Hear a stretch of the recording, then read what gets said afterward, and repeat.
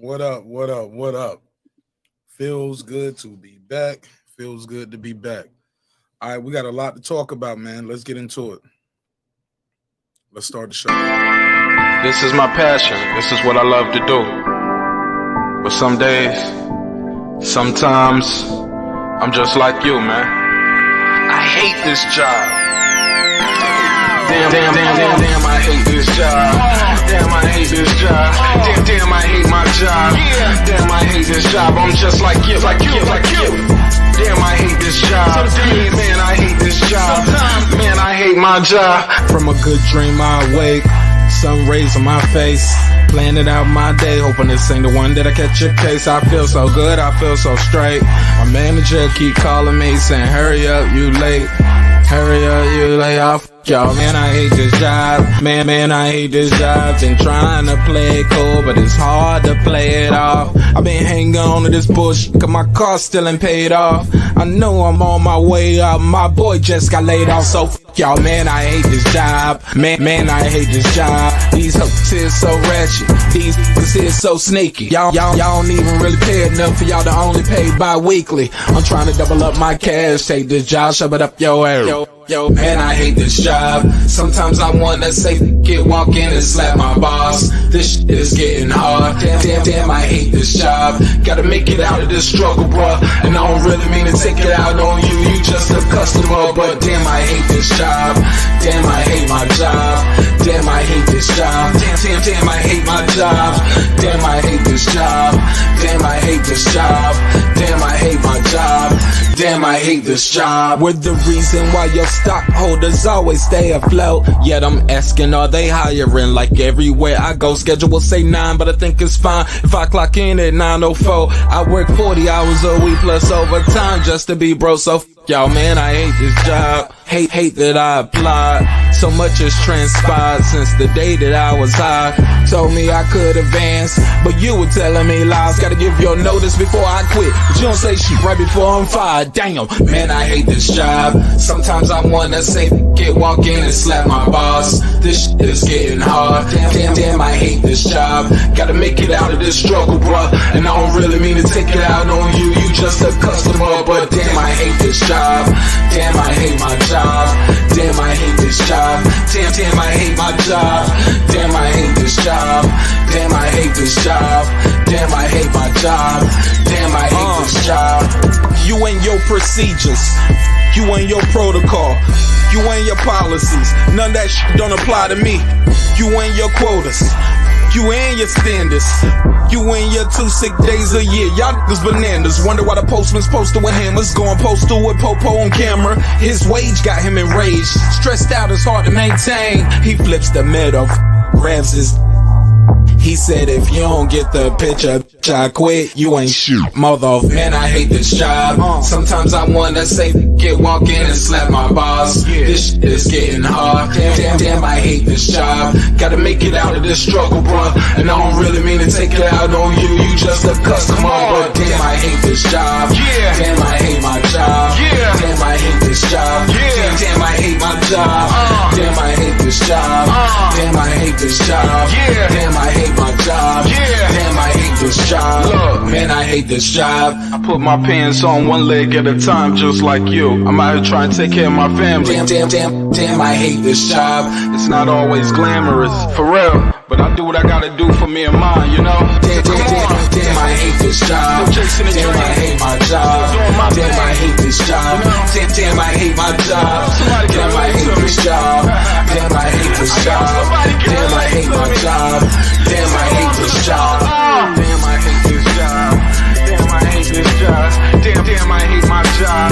Damn, I hate this job. I'm just like you, nigga. Damn, I hate this job. Man, I hate this job. Man, I hate my job.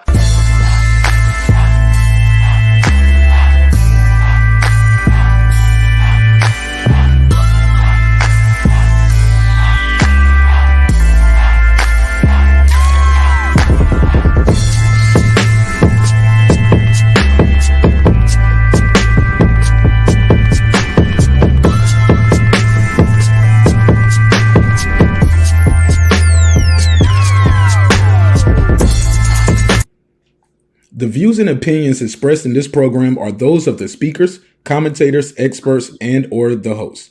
They do not explicitly nor necessarily reflect nor represent the channel's policy or the views held by the channel or broadcaster. The broadcaster or its channel cannot be held accountable for all or any views expressed during the program.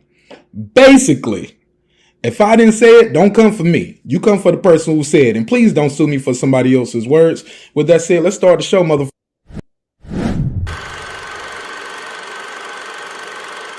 This that squad sound.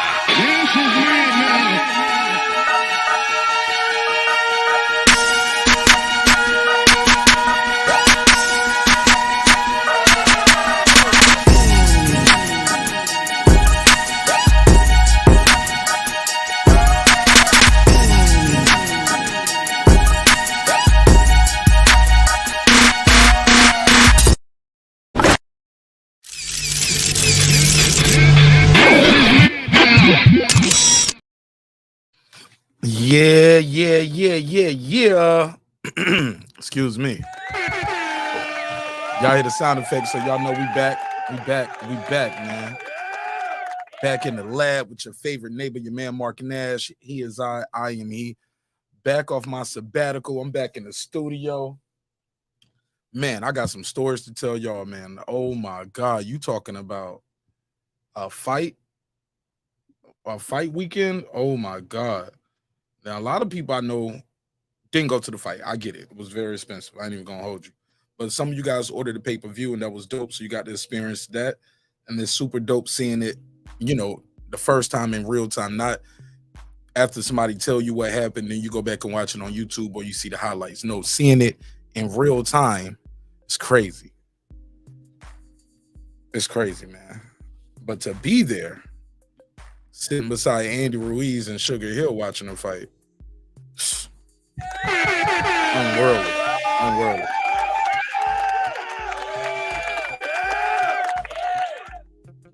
Oh my goodness. Everything that we said was gonna happen. Oh, he said no notification. I don't know. I actually, this was a different live I had set up before.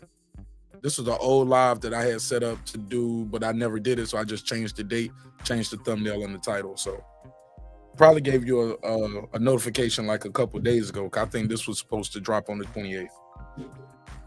But nonetheless, we here though. What's popping, y'all? Oh my God. Y'all see the title, you see the thumbnail. Oh, I'm about to get them. I gotta get them then. They said they won't go make no excuses.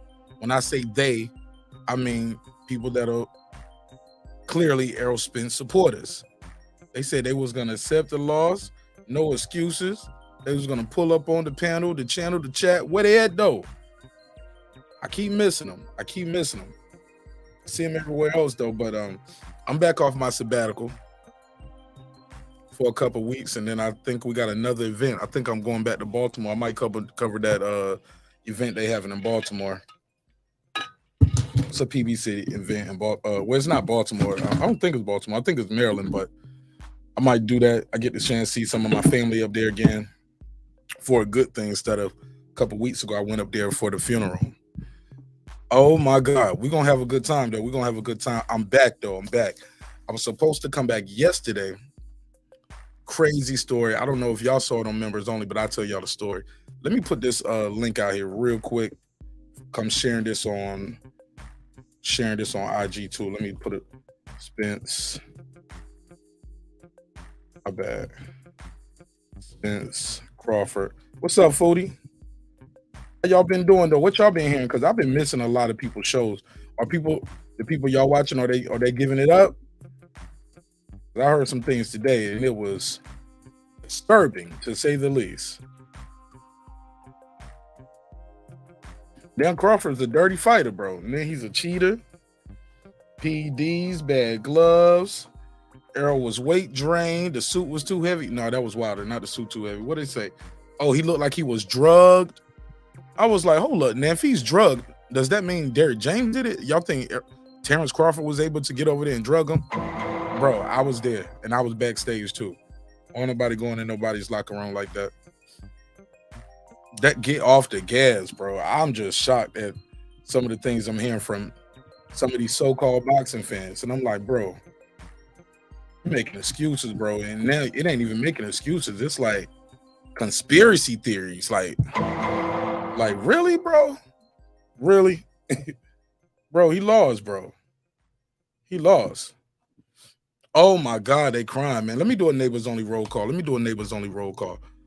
But vindication, man. I got some interviews too that I gotta upload. I'm gonna be doing that tomorrow. I'll upload those interviews. Yeah, what up, though? Let's do this neighbors only roll call, man. And we're gonna talk some shit, man. Still trying to get my voice back right. Y'all know I was screaming and yelling in that arena. Absolutely. Yeah, I was screaming and yelling. I lost my voice twice in 4 days, man. But it's back now. Somewhat. We're gonna figure it out though. All right, let's do it. Let's do it from the top. What up? Shout out to Stephen Bateman all the way in Australia. Mama, we made it down under. What up? Shout out to I Know Boxing. What's poppin', my guy? What up? Tell Toya. What up? Tank the Sweet Science Examiner. What up? He's Gangsta? an architect. Shout out to Ricardo Johnson. What up? And Ricardo, thanks for the cash app too before I left too. I appreciate that, bro. What up, gangsta? Rockman, What up? Juan Davila, Epoxy Magic, What up? AJ, What up? Johnny Goodman, what's up, man? What up? Electro Jet, What up? Ty, What Miguel Ramos, Vamonos Ramos, What up? Philip H, the all-time great, What up? Abigail Hollis from Wisconsin. Shout out to Abigail. It was a pleasure meeting you and your family, Abigail. That was so dope. That was What super up? dope. What up, gangsta? You know what I'm saying? That is so dope, man. Just when I walked in, you know, hearing people recognize me from the show. I saw Kyle over here, Centos, Abigail, some other people. I didn't even get a chance to find out who they were, but they was trying to tell me their name. But I was working the room, bro. I was working the building, bro. My wife was like, she saw the video. She said, nigga, you in there trying to take over the event. Leave people trying to have a good time. I said, nah, man, they was loving it. They couldn't wait for me to get to them next. I was running through the arena getting interviews with the fans, and they was loving that shit, man. Shit was crazy. Shit was crazy, man. On the mic with Terrence Bailey Sr. What's poppin'? What up? I am Cam Edwards, What up? the XO Factory, What up? Ace Retro, let's go. What Big up? Hove, I thought I told you. What up? Dub Right Side, What up? Mr. Golden, aka the Back End King, What up? Raheem the Dream Soto, What up? like that. What up? That guy Clips 330, What up? girl behind the mic. What up? John Nori came to tell his story. I told you, John. I told you what they was gonna do. What up? Major Key Boxing, what's poppin'? What up? Lady Shan done them season, my UK girl all the way in London. Don't What up? cooking with the champ. Oh, you was wrong. What up? Shelton Moore, you was on the right side of history. What up? SLG, What up? Sam F, What up? Pound for Pound Sports Entertainment. That's my guy F Merritt. F Merritt, you was on the fence. I told you to trust me. What up? Kendall, I can't remember your pick. What up? D-Lo 404 Boxing, you was right. What up? Kansas City Mac, What yep. up? Karma Serene, you was wrong, sis. Love you though. You was wrong. What up? Nick Rich and his bitch, you know we was on the right side of history. What up? Aaron Parker, I can't remember. Nope. What up? Taylor Bell, you from Texas, you was with Spence. What up? Transcendent Sports Channel, I think you had Spence too. What up? Fistiana Fights, you was with Bud. What up? Jacob Sims, that's him, that was Bud. What up? Apollo had Bud. What up? Mike from Boston, I think he had Spence. What up? Um, Gangsta? Patricia Shelton, What up? Miss Queen Sunkiss, What up? Beyond the Ring with Nonito and Rachel Donaire, they had Bud. What True up? Media Today, USA Boxing, that's Coach Malachi, he had Bud. What up? Puto, I need that beard from you, brother. We're gonna do that live too. I'm gonna set the date for that, make that a thumbnail. Yeah, Puro gotta shave his face, man. Yeah, pussy face. Straight pussy face. All of it gone. Mustache, beard, everything. He lucky I didn't ask for the eyebrows too. Food Revolution, Foodie with the Beauty. What up, though? What up? KP from KC5, What Matt up? Wade, What Ill up? Status Boxing, What up? Beyond Above Media, What up? Pittsburgh T, What up? SF City Slicker. What up? Oh, Pittsburgh T, you was wrong too. Sorry about that. Forgot to tell you. What up, gangsta? KP from KC5, you was wrong too. What up? Con Shonery, What up? Cliff Bailey, What Matty up? Yoel, Hit It There, What up? It's Mex, you was right. What up? SF City Slicker, you think you was, can't remember. What up? Lisa Bells, you was right. What up? HOD, you was wrong. What up? Brandon Washington, oh, you was big wrong. Yo. D Bevel, you was wrong. What up, Derek gangsta? Lincoln, and Derek Lincoln, you was wrong too, aka the Big Fish. What up? All right. Shout out to the winners. Shout out to the losers. Whoever you are, wherever you at, if you made a bet. It is what it is. I told you.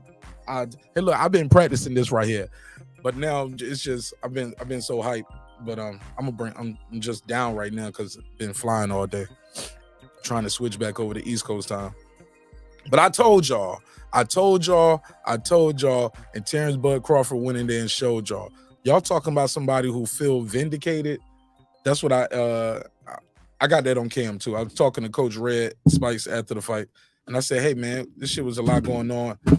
Do you feel vindicated?" I was like, "Would you describe this victory?" He said, "Exactly, man. That's exactly what it feel like." He was like, "Man, I gotta look you up." Yo, he was like, "I gotta look you up, man. Were you one of them haters?" I said, "Hell no." I told him, I said, "I invented the fish fry." He looked at me funny. He said, "For real, I gotta look that up." I said, "Man, look me up." I said, "Go back to 2020, around 2021 when they was trying to do that ugas fight. We started that fish fry." Then I told him to his face, I said, "Y'all might owe me some money for that, because I invented that shit." Oh, it was beautiful. It was beautiful. Let me see what they said in the chat though. What I miss other than the shout outs? Did I miss anything? Shout out to Clips. He said, "Neighbors, did y'all enjoy the battered fish?" Oh, it was battered, wasn't it? Golly, bro. Never heard of it. Man, what's next for Errol Spence? This was bad. Sidebar too. Did y'all know y'all could bring vapes on the plane? Blew my mind. They gave me that layover. Okay, so boom. I was supposed to come back Monday, but it was one of those things where the airline pretty much paid you to stay an extra day because they needed more fuel, so they needed people to get off the plane so the plane wasn't too heavy. And they needed volunteers, and people weren't getting up. They said the right number. I got up and told my wife, "You going too." I kid you not, man. I kid you not. But the money though is like gift cards though. Like it ended up being like gift cards, and then you only can get X amount in the gift card. Like I don't know, it's weird. Make sure I got this phone line opened up, man, because I got some shit I gotta say to y'all, and everybody ain't gonna like it, bro. But that's a part of the game, man. I'm not here to be everybody's friend, man. We gonna talk about it though. So look, I'm hearing these things going around now, and it's almost like Terence Crawford was one out. There we go. I asked Coach Red, I was like, "Yo, you know, Terence predicted this. He said, watch when I stop him, they're gonna say he was too little, too weak. He stayed at 147 too long." Blah. He was like, they already saying it. Because this is the post-fight press conference. This is after the post-fight press conference, and they all done left. Spence left the stage, Bud left the stage, and they walking back to the dressing rooms. They walking back, they passing off. I said the reporters were us, the reporters, the media, right? And people, you know, as he walking down, he's getting your question, getting this guy question as he walked down. And I asked him, man. I had to ask him. I said, "What's up, Pittsburgh?" I dropped the link out there for members too. I asked him his take, like, "Bro, what is your take on this shit? Like, what do you think of that?" He's like, "Bro, they already saying this shit." But the shit I was saying today, and I ain't gonna say the channel name because I don't want to. For one, I ain't doing no free promo, but also too, I don't want to create an environment where people just start dissing the homie and just start disrespecting them. Y'all know I don't believe in doing diss videos. Fuck that. That shit whacked me. You know what I'm saying? Well, not the people who doing it. I ain't saying they wet, but just the idea of sitting around talking about what another nigga doing all day long. If you don't like it, shit, do your shit better. Okay. So let me do this. What's up, Tom? Toby Bartlett. Hell yeah. Vindication, yo. Put him in the dirt. Oh, everything went the other way, dog. It was a man down. And he was down 3 times. Like, if this was the video game, then when they would have stopped the fight. If you was playing this on a video game and you was trying to line up the damn ring and stuff, you know, when you trying to make the guy get up in fight night with the blurred vision, they would have stopped the fight. Man, I'm hearing everything. I'm hearing Derrick James need to be fired. I'm hearing Derrick James wasn't a good coach when they was just saying he was the best coach in the game. I'm hearing he had no game plan. Spence had no defense. But the crazy stuff I'm hearing is Spence looked like he was drugged. He looked like he was drugged. Come on, bro. Well, who drugged him? They talk about what Crawford's gloves busted when he fought David Avanesian. Was his gloves loaded this time? Well, who checked the gloves? You know, Derrick James and Spence checked the gloves, right? They all go down there and select the gloves. Oh, his hands, the way he wrapped his hands. Crawford been wrapping his own hands since we've been watching them. Him and Manny Pacquiao, they wrap their own hands. That's one thing we know about them, right? They sit there and wrap their own hands. So now it's a bunch of crybaby shit, yo. Raheem the Dream Soto, what up? What's going on with you, bro? How you doing, bro? Man, I'm just getting back to I'm just getting back. You out there styling and profiling, man. Man, I'm just out there doing your thing, man. I'm just trying to make y'all proud over here in the neighborhood. No, y'all got a guy in the room. You know what I'm saying? Y'all got a guy in the room. You already know, man. I was proud of that shit, man. Like my man out there doing his thing. Man, did you see them sit Mike Tyson right in front of me, dog? Yeah, bro, that was when Mike Tyson was in the crowd. I was literally right behind him, and the Showtime camera. Yeah, right behind you. Yeah, niggas told me they saw me on TV and everything. Man, it was me, Manager Marty, Young Billy, Sugar Hill, Jelena was there. And yeah, that was just us. But man, you know me, I ain't sit down, man. I started working the room, bro. I jumped up. I saw them people there. I was like, cut this camera on, nigga. It's a starting, bro. I'm about to turn up. Yeah, you got a lot of shit going. You got a lot of shit going on. I was like, yeah, like I'm like Marq Nash got all types of shit going on, bro. But like I said, I'm glad you got down there and was able to get that, man. You blessed, bro. Man, I'm blessed beyond words, bro. It's one thing to go. It's another thing to be on the floor watching it. But then to have the credentials and then to be backstage and like you get all them good ass interviews, right? Then my song played during the shit. You know what I'm saying? Like, come on, bro. Right. Yo, come on, bro. Like, come on, bro. I had the best fight weekend. Blessed, bro. All right, you ready? Want to know how great my weekend really got, bro? Good, I hear you. They paid me to stay another day. Oh, to get off the plane. The plane was too heavy because where we was going from Vegas to Atlanta, they said it was gonna burn a lot of fuel, so hot. So some of y'all got to get off, and they said this plane can't leave till we get 25 people, and the price kept going up, nigga. Hey, my nigga, man. Like I said, but I ain't gonna lie, I needed that shit. I needed that shit, bro. That shit was breaking me, bro. I spent too much money down there. Just the whole process to even get there. You know, niggas were always. There was a lot of niggas talking about, yeah, you know, I'm gonna hook you up, I'm gonna help you out, I'm gonna be blessed to you. Now, I mean, I get it. Shit happens and you can't afford it, but shit, I ain't gonna lie. I be believing niggas when they tell me they gonna do shit. Nah, don't believe no niggas. Yeah, I be believing them. Nobody I'm like, for real, you gonna do that for me? Really, me? Thank you, bro. That was bro. Hey, look, fights getting closer. Niggas ain't answering the phone no more. Bro, niggas till that day, like niggas, I was like, yo, like, you ready? You got the money? Da-da-da. I got the text messages and everything. So I'm like, all right, bet. Like, all right, y'all niggas going, like, y'all gonna give me my money after the shit is over with.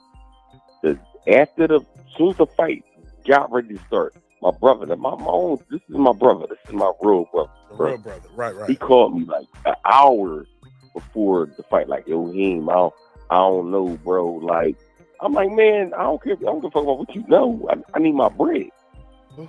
And then, I know boxes and shit. So a couple boxes I know, they bet me a pound. They bet me 500. So I'm like, all right, yo, like, have my bread. Like, yeah, man. Them niggas ain't pay me either. Oh, for the fight party?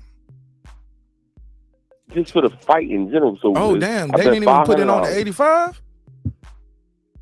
No. They didn't pay me my $500 to be bet. Oh, you was talking about going to the fight. No, I wasn't going. I was talking about betting 500 on the bet. on Crawford. Okay. You know what I'm saying? They didn't pay me. Nobody paid me nothing. I bet 8 people. Nobody paid me nothing. Oh, people. So Hold on. I had the money sitting in mine. So they still ain't paid their bets yet? No, nobody paid me. So I said, "Fuck y'all niggas." I said, "I never bet a day again." Let's believe that. Nah, nobody gave me. You gotta put that money bro. in escrow. When it's money like that money somebody supposed to hold the money, bro. But these people I know, these people I've been knowing for 20 years. That's why they feel like they ain't gotta pay you.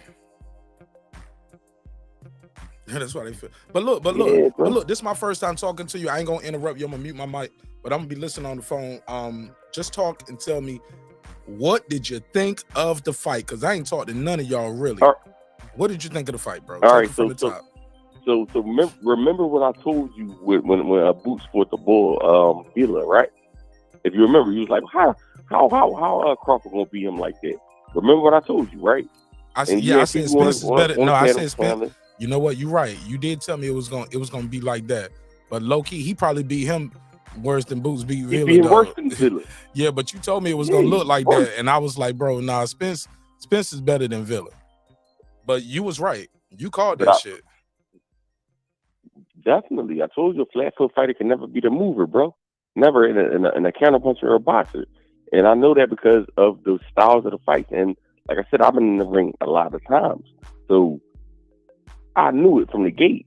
You know what I'm saying? But people was betting and talking crazy and been Israel nut ass, wherever the fuck he at. Like, I want to slap him around if I could see him. But I'll never probably meet the dude. But a bunch of people was saying like, oh, well, he gonna beat him up. He gonna do this, that, and other. And I knew that he wasn't gonna do nothing. And then once the fight started and Crawford started picking him apart, I told people, I said, listen, bro, I need my money. That's all I kept saying. I need my money. I don't care about nothing y'all got going on. Just give me my money. Leaving this on these voicemails. You know what I'm saying? Text message. Do text message. Like, you know what I'm saying? Like, we really don't be bickering back and forth on social media. So it's just personal because I know these dudes for years and years, but nobody paid me nothing, bro. So it's like, damn, you gonna do this to me? Like all the people I had the money for y'all niggas. Like, the Spencer the one, y'all already got paid out right then and there. I just cashed out y'all the money right then and there. Like, I had it sitting there. Yo, that's crazy. That's crazy. That's crazy that people just stiffen people on their bets like that. But this the typical. These are typical Philly niggas. But so, I know. like I just knew if Crawford would have lost, though, these dudes would be over here just the nan boo boo. And I'm like, come on, fam. Yeah, I don't even see the comments in the videos. You know what I'm saying? Niggas ain't going back.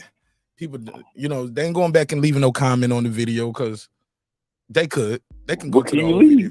Just go to one of these old Crawford videos. I got a lot of them. They know what episodes they was on or one on. Just leave a comment like, "Wow," or "My bad, I was wrong." Niggas don't want to hold up none of this. They want to do that. They still hurt. They can't even get over the reaction that they hurt. Like 346. Call right back in like 2 minutes. Call back in like 2-3 minutes. 346. Go ahead, Raheem. My bad. He beat the shit out of this nigga, man. Like. It wasn't even close. One-sided ass whipping, bro. Hey, look, Spence predicted it. He said it, man. This is gonna be a one-sided ass whipping. He was right. He did. He definitely did. But like I said, I told you, was like, how you asked me a question. You said, and I'll never forget this. You said, why would this be like Boots and Villa? I said because Spence is flat for and Crawford fleet for it. He was like, but Spence is better than Villa. And I was like, it don't matter. And he was like, man, you talking crazy. Yo, I did. And he beat me worse than me. I did tell you. I was like, nah, Spence, this ain't gonna look like Boots versus Villa. I was like, bro, you tripping, bros. I was like, I can't even let that shit slide. I was like, I remember that night. I was like, yo, I can't believe I'm defending Errol Spence right here. But you called that shit. I told you, bro. Yeah, you did. And at the end of the day, like I said, it was beautiful to watch, though, man. But look. Yeah, I mean, yeah. But man, what is your take on the people that are out here saying I'm hearing people bringing up Daniel Canahan. Spence looked like he was drugged. Crawford's gloves busted back in David Avenesian, so he might have loaded gloves. He's double stacking and triple stacking. Like, y'all don't see him wrap his hands in front of every fight. Like, what is this new energy coming from? That remember what Bowmack said? He said, no matter what, it's gonna be an excuse, right? Mm-hmm. It's gonna be an excuse, regardless of how he win or when he wins. It's gonna be some type of excuse. But no, he said from Spence team. The Spence team isn't doing that. It's the fanboys. No, it ain't the team. He basically he's saying like the fans and stuff like all right, you got a bunch of fans that was right with Spence. They hard on these shooters. Like me, I'm a non-emotional dude. So like I said, I look at logic. I'm not emotional. So I'm like, all right, I'm looking at the logic of what's going on. So right. I can't be emotional about if Crawford would have lost. That's why I told you I had my money in the cash app to pay these dudes, because if he'd have lost, like, I'm not emotional. I'm like, all right, he won. Man, gave our money and kept it moving. But these dudes are so emotionally attached to Spence for some reason. I don't know what the fuck is going on. And then there's other people like you see Ellie set back. You see Crawford called him out like, it's a goofy ass out of here. You look like you're about to cry, nigga. Like, get out of here. See, but like, come on, bro. Like, y'all mostly look at. It's a video. Somebody. I'm got, on Ellie's live too. If you see Ellie's Ellie's live that night, he had like 17,000 people. I was on his live. Like, we was all walking, like going to another location from that. Yeah. Oh, all right. We was going to the media center. That shit was crazy. I know you had the bucket on, nigga. I knew it was you. Like, when I said, damn, look at Marq Nash out there getting it. Then he got the bucket on him. Like, like I was snapped. I'm like, my man got the bucket on him, and them fucking Errol sexuals was salty as fuck. Like, man, bro, they was sick, bro. Man, I was just happy to be there, bro. I can't believe I was there, but not just there. Like, I was there. Like, backstage. I know, bro. In this crowd, you know what I'm saying? Walking through the stands. I saw all of it. Bro, my seat was fucking row 7. I was on H. A, B, C, D, E, F, G, no, H. No. But look, low key, but low key, I think it was on G or H, but it was one of those shit. I was like row 7 or 8 because I left and came back and somebody was in my shit. And I was trying to tell them to get up, and Sugar Hill was like, man, we good, man. Just slide down, because we got these seats right here, too. So just slide on down. I was like, all right, cool. But I was just happy I had like this shit, the face value of the seat was like 4,000. So I don't even know what the resale, what the resale was, but these are like them 20, 30,000. Bro, Judge Mathis was right in front of me, dog. What's the other box? What's the girl, what's her name? Bridges. What's the first name? You said say that again? White girl. She's a blonde hair Barbie doll type boxer. All the guys like her wings because she be I keep wanting to call her Erica, but I know her name ain't Erica, man. It's freezing me. I feel bad. I'm embarrassed. She part of she fight with Crawford? No, she went to zone with Eddie Hearn. She used to wear like the model. I think she might have been in like a model or a rain car girl. Then she started boxing. Her last name Bridges, though, I believe. Somebody in the chat gonna tell me, but it's crazy, man. I don't know. It's crazy, bro. It's crazy, but her, Judge Mathis right there. Stephen A. Smith, a little bit in, like Papoose and Ramey was there. Yeah, bro. I got some interviews with them real quick. Yep, I seen that. I seen, Ebony, bro. You got so much shit like Ebony Bridges. I knew she had a black girl name at the front a little bit, but it's not Ebony. I was trying to say Erica Bridges, but it's Ebony. Thank you. Yeah, she was sitting right in front of me. Bridges, okay. Yeah, she was directly in front of me. Andy Ruiz to my right. You know, I snuck in a couple of real quick. I was like, Andy, who gonna win this shit? Hey, look, bro, I had a better seat than if I would have sat in my credential seat. You get what I'm saying? And I had more access because when you got the credentials, like they don't want you backstage and they don't want you in no locker rooms. But the band I had, shit, I could go anywhere with that one. I went outside. smoke one with some folks, smoke with some niggas, some celebrity friends. Right. You know what I'm saying? They walk right back in. You know what I'm saying? I was like, nigga, I ain't know you smoke. Nigga, it felt, Hey, look, I felt found like out was some of your there, favorite nigga. fighters smoke. That nigga was man. like, yo, they didn't want to hit my vape. I was like, nah, bro, you can't hit my vape. Like, come on, man. Like, I was like, God, like, all right, man. God damn, hurry up. Shit. Yeah, you already know, man. Like, I was like, I'm like, my that man shit out off. there, like, you look at, Hey, look, like, my man some of out your there, favorite you, fighters. like, you, like I said, bro, you, like I said, you blessed, man. Like, that's probably, that probably won't happen another time in our lifetime. So, when I seen you out there doing what you was doing, I was like, damn, my man really blessed, bro. Like, he out there doing his thing. And, like, we might not see this shit again in our lifetime. Right, bro. So I'm like, and some niggas just be too cool like, for school, too. They don't want to mingle and all that. I was like, bro, fuck that. And when my phone died, I switched over and I had my camcorder. So I got a lot of shit on my camcorder that I just need to upload. Okay. But instead of uploading in the All media right. center and doing all that shit, I didn't want to be selfish with the moment. I was like, let's go live right here from the media center. Shit.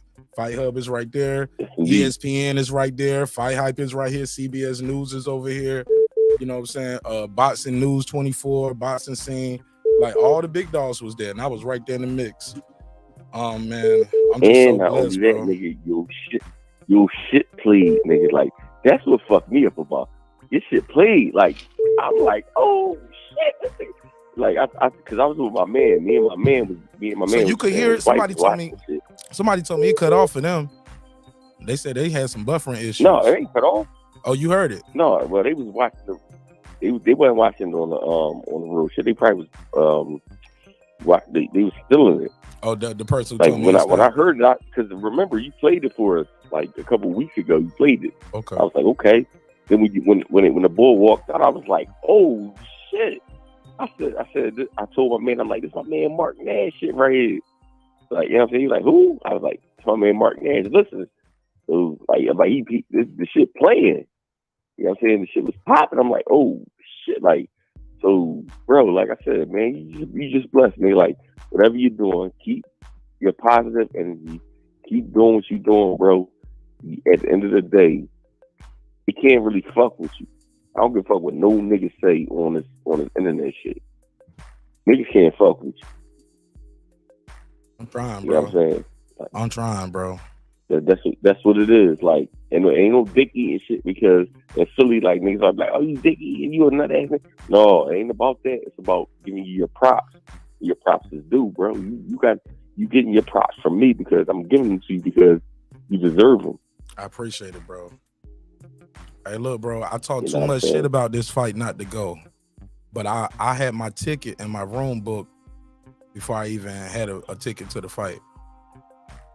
I'd already booked the flight. I booked the room. I was like, bro, the fight, nigga. That's crazy, bro. Who would know, bro? Who knew? I'm about to put that shit on the I knew. I was listening. Like, you know what I'm saying? Who know it would go that far though? Like, I just had my room and my flight booked. I knew I was going. I was gonna be in the city. I was like, I just gotta be there. Who knew? God did. All right, man. Let me take some more calls, Ryan. I appreciate you, man. And all right, bro. Man, I'm glad you enjoyed the fight, bro, so much, and I'm glad I made y'all proud, man. I that represented was all love thing. Like I said, you already know, man. Like niggas are salty. Niggas don't want to answer the phone. Niggas. All right, let me take this next one. Call you. Me and you a member to the neighborhood. I'm gonna drop the link in a second. Yeah, you already know. Right. My phone be fine. All right. Hang up, nigga. Bye. 561. You got the gun. What's your name? Where you from, family? Man, it's Toby with a T like the Book of Tobit. What's up, dude? No, it's Toby as in Marq Nash told me so. Nah, didn't I tell you? Like the Book of Tobit. But then I tell you, though. I'm about to tell you. Yeah, hey, listen, I called in. I'm going to get on that, but I got to tell you, though. Yes, sir. Man, yo, that's crazy, bro. That's crazy, man. I'm just going to say that. You just said cats don't really be trying to politic and mingle. This other dude on here, my brother, the brother that just got off talking about cats, broke neck cats doing broke nigga shit. I told you I was going to the fight. I hit you up. At the weigh-in, bro.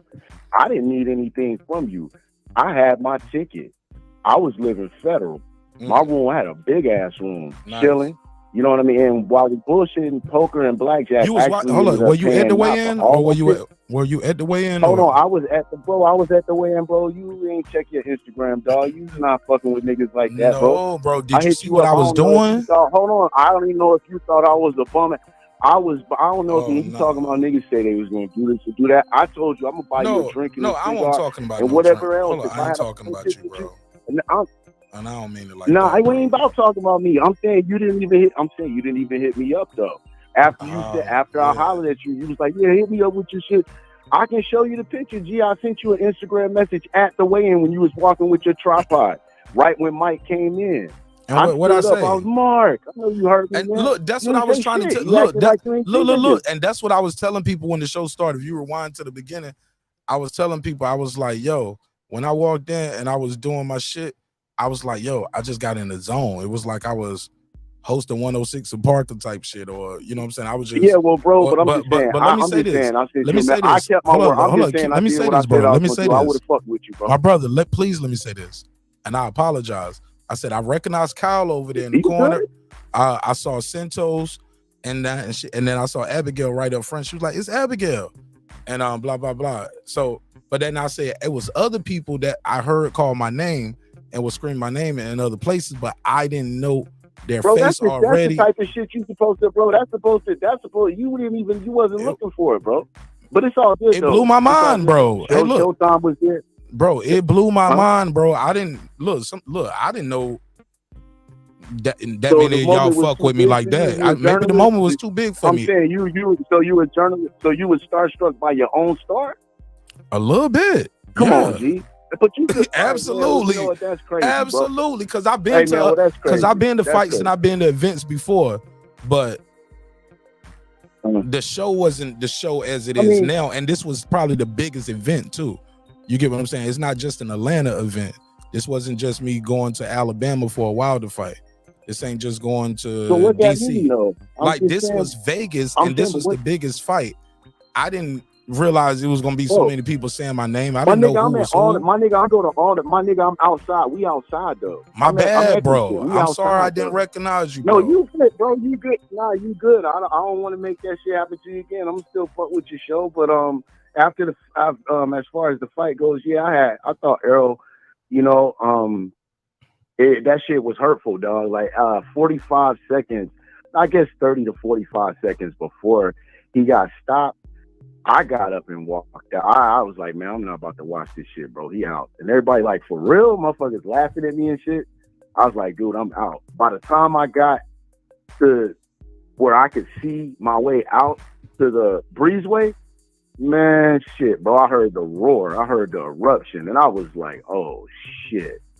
You know what I'm saying? I was like, oh, shit. Then, boy, when I got out, turned around, looked at the TV, and I saw the sequence, I said, damn, bro.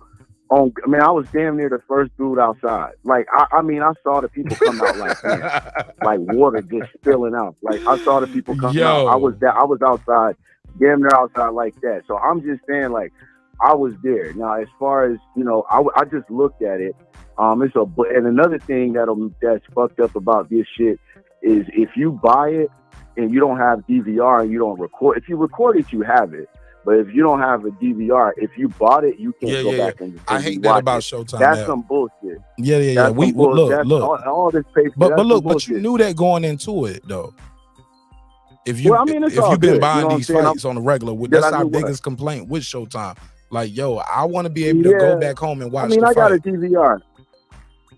DVR. Yeah, you gotta have cable. I don't have cable, bro. Like I have YouTube TV. Like my whole shit is digital. Like yeah, like smart TVs. Yeah, I don't have cable. YouTube gives you DVR. You know what I'm saying? But I got Showtime as an app. So I would have to buy Showtime through YouTube TV to record Showtime. Oh. Because right now I got Showtime as a standalone app. But that's neither here nor there, man. Look, I appreciate you calling, man. I'm gonna take some more calls, bro. Man, let me check. Can I say this last little bit though? Yeah, absolutely. Little bit though? Yes, sir. Go ahead. I'm gonna say this. As far as the rematch, and if that should happen, that should happen. Rematch? The contract is the Never contract. heard of it. A rematch. rematch should happen. I was. It just ain't gonna saying, be I at watched T-Mobile, it, nigga. You ain't gonna get 20,000 people to see that shit twice. You gonna have to put that shit I just watched in the smaller I room. I disagree. You probably can't even pull that shit off in Vegas again. You probably have to do that shit. You probably have to put this shit in Dallas. Let Bud beat him up or put it in Omaha, like to get that fill up the room. I don't know if it. Put it in Omaha and make everybody come to Omaha. Ooh. Whatever. That'd be good for the there. It's up, but I'm saying a contract is a contract. But I'm just saying I watched it again and I looked at it again. You probably can treat niggas in Dallas because they still got Cowboy fans thinking they're going to the Super Bowl every year. You probably can treat niggas in Dallas. Whatever. Yeah, Bud beat him again, even in Dallas. Beat him in Jerry's World. Let's go. I mean, listen. I watched it again, and I watched it in slow mo in some spots. And the only thing, my God, you the worst. Like that. You the worst. You the type person that want to see a lion eat up a gazelle in slow motion. That shit look like the Discovery Channel. I mean, whatever you say, but I'm just saying I watched it again, and you know, EJ has some moments, man. I'm not gonna make excuses, but go back and watch the fight. How many rounds you give him? How many rounds did you give him out of 9? 9. He went to the 9th round. I gave him the first round. I gave him the first round. And what I else? gave him the first round. That was it. Okay. That's it. So that was his moment. That was his moment, the first round. Now, he landed. All I'm saying is he landed some shots, bro. Now, with that being said, it almost seemed like, man, he just wasn't prepared, which I find hard to believe. And I don't know what he can do. How can he not be prepared? Derrick James is the best coach in the game. I don't know, bro. I don't know. But he just didn't look prepared. I don't know. And that's maybe he was prepared. I don't know, but bro. Why Terence Crawford just can't be that good? No, I'm not. No. Why he is that? He's that great. That's all I'm saying, bro. Why he just can't be that dude? It just seemed like EJ is good. He can. Go ahead. It went from zero. That shit went. It escalated. You know how they say things escalated very quickly. Oh yeah. Shit escalated very quickly. I say, Team Crawford, we get active. When he hit that damn table. the action between the first knockdown and the final moment, there were some moments where you thought that Errol was still a live dog. That's all I'm saying. He was a live dog all the way up to the end. But no, he wasn't. No, he was a fish out the water, just flapping. He was just flapping, brother. He was a live dog, man. Brother. He got his ass. He got his ass kicked. Even you said you didn't give him no rounds after the first round. But I'm saying he was landing shots. That's all I'm saying. He was still a live dog. You're gonna land a shot when a guy is standing there waiting for you to throw 2 counter. It was times where I saw him sliding back. I saw him sliding back. Bro. I saw him. Toby. The timing was like EJ said it himself. Jerry, call right back. Jerry, call right back because it's about to hang up. Toby, I gotta get you on record of this, man, because you did a lot of shit talking. Yeah. What's that? Terence Crawford. Yeah, that's true. Terence Crawford. Some people are making. Man, are you one of the people? We gotta. No excuses, right? He stepped over Andre Ward. He stepped over Andre Ward in the pound for pound all time ranking. Wherever else you put whoever else above that, but he is ahead of Andre Ward.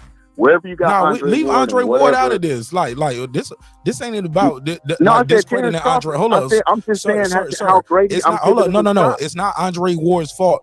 He didn't have Errol Spence, but he did have a Kovalev. You get what I'm saying? He had a guy who was a crusher. Man, I'm talking about the. So leave Andre Ward out of this. He got his. Andre Ward did his own thing. Man, I'm talking about the performance over a long period of time. Look, sir. Let me ask you this. Let's get this out the way. Are you making excuses for the loss, sir? Sir, you was talking about. How do you get that out of what I just said, Marq? Sir, I'm trying to ask a question, man.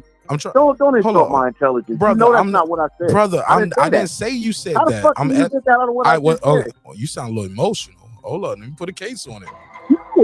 Don't we be using patronizing, bro. some Nah, bro, figurative. you Hold can't do me, up, bro. big dog. Hold up, big You dog. can't We do me. using You some already didn't figurative show up, bro. language You ain't here, already didn't show face, bro. my brother. I'm just Say what? entertaining this You shit said right now. Say what? Cause I'm entertaining right now. You already didn't show up for the shit. So I'm What you just mean I didn't entertaining show up right for the now. To shit? keep it real with you, bro. You good, bro. That was fucked up with you, bro. But it's okay though. Hold The up. same shit you My saying brother, about everybody else. That's you know what you fucked told up me with before. You, Marq. Sir, let me be clear. To be fair, all we talked about was To be fair. I'm sorry. Go ahead. I said I would buy you a drink and a cigar. That's I it. ain't gotta meet up. And then we left. And then we left. And I made a joke. Bro, we was at the same No, spot. but look, I ain't say I call me moved backstage, quickly. bruh. Do you know why? I left so quick before the shit even ended all the way? Man, all I'm saying is, bro. Sir, what you gotta understand, sir, you gotta listen, man. Like you gotta listen. I heard your point of view, but can you hear my point of view and what was happening to me in the real time? What's up? I still didn't even have a ticket to the fight or a credential to the fight. Well, hold on, let me finish. Even with me getting into that weigh-in with that selfie stick, you don't supposed to have that shit in there. Nobody else can bring that shit. Niggas in the chat talking about I'm emotional. Y'all niggas No. I'm trying to tell you what was happening though, bro. Like things was happening. Like in the chat. No. Fuck the chat, man. I ain't even reading the chat. I'm trying to talk to you, brother.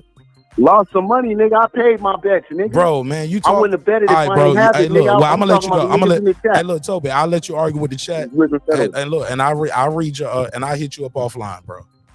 I'll let you argue with the chat. Bro, you good. You don't gotta do that. I was trying to talk. Bro. I'm no, sir. But you was talking. Good, G. Sir, you I'm spoke. still fucking with your show, though. Yeah, I get you, bro. But the way you trying to curve this shit is like I got Hollywood or some shit. And I was acting funny. Nah, like when you curving it, trying to say, are you trying to say, man, stop doing that shit, bro. Don't do that with them. No, that's what it sounds like to me because you keep bringing it up. And you said your piece, but you don't even know. Bringing up what? Oh, my God. That we didn't link up when I was in Vegas, bro. Bro, we ain't have to link up, bro. You good, bro. I was fucking with you. You the one. Okay, well, can I tell you what was happening? Can I tell you what happened? You good. In real time. This is real time, bro. Nigga Toby like the book. Man. All right, look. So, all right, bro. I'm gonna let you go, man. And I gotta take some more calls. But I'll hit you up on IG. Man, you know I fuck with you, bro. All right, man. We'll see. Up with you, though. But you good, though, bro. Later, man. All right, bro. Salute. Yeah, because I ain't gonna be able to tell the story with him on air. So let me get him off air, and I'll tell the story. So in real time, what was happening? So. Like he said, Mike Tyson was right here. They moved Mike Tyson. I was doing some interviews. They started the shit. I was recording in like Jerry. Hold the line, Jerry. Just mute your background. So what was happening in real time? What was happening in real time was my phone started dying. The phone was hot. It's overheating. I've been recording. We had lunch with the team earlier that day, where it was like breakfast brunch with Team Donaire. We all had breakfast and brunch that morning. So I had my camera there. I was filming that. Nonito, shout out to Nonito Donaire. Put up a valiant effort. Fell short, but you know he's still a member of our neighborhood. We still love him. We love Rachel. Love the boys, man. Love the whole team. Shout out to Singles, my guy. Shout out to Doc J, Paulo, like all the people that came over from the Philippines. It was so dope chopping up with y'all. But long story less long, my phone was dying. And we all are moving as a unit. And once my phone died, I need to go with the unit because I still don't have my ticket yet. You know what I'm saying? So I was with a media team and I was with the crew from Team Donaire and we was moving. You know what I'm saying? Me and a couple of people that that Team Donaire had in their media team. So like shout out to Team Donaire, you know what I'm saying, for making this shit happen for your boy in a major way. You know what I'm saying? Absolutely. Shout out to Team Donaire. Shout out to Showtime PBC for approving it too. You know what I'm saying? At the last minute. Because I was late. I was like 3 or 4 days late, even submitting a credential request. But In the 11th hour, it got approved. So with that said, let's go to the next call. We got Jerry in Baltimore. So that's why I left out so quick, because I didn't have a laptop. I had no charger, and I need to go with the team wherever the team was going, because we was escorted in. Like, we didn't even go through. We didn't have, like, they wouldn't even let us in the venue, bro. They didn't want to let us in, not let alone me with a selfie stick and all of that shit. And but they found a way to get us in, and shit. They approved all my credential shit literally like on the 11th hour or the midnight hour. Like, I didn't know I had a credential till about 3 o'clock, 2 or 3 o'clock. In fact, might have been like 2 or 3 o'clock the day of. You know what I'm saying? Shit like that. So motherfuckers came through in the clutch for your boy. You know what I'm saying? So, and you know, they real funny about them credentials anyway. They want you to pick them up at a certain time, and they got a block window. Like that Frank Martin shit, I had to pick my credential up by 7 p.m. sharp. Period. Like, nigga, or it might have been 6 p.m. sharp. No, it was 7. And if you missed it, you don't have no credential no more, and you're a no call. So I don't know, man. I don't know. But they approved that shit right at the end. And the credential I had was different from the credential that a lot of other people with the media and YouTube had. Like, they couldn't go where I was able to go. And they damn sure didn't get no free drinks with their shit. And bro, I got free drinks and everything with my damn credential. I was like, oh yeah, because the other credential, you don't supposed to drink at all. Man, I was living my best life, man. And it was a beautiful event. 346, I missed you earlier. I'll get back to you. You got to call back after Jerry. Go ahead, Jerry. What you thinking of Jerry? Did you buy the fight? Yeah, of course. What'd you think of the fight? Yeah, man. Congratulations to Bud Crawford, man. You was wrong, Jerry, huh? Wait on this. Yeah, I was wrong on this one. But I certainly was no Errol sexual. I picked Spence close. Nah, you wasn't an aerosexual. I got to give you your props for that. You was never an aerosexual. Yeah. But you did used to discredit Bud a little bit, though. You know what I'm saying? You did used to discredit him a little bit. We're talking about his wins, who he fought, and who did they fight, and he got hurt by little Gamboa. So what Spence? Well, he did. That's just a fact. Yeah, but that has nothing to do. Yeah, but you jerking off in the shower. Hold on, but you could jerk off in the shower. It don't mean shit. It was 10 years ago. You bringing up a fight that happened 10 years ago. Talk about. No, that's YouTube daddy talking points. Yeah, well, you're guilty of it then too, because you mentioned Spence getting rocked by ugas and stuff. I mean, listen, there's nothing wrong with that. No, bro, that wasn't. Hold on, sir. That wasn't 10 years ago. That's his last fight.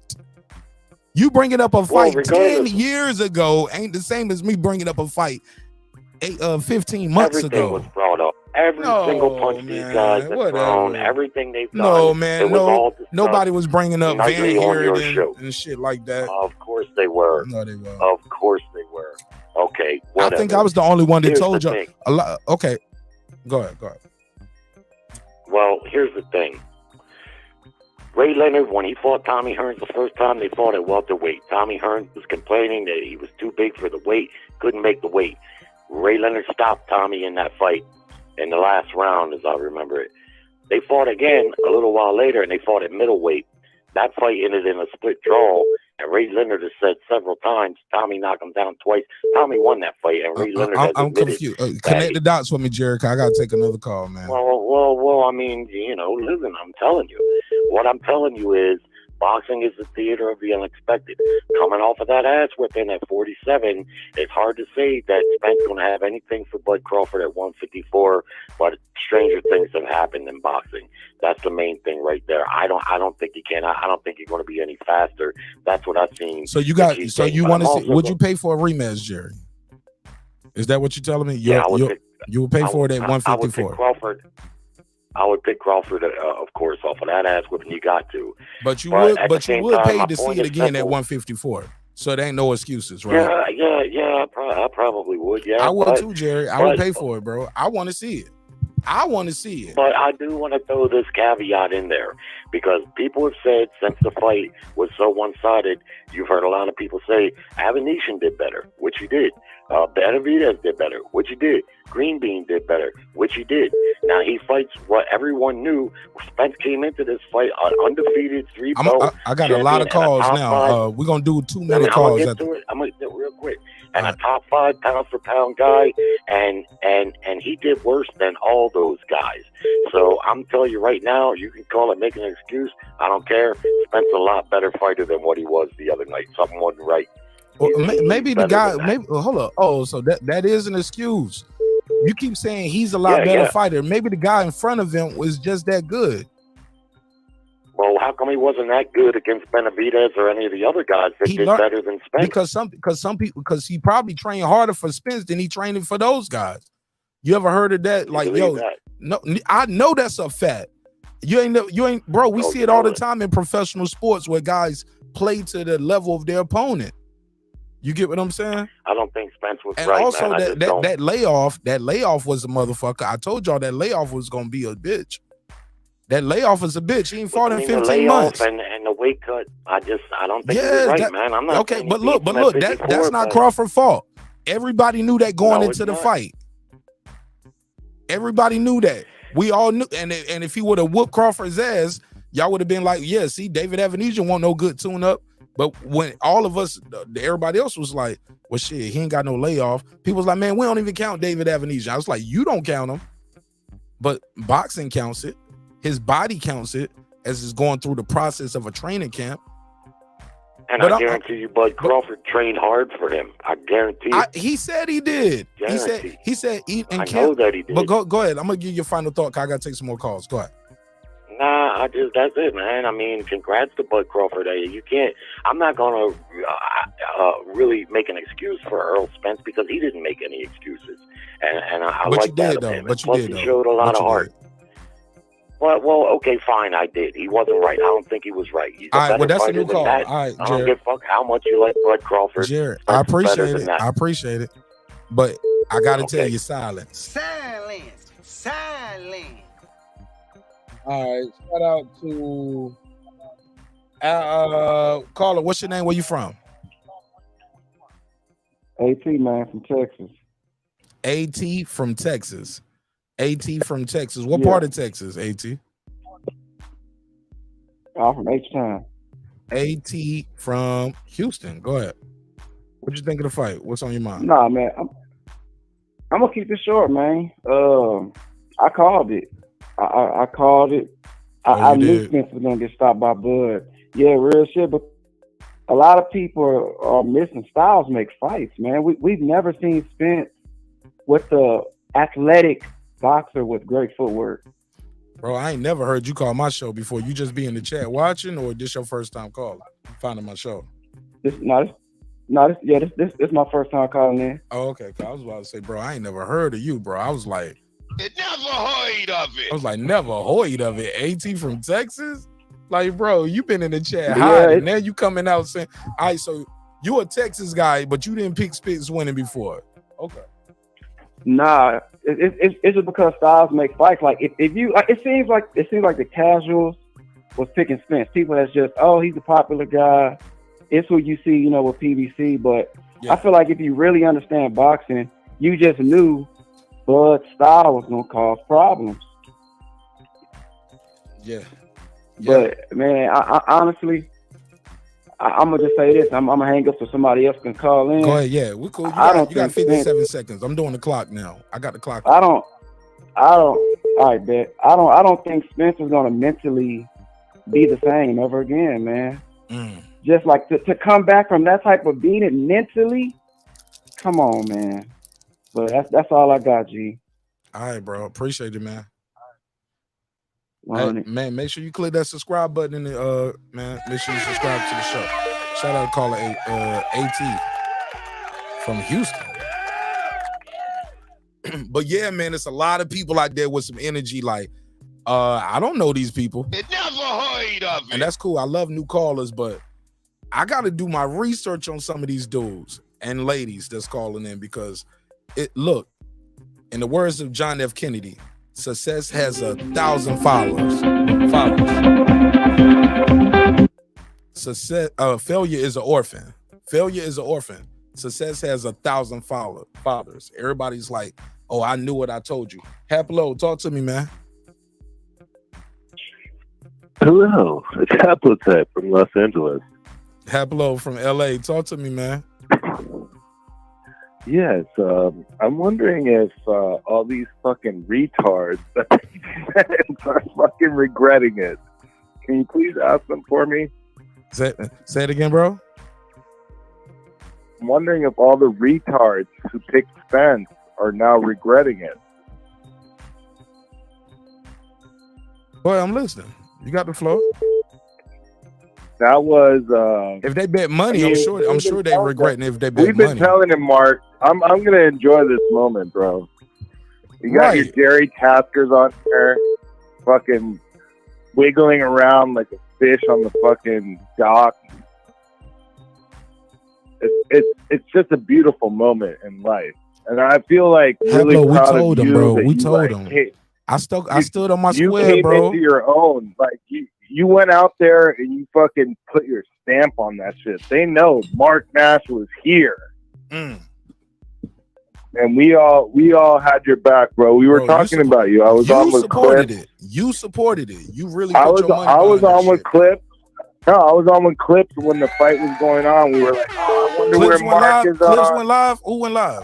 Yeah, Clips and I were live, bro. We fried that fish, bro. That shit was fucking beautiful, bro. Golden brown. Golden brown. Bro, I was working the room, baby. I was backstage. I was talking to Chris de Blasio from Showtime. Man, like, bro, I knew when the press conference was gonna start before y'all knew it was gonna start. I was outside taking a smoke break. And other motherfuckers was out there in the business. Well, I just gotta say, man, I'm super proud of you. I don't want to waste more time than my 2 minutes because I'm no tasker. But oh no, because you was on the right side of history. You don't have to bring up Sugar Ray Leonard and Roberto Duran like he's going there. But go ahead. This ain't Michael Jordan. I'm emotional, man. I'm emotional. Like this was like it was almost like watching Saint Michael banish Lucifer to hell. That's how like fucking incredible that shit was. And I'll leave it at that. All right, Hap. Thank you, bro. You more than welcome to call back. Hey, Hap, keep listening because they start talking crazy. I'm gonna need you to call in and turn up on them. Oh, I'm here, bro. Right, I got let me take this one. Let me take this one. On that. All right. 626, you in the mix. What's your name? Where you from? My name is Joseph Crawford, and I'm from Pomona, California. Joseph Crawford from Pomona. Joseph Crawford? California. All right, the phone lines are beeping now. All right, Joseph Crawford, Pomona, California. Turn the TV down in the background so you don't bleed back into the show. Okay, I got you. All right. Joseph Crawford, any relation? I gotta ask. No. I'm about to say I had to ask. All right, go ahead. No. Hey, you know how they say Crawford starts slow? Yeah. Can you hear me? Yes, sir. They say Crawford starts slow, right? Yes, sir. Go ahead. 2 minutes on the clock. Now his whole thing is cats don't kill mice. They just play with them till they dead. You get that? You know, cats don't kill mice. They play with them till they dead. I knew it was going to be Earl. I was telling everybody out here. For the last 5 years, I've been watching this. I've been waiting on this fight. Oh, yeah, me too, bro. I feel vindicated, bro. But I told him, but Joseph, but I told him the excuses was going to come. See, the I told you so ain't in the thumbnail ain't just about the win. The I told you so is the excuses. Is the car accident. Then he got in another car accident, then another car accident. He said some things still hurt. I was like, bro, and then the retina tear. He's fought twice since 2019, bro. It's 2023. What did y'all expect was gonna happen? Against pound for pound, one of the best fighters in the world. Now we know he is not one of the best, he is the best fighter in the world. The thing that I'm pissed off about, is that they made him wait so long, man. He could have proved a whole lot more, whole other people. He could have cleared the division and been up at the next one already. He's 36 now. About to be 36 in 2 months. Hey man, God don't make mistakes, man. Everything happens for a reason. It happened in the right time. He got it his happened big, in the right time. his big name that he always wanted, bro. And they can't take it from him. They trying to take it from him. I ain't gonna let him. But go ahead, man. Give me your final thoughts. I got to take this call, man. All right, take the next call, man. I just wanted to let you know the style is cats don't kill mice. They just play with them till they dead. Channel, Joe. Okay, I got you right now. All right. 972, what it do? Tell them your name, where you from, family. I'm JT. I'm calling from the Dallas-Fort Worth Metroplex area. JT, you said you from where? I'm from the Dallas-Fort Worth area. Oh, okay. Talk to me. Go talk to me. What you think of the fight? What you think of what we talked about tonight? I've been watching it for some time, and you know, here in Dallas, whatever you want to promote the hometown guy, and that's good, but you got to look at the experience. Nobody's talking about that. You know, Crawford was 39-0. He had been fighting for some time, beating some good guys, and look at Spence again, bigger guy, supposed to be this champion, but he didn't have the fights like that. You're talking about 20, 27 fights or whatnot. You have experience, you at your level, and somebody dropped down. Nobody's speaking about that, man. When you drop down 25, 30 pounds, that's not something that just, we can do, and you're going to be at your level. It's just not that. You know what I mean? You coming down to a guy who... Sir, are those excuses, JT? Because we saw Spence at the weigh-in, at the face-off. Nobody was saying that before. Here's a picture right here. I don't know if y'all can see the screen. The narrative was, Spence is too big, too strong, and he has too much volume. Crawford got a glass jaw. And that's what I'm saying. He's chinny. He's too when you small. talk about he experience, ain't fought nobody. Hold up, brother. But now you're talking about, well, man, he had to cut too much weight. That's an excuse, brother. And I got to put no. That's the fact with the fight, because again, we knew that going into we talk about experience. But we knew that 39-0. That's what Crawford was. Yeah, but I'm a boxing enthusiast. I watch it too, and I'm like, when you dropping weight like that, I don't care who you are. You just not just gonna get in there and clown. Nobody expected Spence to get whipped. Well, I did. No doubt about that. Quentin Randall on the show. I had Quentin Randall. Sir, I had Quentin Randall on the show a couple weeks ago, right before the fight. It was right after the fight. Yeah, I saw that. Yeah. And you know what he said? Yeah. He said Spence didn't have to go through no fight camp. I saw him 8 weeks. I pulled up to the camp 8 weeks before the fight. He was ready to go. He had that nagging ass jab. He said he was ready to go. And he was in the camp. And that's what I'm saying. He said he won't no fat camp. You can say when you ready, you ready or whatever. That's what's good. But I've been watching it for some time, even with Mayweather. Mayweather was a strategic fighter. You know, this boxing where you go just get somebody down in 2-3 rounds. That's like, nah, that ain't happening no more with good fighters. And that's what I was telling people before. Crawford had the experience. You know what I mean? 5'9" and 5'8", that's not like a 6-footer fighting a 5'5" guy. These dudes about the same height. But when you lose that weight, that's taking away of that power that people were talking about with Spence. You know what I mean? And I thought Crawford was just an experienced fighter, and he got it in. But I like your show, but I've been following it a good little while now. Keep doing your thing, man, and keep putting it in. What's your name in the chat? Who? You said I go by Jay Triggs in the chat. Man, I don't see you in the chat. Jay Triggs? Yeah, Jay Triggs. Yeah, I didn't put nothing in there tonight. Man, type something in the chat, man. Type something in the chat. So, for sure. Hey, yeah, we need. I need you to communicate in that chat, man. So I know you. Oh yeah. All right. Oh yeah, I get with you. Oh yeah. All right, let me take this call. I appreciate you. Jay Triggs from the chat be shadow watching because he has Spence. Caller, what's your name? Where you from? Star, New York. Say that again. Star from New York. Styles from New York. Star. STAR. Star. Okay, Stars from New York. What part of New York you from, Stars? Manhattan, New York City. All right, shout out to Manhattan. Go ahead, talk to me. Hey, listen, just to reiterate what JT was saying, man. Listen, I'm agreeing with you all the way. I feel like everybody's making excuses. It don't matter what weight he was in, what weight he got a cut. Listen, he already knew that when he signed the contract. It ain't no excuse here. Like, obviously, he was overmatched by Crawford. Crawford was obviously the better fighter. And if you know boxing, you shouldn't have no excuses because, honestly speaking, Crawford got an arsenal, like a whole bunch of weapons where he just couldn't be stopped. He used every single weapon, and Spence ain't have no answer. It's obviously a mismatch there. Like, it don't really matter with the experience or everybody saying, oh yeah, because he ain't fighting nobody. Listen, at the end of the day, he had the belts. He signed the contract. The fight was made.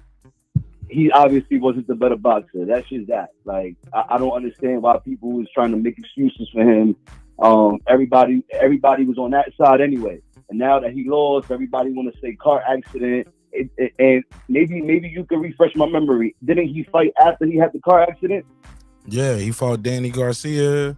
Then he fought Ugas. And look, that's when they start calling him the eye collector after Ugas. He the eye collector. Yeah, so everybody's saying, oh yeah, everybody's saying car accident, this car accident, that. Boy has several fights before this. Like, ain't no excuse here. Boy lost. Obviously, he's not on Crawford's level. I feel like if he go to 154, he gonna do the same thing he did to him. And listen, at the end of the day, I feel like Crawford is the best boxer in the world. People asking if he might be better than Floyd. Listen, I think he's on his way. I ain't gonna sit here and say he's better than Floyd yet, but I think he's certainly on his way. And that's that. All right, well, I appreciate it, man. Tell people again your name, where you from, fam. Yes, sir. Star from Manhattan. Stars, you got a channel you want to plug and promote, or you got an IG or Twitter? I got an IG. My IG is the Star Picks, so it will be _Star Picks. All right, for sure. What's your name in the chat right here on YouTube? Instagram. I don't see you in the chat. What's your name in the chat? I'm actually waiting. They saying I gotta wait a couple minutes to write on the chat. Oh, I need to speed that up then. I'll speed that up. So I'm waiting 60 more seconds. Oh, okay, well, let me change that up. I'm definitely. Yeah, y'all gotta subscribe to the channel. All right, let me take this next call. All right, 380. You got the flow. Tell them your name. Where you from, family? Yeah, my name's Ivan from Cincinnati, Ohio. Can you speak up just a little bit, sir? My name is Ivan. I'm from Cincinnati, Ohio. Ivan from Cincinnati, Ohio. Talk to me, man. Correct. Yes. What you think? What you think of these excuses? I'm hearing a lot of excuses for this loss. Yeah, there is none. I can't say this. When you lose weight, you lose power. Spence didn't look like himself, and I don't want to make no excuses for him, but I do blame Derek James. I would have stopped the fight the first time he got knocked down, if you ask me. But Ivan, here's the thing. Yeah, that's here.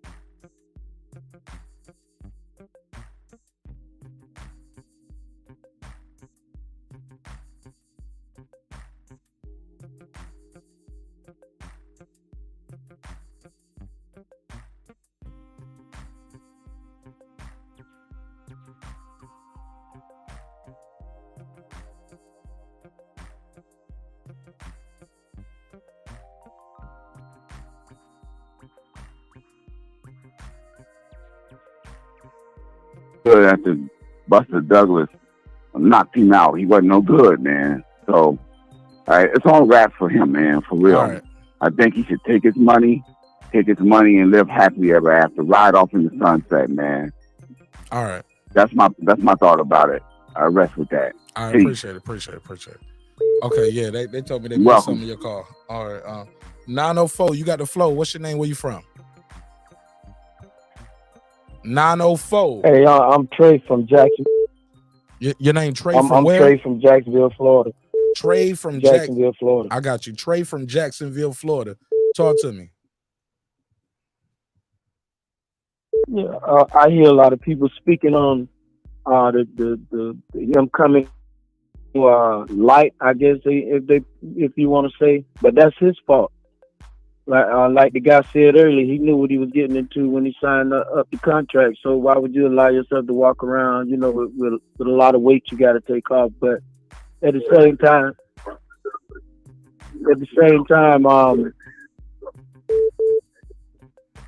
a lot of people are saying that he was hitting Terence, but he didn't have no pop on his punches. But when somebody going up top on you, that's taking a lot out of you already. That's why he said his timing was off. But when your faculties ain't all the way there because you're getting hit upside the head all the time, that's why his timing was off. That man was just complete ring general ship in the ring. So that's all I have to say about it. I appreciate it. Shout out to Trey from Jacksonville, Florida. Silence. Good call. I appreciate what y'all saying, but I'm telling y'all, at the end of the day, I still got to put a case on you. It sound like excuses.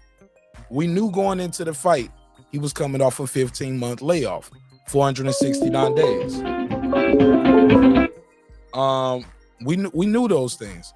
That guy Clips 330. Go ahead. Clips. I hear.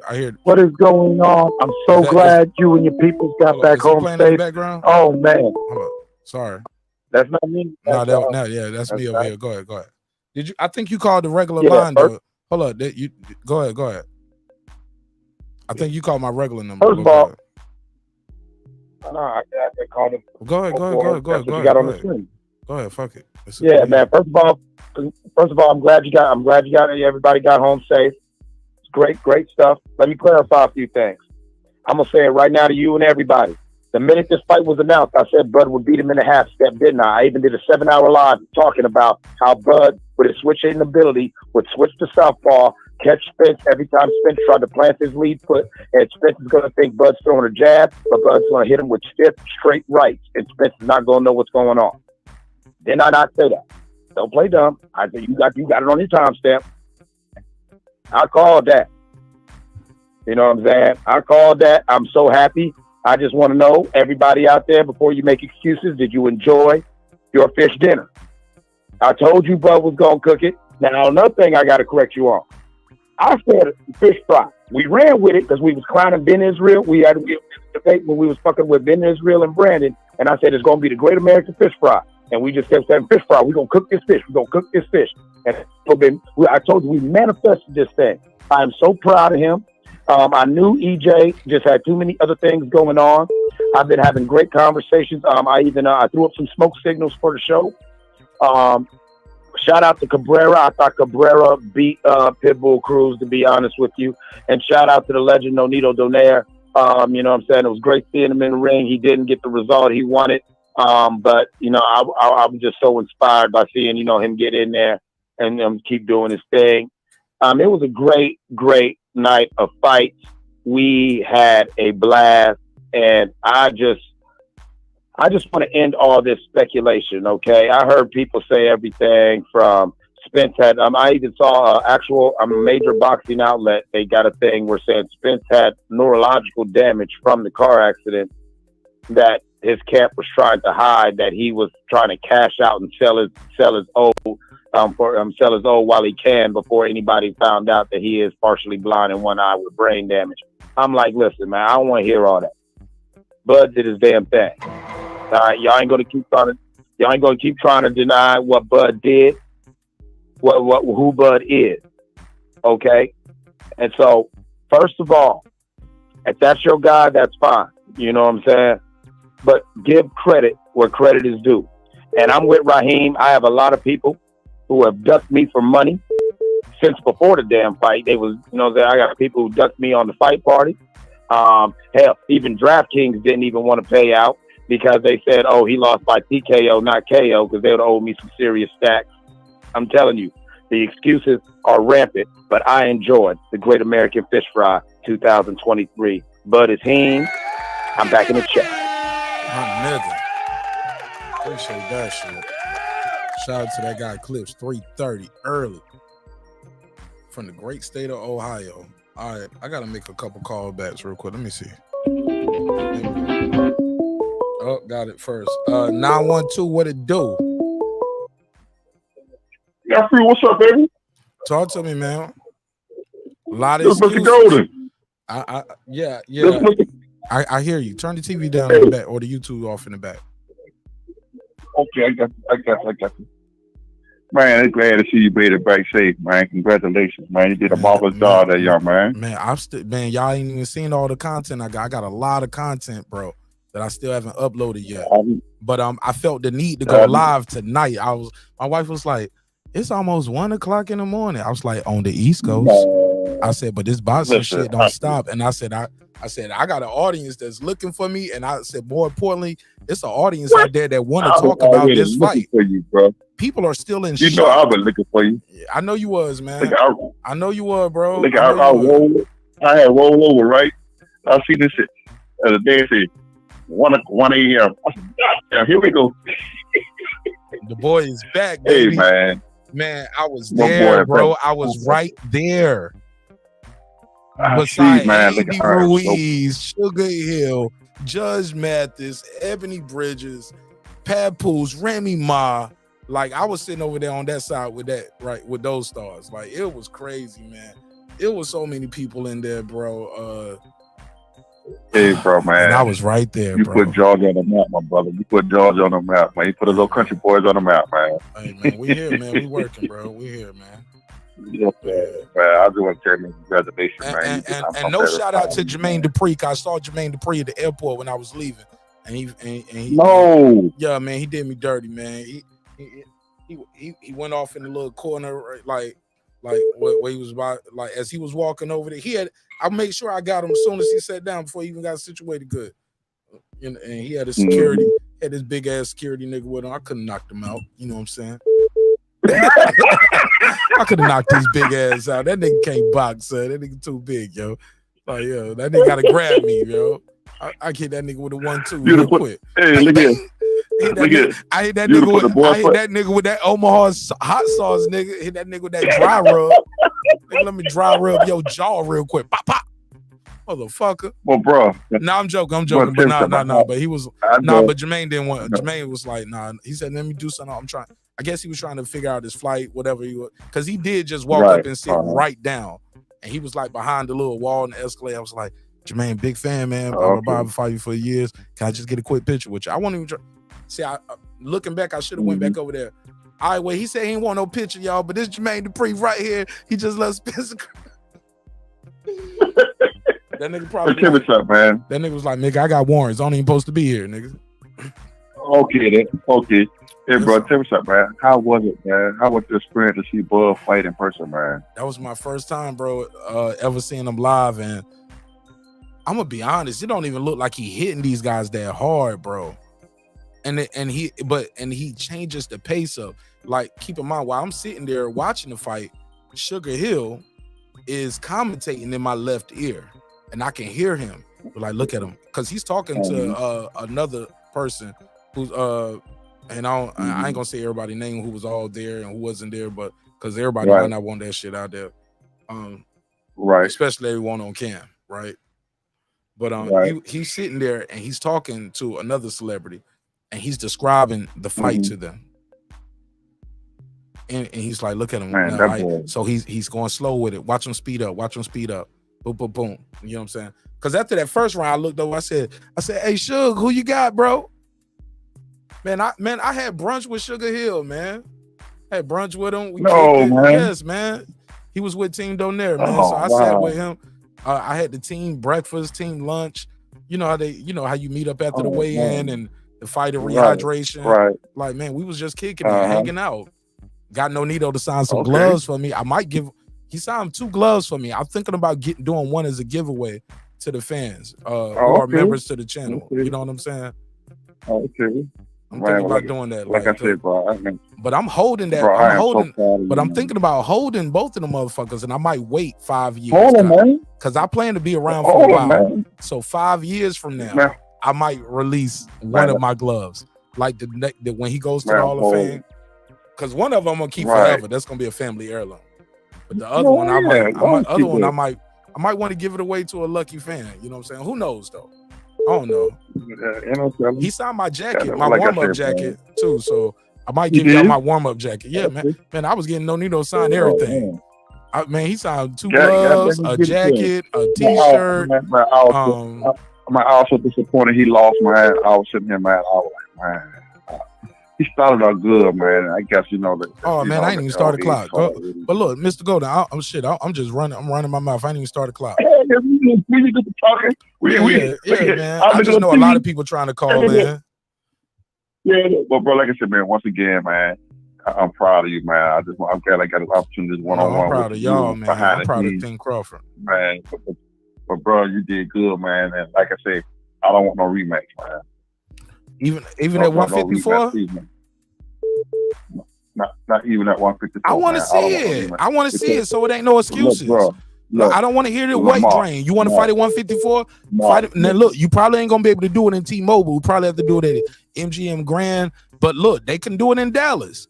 Beat him in his backyard. I think he can beat him in Dallas. He'll stop him again. But look, let's pack out Jerry's world. Nephew.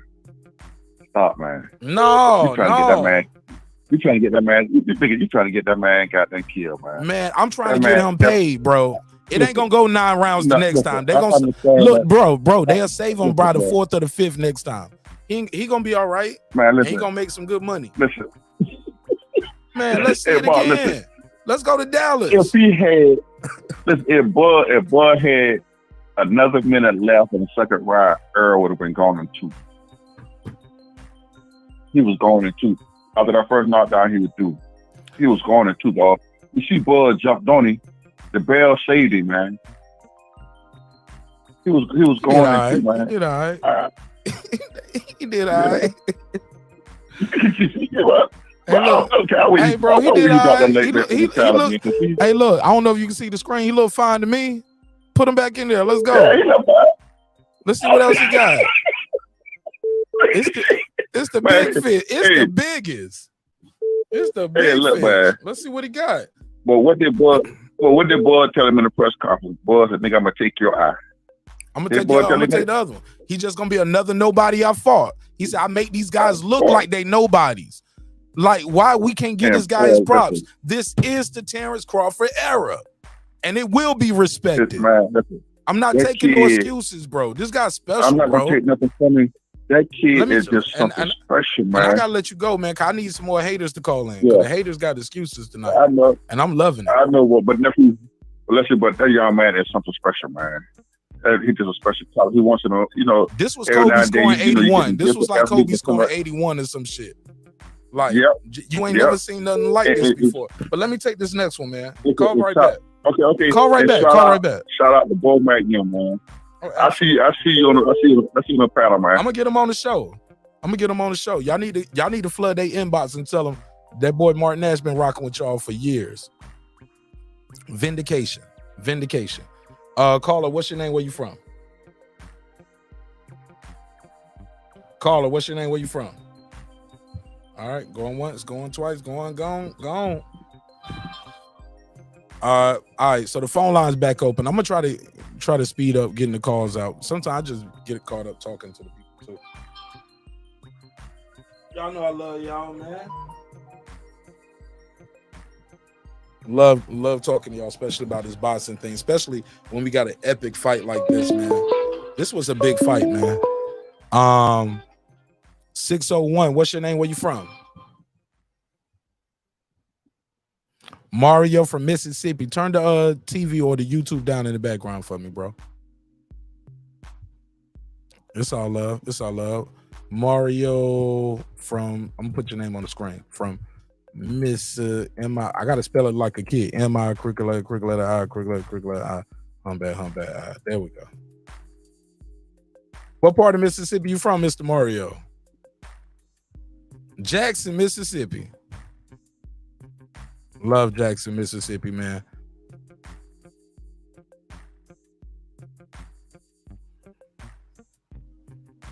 What you think of the excuses? People are making excuses, Mario.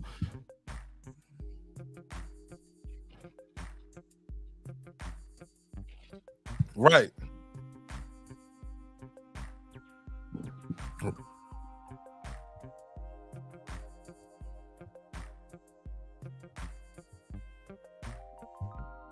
Hey, hold up. Okay, so do you want to see the rematch at 154? Do you think Errol was weight drained? What about that? People say Errol was weight drained. He looked drugged in there.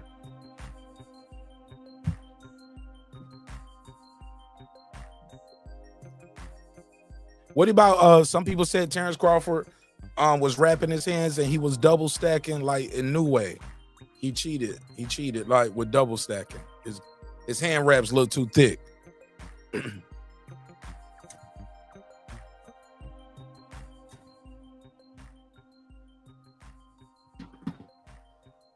Well, it's the commission and a representative from the opposing team.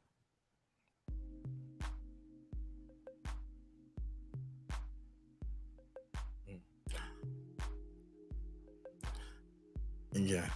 Do you think so you don't think the fight would look different at a different weight? What fans watch it if it was in Texas though? Could they sell this in Texas? I'm of the belief they can still sell it in Texas. Maybe not at Jerry's World. Might not be at Jerry's World, but probably could do it at Jerry's World, but the ticket prices would be lower, but it'll be a lot of people there. You get what I'm saying? Next to yeah, Bud might tell him, yeah, I need that at the crib. I'll fight him again. I'll fight him again at 154, but we got to do it in Omaha. Woo!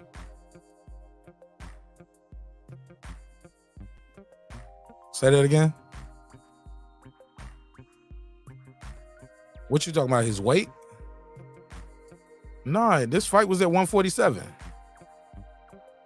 But they rehydrate, you know, to no, they ain't no rehydration clause. They like he can blow up to 159, 160 if he was.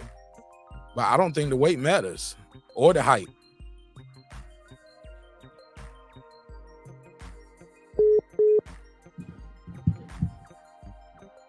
Yeah. All right. But I appreciate your call, man. Let me take another one, man. Make sure you subscribe to the channel, man. We do a lot of these joints, and I got a lot of exclusive content I'm dropping from backstage at the fight. I was in the building, baby. So check it out. All right. Salute. Yeah, man. I'm trying to get him out of there so we can take another call. Let me see if I call him back.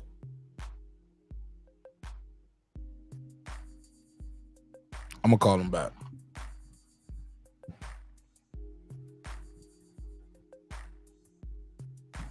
The wrong person. All right.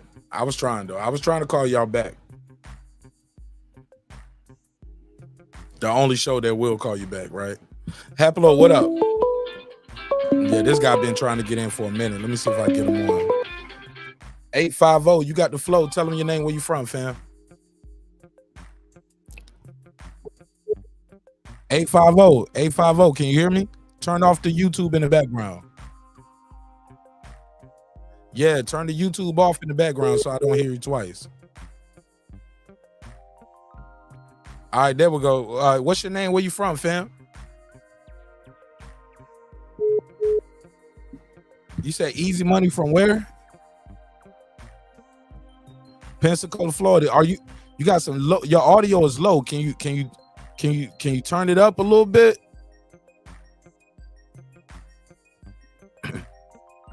All right, let me see if I can turn you up over here. All right, so there you go. I turned it up a little bit. Tell them your name again, fam. Easy Money. And you from where? Man, I don't even know if I can spell I hope I spell Pensacola right. If not, they're gonna pick on me in the chat. Yeah, but I ain't never had to write it on a letter in my life. I never been asked to spell Pensacola. But yeah, man, I fuck it. It's SA Pensacola. Man, fuck it. I'll just put Florida, but go ahead.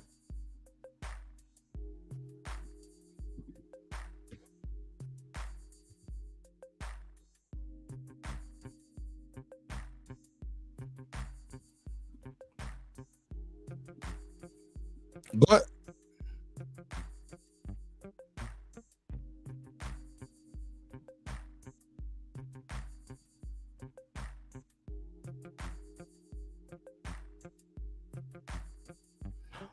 Hold on, y'all can't hear the calls? Hold on 1 second. Can y'all hear him talking? Press type Y in the chat for yes and for no. Can y'all hear the caller? Go ahead, Easy Money. Somebody said they couldn't hear the last two callers. Okay, nobody said. Okay, they said they can't hear you. All right, let me see something real quick. Let me fix. Nah. Oh, that's weird. They said they couldn't hear the last two callers. Damn. That's weird. I can hear them. Let me try to beam out and beam back in it.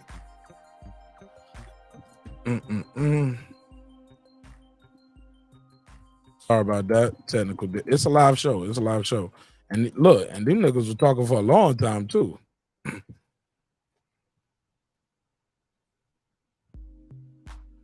All right, let me see if I can call him back.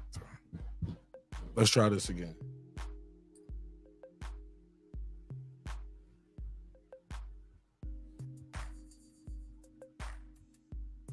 Bear with me. It's a live show. Make sure I got my IG up too. Let me see if they can call me on IG. Matter of fact, I'm gonna try to call somebody on Instagram.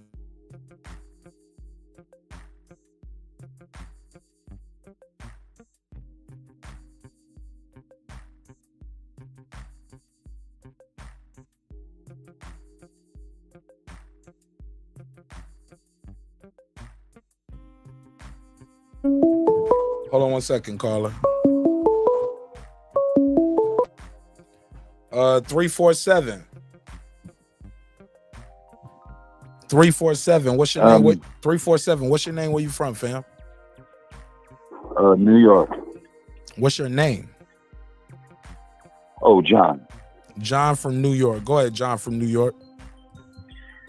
Yeah, I'm glad I found your show. I just happened to be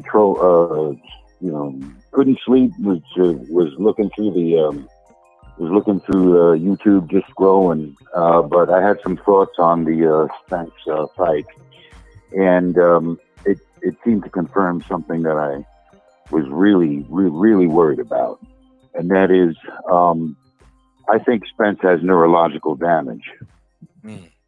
And matter of fact, I had called into the BDA podcast. I don't do sir. I don't do shout outs, sir. Oh, I'm trying not to. Yeah. Try harder. Yeah. You called into another podcast, but go ahead. Listen, just hear me out for a sec, okay? I'm not trying to do that, man. I just, Absolutely. I just want to make sure it's clear. I'm not trying to do that, but something serious came up on that. And what I'm saying to you is that a guy, actually a logical doctor, called up that show that I mentioned. I'm not going to mention it again. And I was about to be cued in on that show a couple of days ago after the fight, because it was something that was on my mind about how Spence looked like he was slurring his speech, and something about the doctor not shining the light in his eyes when the doctor came over. And it's something didn't sit right with me about how Spence wasn't able to move laterally. And I thought to myself, this does not look right. And the doctor broke it down on the show that I'm a layperson. I'm a boxing fan, but I'm a layperson. So I can't explain it the way a doctor can, but I'm telling you, I think he has dementia pugilistica, and he should stop fighting. What makes you qualified, sir? I am not qualified. As I say, I'm a boxing fan.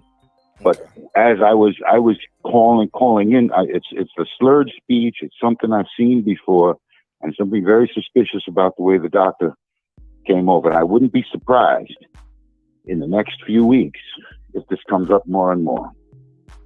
And I'll tell you, there's something not right with Spence.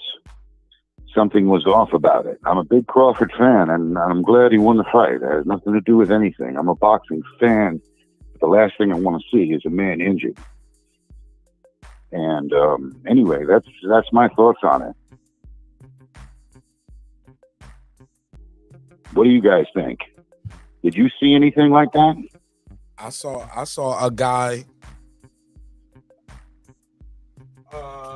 who was fighting on 15 months layoff versus a guy who fought 6 or 7 months ago. Plus a guy who had a superior skill set. Power in both hands. So but I appreciate your call, John, but I got to take this next one. All right. Caller, what's your name? Where you from? Hey, what's up, Mark? This is Tone Deaf from Mass. Tone Deaf from where? Hey, what's up, brother? How you doing? There you go. Tone Deaf. I know your name from the chat. Where you say you from, though? Mass. Math? Massachusetts. Oh, Math. Yep, Massachusetts. Okay, yeah, okay. I thought you said from Math, like Math Hoffa or something like. Okay, from Massachusetts. Yeah. Hey, man, I hear all these reasons and purposes, and he was all smoked out, or he was high, he was all these excuses. But this dude had 2 fights before him. He had 15 months to get himself all prepared. He also was on promoting his fighter on 2 occasions before this, and he spoke fine. He did, only thing that he probably had to do or change was his weight. That's it. But everybody's giving this guy excuses because he was in a car accident, but he fought 2 other fighters that he claims that were better than Crawford. So they got to stop with that narrative. Oh, I agree. I'm just saying, Crawford whooped his butt. That's what Crawford did. And he was well prepared, and he had a great team behind him. So they got to stop with all that. Yeah, it's a lot of excuses, though, Tone Deaf. Like, they talking about the layoff, the weight. They said Spence, when I would debate Spence fans, aerosexuals as they're known now globally, right? And these are like the ones who he can't do no wrong, right? I was like, bro, 469 days, bro, that's a layoff. Like, ring rust don't exist with Errol Spence. When I would talk to him about that car accident, I was like, bro, he went through, he talks about he bounced off the concrete. Y'all like, yeah, and he got up. If he could survive that, Terence Crawford can't beat him. I was like, no, bro. This is gonna be bad. Exactly. This is gonna be bad. Exactly. You know what I'm saying? Like, he's durable. This guy, like, he's he kept talking durable. about I'm durable. Like, maybe Spence believed his own hype, and Terence Crawford, was on that. You got to show me. I'm not with that. I'm scared of you before I get in the ring. You the big bad wolf. He bigger. He stronger. He throw more punches. He the eye collector. All right, he got to show me. Exactly. You can't bully me, dog. Look, you can't bully. You can't bully Terence Crawford. You're not gonna psych him out the fight before the fight. A lot of these guys and the fans kept Look, bro, I don't know if you saw my videos, but the fans was doing it the week of the fight. And I was like, man, this some bullshit, man. These guys got to go in there and watched fight. you all. I just started getting on the show for about maybe a month and a half ago, man. And you've been pointing this out every single day. You did even pop-ups on this. So I know what you've been saying has been on point. Not only that, you've been sharing the truth about Crawford took Abenisian fight just so that he can be preparing for this fight. You saw those episodes. You've been following for a minute. I'm just telling you. Even the way he fought the way he fought that fight, he stood right there. Exactly. And made the pressure fight fold up. They were calling him a nobody. But why did Crawford do these things? To prepare himself for this fight. And what did Spence do? Lay back. That's all he was doing. Well, he said he got. Well, look, I believe he got in that car accident December 10th. They said he got in the car accident. But when I bring that up to the Spence fans, they'll say where he wasn't hurt. I was like, well, he said some stuff still hurt. He said his leg hurt. Which leg? Is it muscle? Is it bone? Is it the ankle? Is it the foot? Like what hurts? Like what's the injury? Because Jamel Charlo had to take an x-ray of his hand and prove that to the WBO for them not to strip him. Bro, I've been following this shit for years and years. But I told y'all, no matter what happens, it's gonna be some excuses made. And I was telling people, even the day before the fight. No, but even the day before the fight, I begged people. I said, look, y'all, I was talking to both sides. No excuses. These guys got to get in there. Somebody gonna make a mistake. Somebody gonna have to pay. We can't make it. I was talking to the Crawford fans.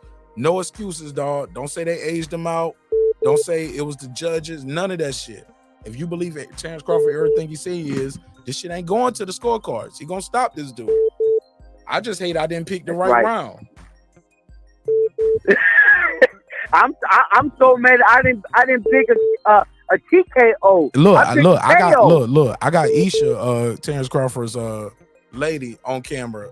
We in the hallway walking through. She on the phone arguing with somebody like, bitch, oh my God, I'm so mad. She picked the wrong round too. I think she said she only won $100. She only won $100. I picked the wrong round, blah, type shit like that. Type shit. And I said, hey, Isha, congratulations. She said, thank you, baby. And I saw Letitia Crawford, like, bro, I was mingling, bro. I was out there wiggling, bro. Man, I felt like Gator off of fucking Dave. It's you don't even know Dave off of Hulu. Listen, it's like, nigga, I'm out here trying to wiggle, nigga. Bro, I was networking with everybody, bro. I was grinding, bro. Listen, man, that caller that was upset with you before, he didn't get to chill with you because he called your name out. Man, let me tell you, bro. When you said you was but you was in a daze, man. I believe you. You're like, man, I can't believe you in this. Bro, man, you did a great job. I had people chanting my name like I was somebody, bro. Like, motherfucker was like, Marq Nash, bro. Everywhere I was going, people was like hollering at me, bro. I was like, bro, that shit is crazy, bro. It was one time I didn't want to take a picture with somebody, and that was like, and I thought about it, and I was like, hold up, don't be that nigga. You wearing somebody, huh? Right, bro. If you was behind Mike, you is somewhere, brother. Right, I'm in a good seat, right? Bro, exactly. Just blowing my mind, bro. But let me take this next call, bro. Call right back, though. Oh man, God bless, man. God bless you, brother. And hey, man, kudos to you, man. Continue to do what you've been doing. You're a part of it, man. Just subscribe, bro. Subscribe. You're a part of it, bro. Oh, I already did, brother. I already did, man. God bless, man. Salute. Yeah, man. Crazy night. This shit was live. Let me see if I can call Shelton back. Who's gonna let me call him back?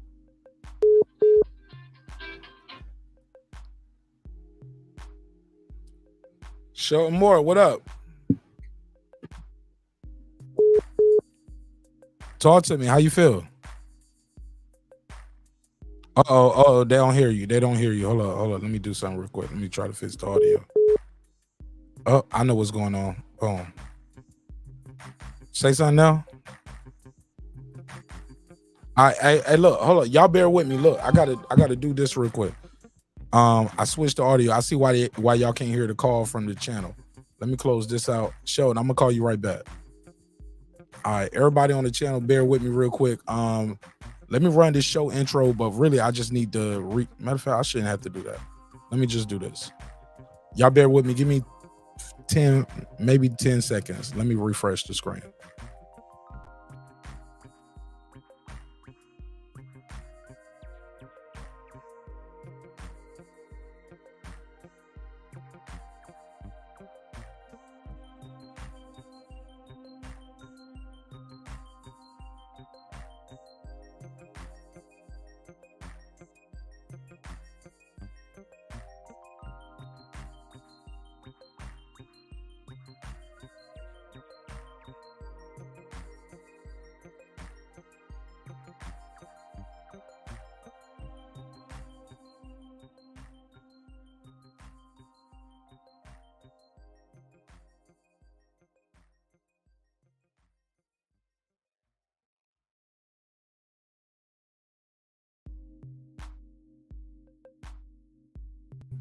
All right, there we go. Appreciate y'all. Shout out to the people that stuck around. Yeah, I had to change the settings real quick. So I can get these phone calls to come through the other device over here. Cause I want to make sure I keep multiple phone lines open for y'all. Bear with me. I got you. I think that's Delaware. I got you. 302. I got you. I'm gonna call you right back. 302. I'm gonna call you right back. That's me beeping in. Let's make sure this shit works. Yeah, did y'all hear that? Could y'all hear that? Let me see. Let me call 302 back. Sheldon, I'm gonna call you back after 302. I'm just trying to make sure I got this shit set up right. Y'all know I had all my equipment unhooked, so 302, what it do? Oh, they can't hear you. They can't hear you. Nope. So I'll call you right back. I'll call you back. Yeah, they can't hear y'all. They can't hear y'all. All right, so y'all bear with me. Yeah, they can't hear you. Hang up. I'm gonna call you back, bro. All right, so y'all bear with me over there on the live stream. So this is what I'm gonna do. So we don't have no dead space. Y'all bear with me. Cause I already know what I gotta do. Shit is hot swappable. If you're a computer face type nigga, you know what hot swappable means. That means like you plug it in, as soon as you plug it in, it start working. But sometimes hot swappable devices don't swap right. It don't just turn right on. So let me enter the studio here. So I'm gonna switch over to the backup. And I'll read some of y'all comments where I reset the main device right here so I can I want to take y'all calls on the other device. So bear with me. Let me switch over.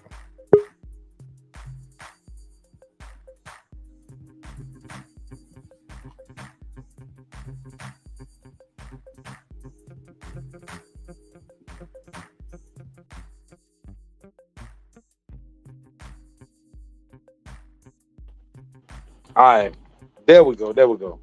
All right, so boom. So while that's restarting real quick, and it's real fast. All right, let me go to PBC Central. He said, everyone is running with this brain damage narrative from this so-called quote unquote doctor as 100% facts. Bro, never heard of it. PBC Central, I'm not letting them get that off, dog. We're not riding with that shit. They tried it though. Congratulations. You tried it. But I'm slapping niggas with that shit. Nah, we ain't riding with that. Who believes that though? So now he's brain damaged after the fight? When some people said that before the fight, they was like, oh, that's disrespect, blah, blah, blah. Don't say that. Never heard of it. There was all kind of shit going on. Nah, we can't rock with that, bro. Nah, man. Can't discredit this man's win. That's disgusting, right? So what y'all saying? Derrick James is a bad coach? PBC, Showtime, Al Heyman, Steven Espinoza, everybody's in the wrong. Could they put this damaged guy in there? He's that damaged now after he lost. Let me switch.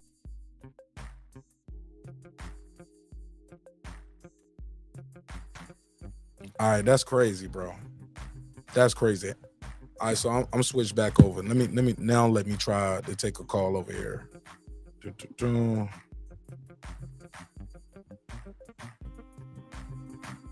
Y'all let me know if y'all can hear this phone ringing. Let me do a test.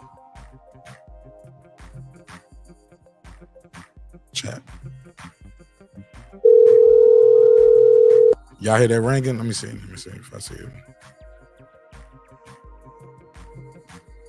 Let me see. Let me do the test. All right, we should be good now. Oh yeah, we good now. We good. All right, now let me call some people back. Let me call them back.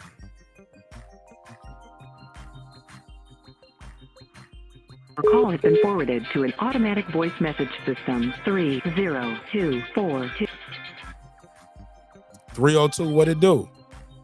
Yo, can you hear me now? Yeah, we all can hear you now. Talk to me, man. What's your name? Where you from again, bro? My bad. My name is Rex, yo, from Delaware. Rex from Delaware. What's your name in the chat? What's your name in the chat, Rex? Terence Johnson. Okay, your name is Terence Johnson in the chat. Rex from Delaware. Go ahead, talk to me. Yeah, man, I got off of work. I'm a night owl. I work like night shift. Oh man, this is hey Rex, this is gonna be the show for you, my brother. Yeah, I turned to my YouTube and that's the first thing I see. I said, you mean to tell me it's a podcast taking callers at like this time in the morning? This dude is the shit. Oh yeah, man. This the regular for us over here. It's regular. Man, where's the subscribe button? I found that bitch ASAP. Like, I'm subscribed, dog. This is my first time hearing it. And yeah, I'm gonna be checking for you, dog. Like, this is a beautiful thing. Ain't nobody doing this. That makes you like a trendsetter to me. That's how we got here, bro. That's how we got here, bro. I do the night shows all the time. But I'm late to the party, but I'm glad I found the party. You feel me? Hey, God don't make mistakes, man. Talk to me. What you think of the fight, bro? Well, this is what I think. I hear the excuses. I'm not trying to hear that shit. He's been fighting since the car accident. This is what I think. Not what I know, what I think. I think the man got punished so badly, which I couldn't even believe. I expected Crawford to win, but I didn't expect it to be so easy. But this is why I think it made it so easy. I think that what Bud said after the fight made absolute sense. They worked on stopping the man's jab. Think about it. Everybody that Spence fought, nobody knew how to stop this man's jab. Crawford stopped this man's jab. Everything he does is behind the jab. So I feel like it ended up turning out so easy like that because nobody could stop his jab. Crawford jabbed over top of his jab and hit him with straight punches. Like them jabs he's hitting him with the right hand. He busted his nose up early. Spence had trouble with breathing through his nose and his mouth. Early.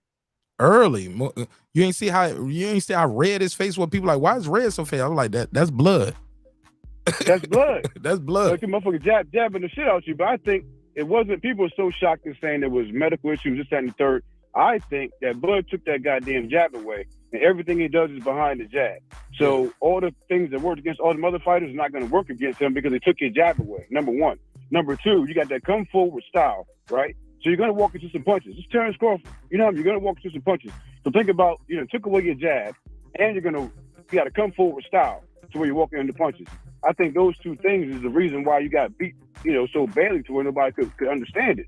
He took the man's jab away. Nobody has done that, ever.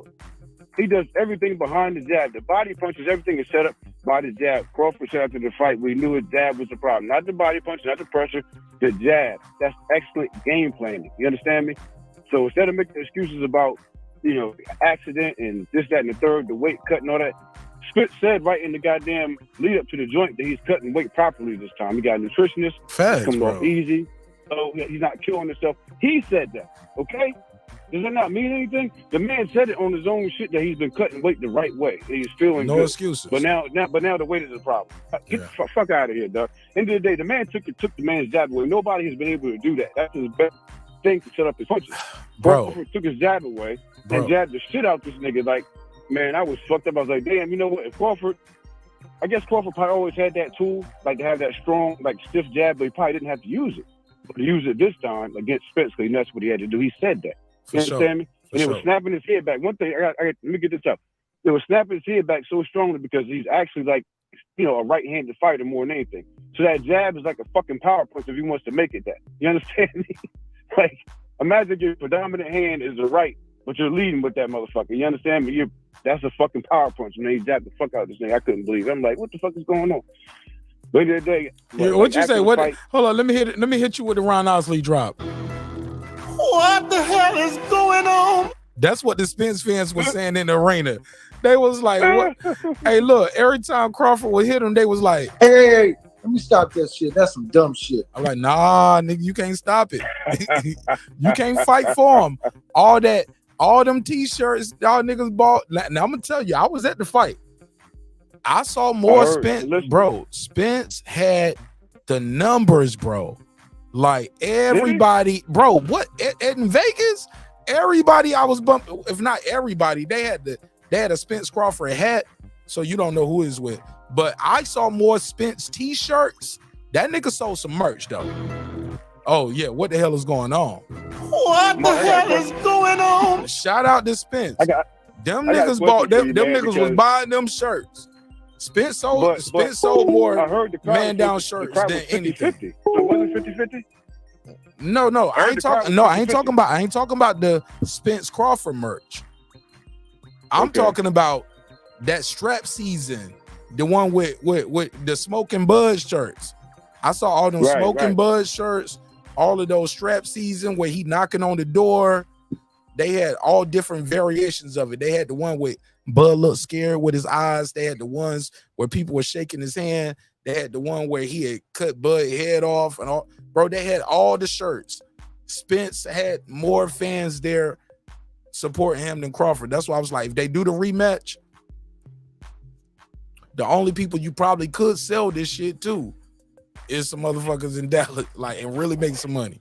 You can still sell it to them. You were there, right? So when bro, Crawford came out, wasn't the crowd I was on row 8. Crazy? Wasn't the crowd going crazy when No. came out?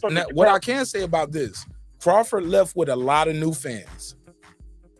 But when he came out, the crowd snapped though, right? They snapped because Eminem came out. That's what blew everybody's mind. We heard about it. It was like it came from an IG post. Eminem replied to like, "Yo, that's crazy, yo. You are one of my favorite fighters." And that was all we heard of it. It was never confirmed. We didn't know Eminem was gonna be there. Eminem just. I'm asking you because you were there, but bro. I was hearing like that once, the crowd was 50-50. but it wasn't. The crowd was. It was a pro Spence crowd, bro. I ain't even gonna hold you. Okay. Like you can hear the roar in the crowd when Crawford came in. The crowd go crazy.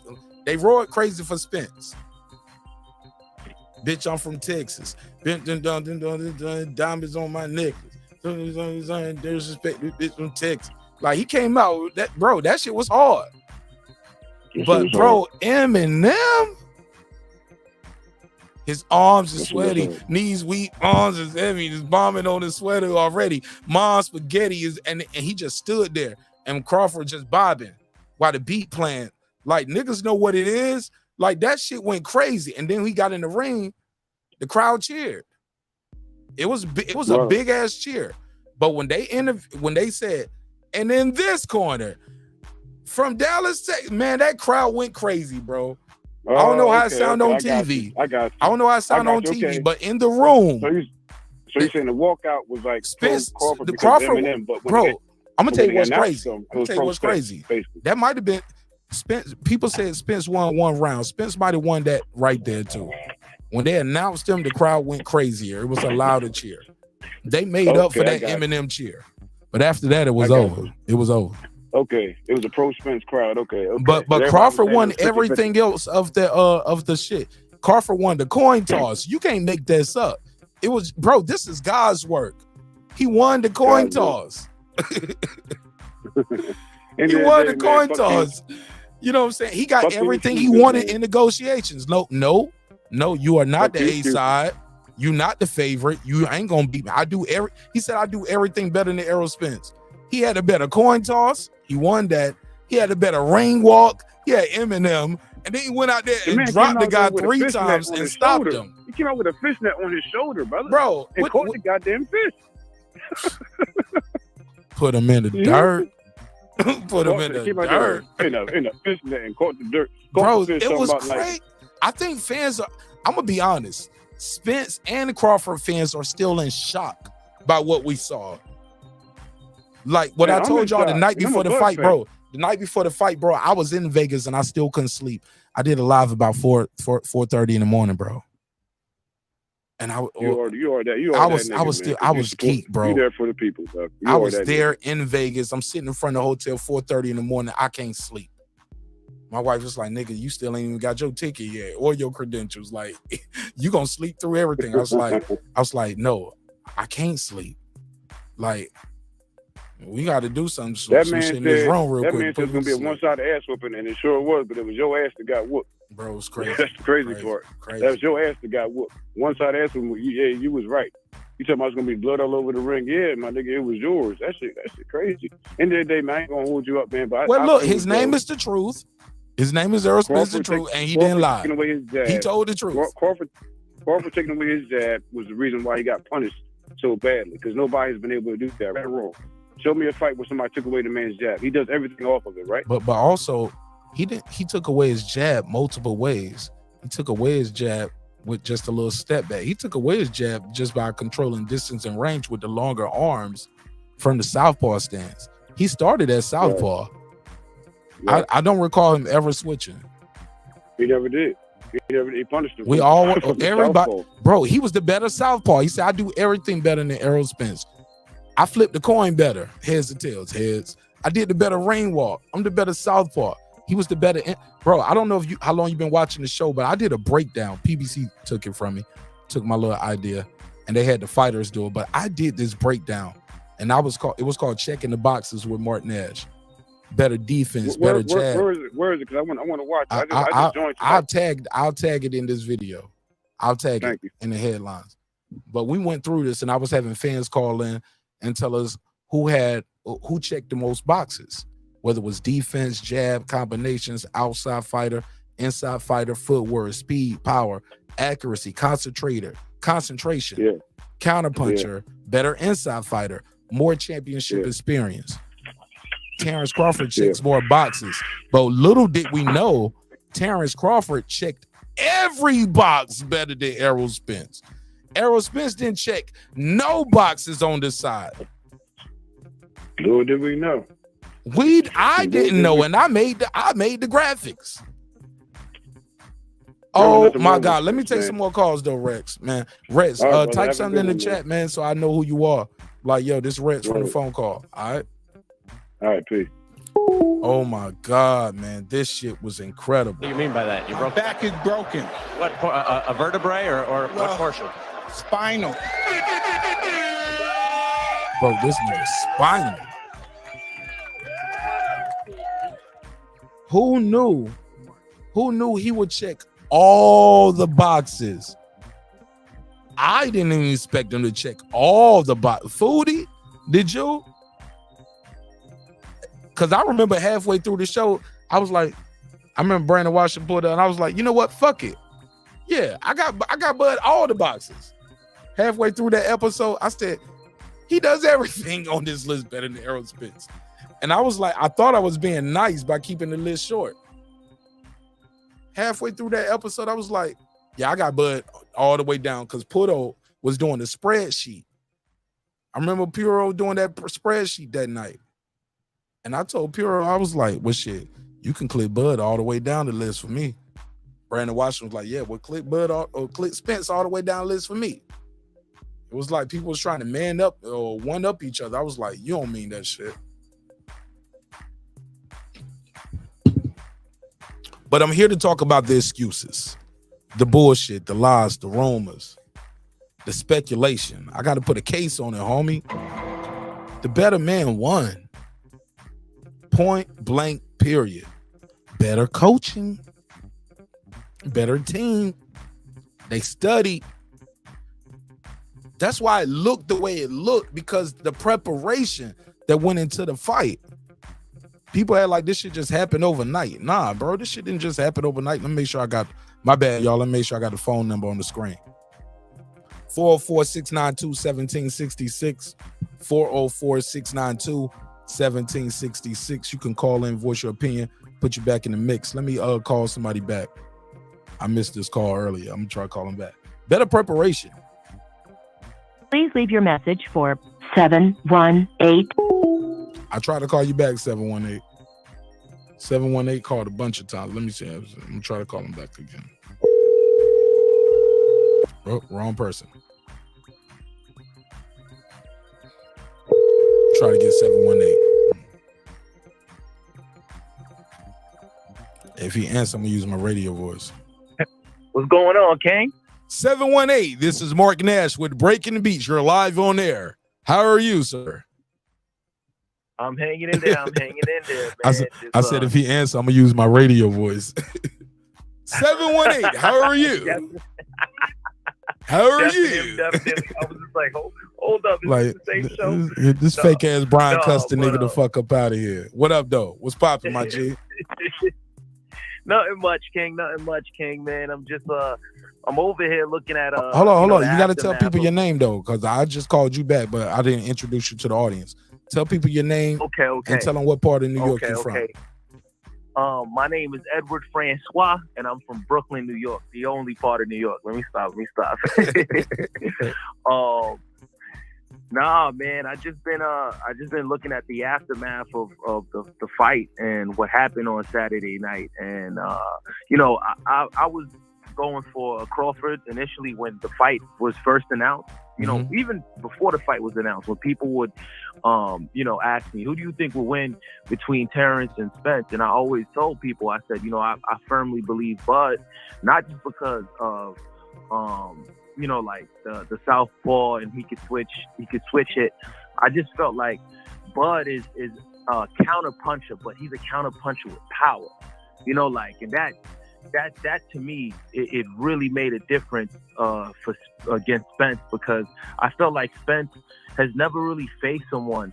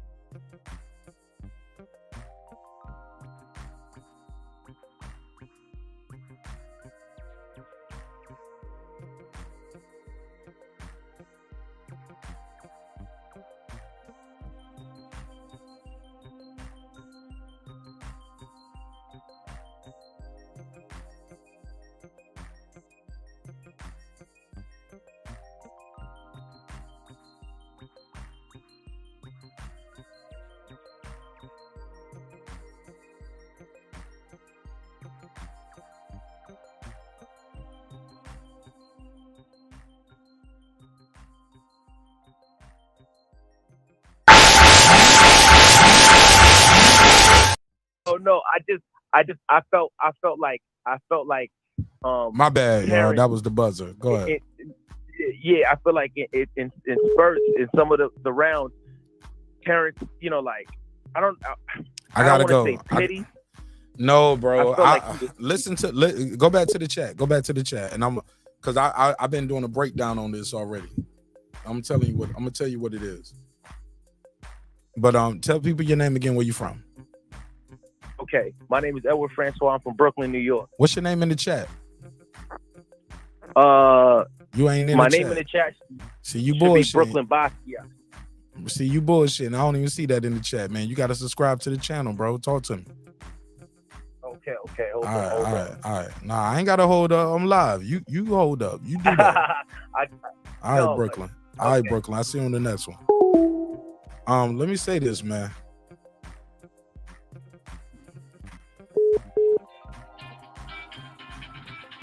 Please leave your message for 412. What it do? Yo, I want to come and say something about that fight, and it might sound a little crazy, right? Hold on. You got to introduce yourself. What's your name? Where you from? Pittsburgh, PA. My name is Donald Hines. Okay. Oh, I'm sorry. You said okay. You said yeah. Say it again. You from Pittsburgh? Pittsburgh, PA, and my name is Donald Hines. Donald? Yeah. Hines. Yeah. Okay. Go ahead. All right. You remember the Cotto, what's the boy's name, Margarito fight? Yeah. And how he busted Cotto up. Yeah. All right. The way Crawford busted Spence up, that reminded me of Cotto and Margarito. Really? The way that right jab was hitting Errol Spence's face, only time I've seen something like that is with a loaded glove. Go ahead, Donald Hines. I'm listening. Go ahead. I'll give you 2 minutes on the clock, bro. I mean, I'm just saying, was every after the fight, that the way he busted They him don't up they with don't that examine jab, nobody that was gloves just after the unnatural. fight. They examine it when they put it on, they tape it up and they sign off on it. Okay, but that didn't happen with Margarito and Cotto. No. Margarito got caught before the fight. Right, that was with Mosley. Right, but nobody examines gloves after the fight. The only time I've known that happened was with the Billy Resto. I'm sorry, with Billy Collins versus Resto. Right. He went over there, shook the guy's hand, and the father grabbed the glove and said, "Hey, it don't feel like no pad in the gloves." Right, he wouldn't let it go. And since then, rules have changed, so people watch the whole process. I mean, that's been happening. They've been watching the whole process. Bro, you got a minute left on the clock. Are you telling me you think Terence Crawford cheated? Is that what you're telling me? I mean, yeah, basically. So you think Terence Crawford cheated because the way he beat up Errol Spence? I mean, that was just unreal the way he busted his face up with just a jab. I mean, we seen Crawford beat up plenty of opponents less inferior than Spence. He made that look just too easy. Could he be he's that good, or you train harder for your opponent? No, I'm not taking nothing away from Crawford. Crawford made a fan out of me. Can't be if you call him a cheater, sir. Right now. It can't be if you call him a cheater. You can't be a fan of him. I mean, if he did that legitimately, then yeah, he's the best pound for pound. But like I said, I haven't seen a jab do that type of damage since Margarito Cotto. When last time you got punched in the face? It's been a long time. A jab is the most important punch in boxing for a reason, sir. It stops your rhythm. It stops your You can track. touch somebody with the jab. You can burst their nose up. You can blacken their eye. You can discourage them. Exactly. And Spence face. I agree with all that. Spence ran into a lot of jabs, hooks, uppercuts, right hands. But the jab all of that is what shit did didn't come most from. of that damage. Yes, it was. It was a power I jab. watched the fight from a couple different angles. It was Hey, look, a different angle on YouTube hold today. on, let me ask you this. Did you see Jensen Rosario versus Jamel Charlo? Yeah. He gave him a touch jab to the body. Jensen Rosario was on the ground shivering and shaking. And Derrick James walked over. Hold on. No. He was never able to take a body shot. But a touch jab. This wasn't a power jab that he got hit with. But all I'm trying to say is nobody's saying Jamel Charlo was juicing or cheated when that fight happened. You get what I'm saying? Like we can't Rosario up either like Crawford did with Spence. But why Errol Spence ain't say that? Errol Spence got too much class. All right. And you ain't got none. Gentlemen. All right. All right, Donald Hines. I'll talk to you on the next one, bro. Let me take the next call. Love you, bro. All right. All right. Let me call 414, man. Donald Hines, I got to put a case on you, bro. You tripping, fam.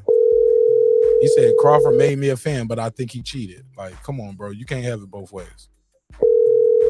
Bro tripping. He tripping. 414, I'm calling you back.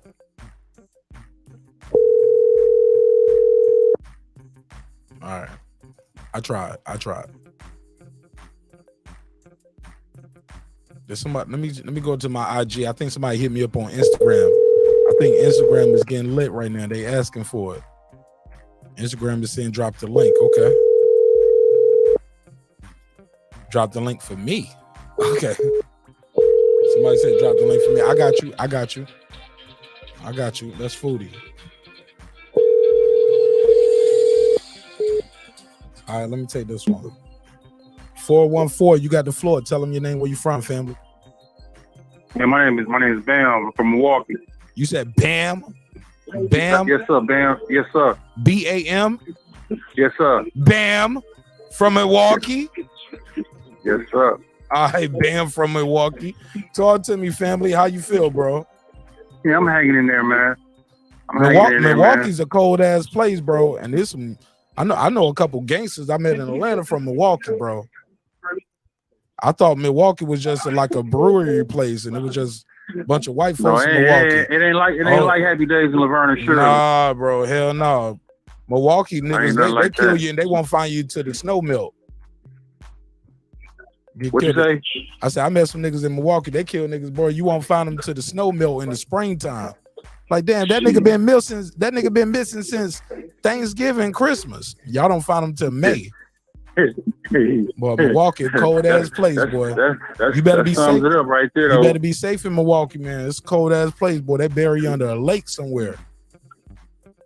It ain't like that. Hell yeah. But it ain't like that, but you can get buried though. Hold on. So you said the niggas that called into the show told me the Milwaukee stories, they was lying? I gotta put a case on them. You never heard of it. All right. Talk to me, man. What you think of the fight, man? It's a lot of people saying hey, you know, excuses. I won a couple dollars. I won a couple dollars. I always knew Crawford was gonna do what he do, because you know he a different breed type of fighter. You know, and when he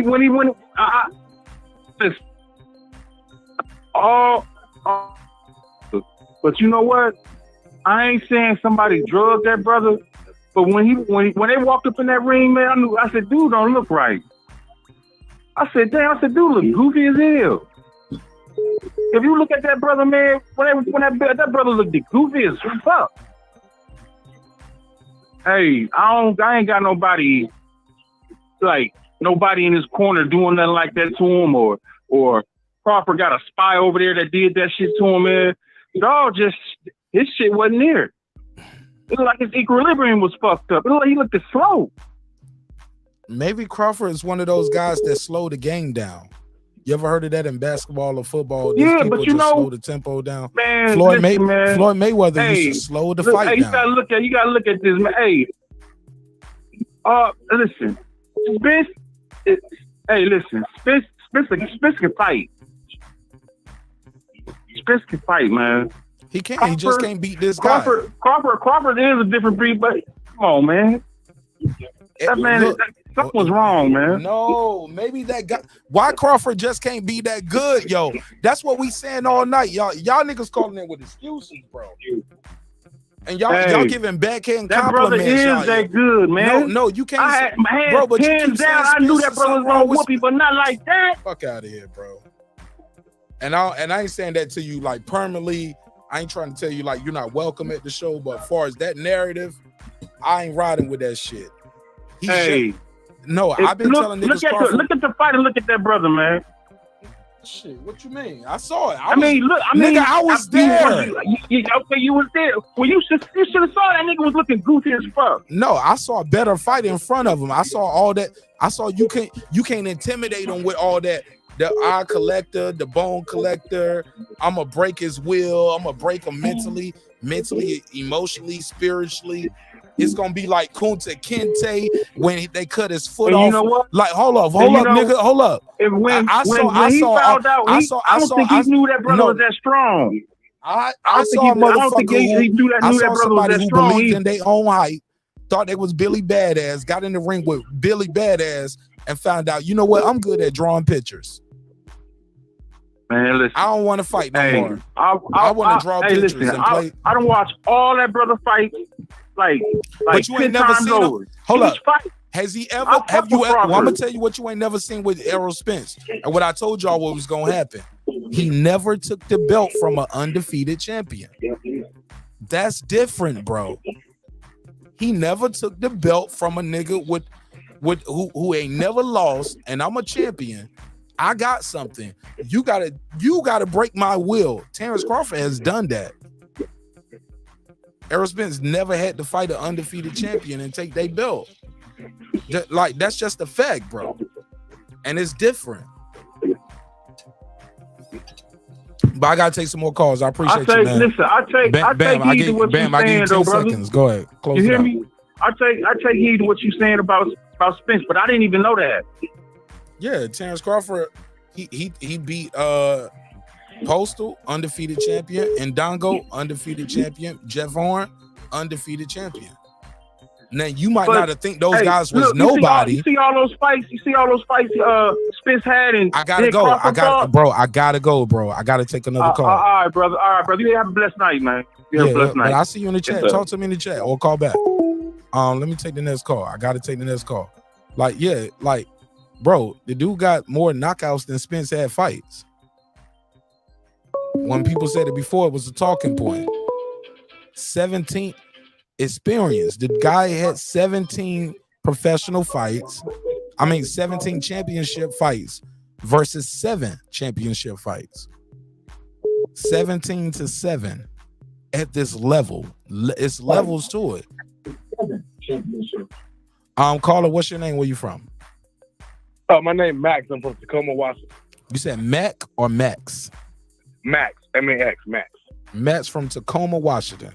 Man, y'all got some good bud out in Washington, man. Oh yeah, come on now, yeah.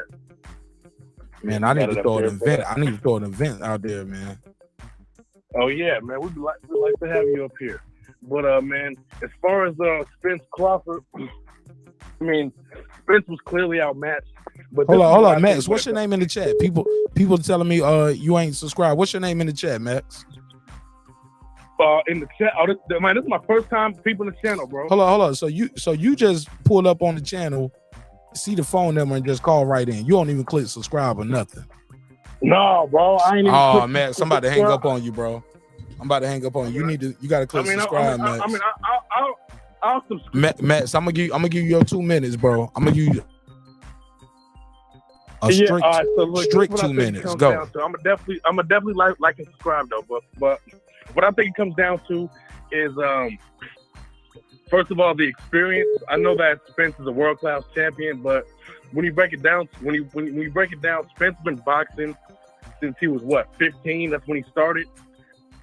Crawford will be 36 soon, and he started when he was 7. So you're talking about 28 years of experience versus about 15. And another thing, Spence has had a lot of outside distractions when you talk in the ring. You know, when you talk about dealing with alcohol abuse, having feuds with rappers in his city, street politics and stuff like that. So I think, you know, when you talk about Terence Crawford, he's all about boxing. You know what I'm saying? That's one thing about him. And Spence, you know, everybody know he buddy with Adrian Broner. You know what I'm saying? He likes to drink and party a lot. I just feel like that's what it really came down to. Yeah, man. It is what it is, man. I kind of lost enthusiasm on this call when I found out you wasn't subscribed, bro.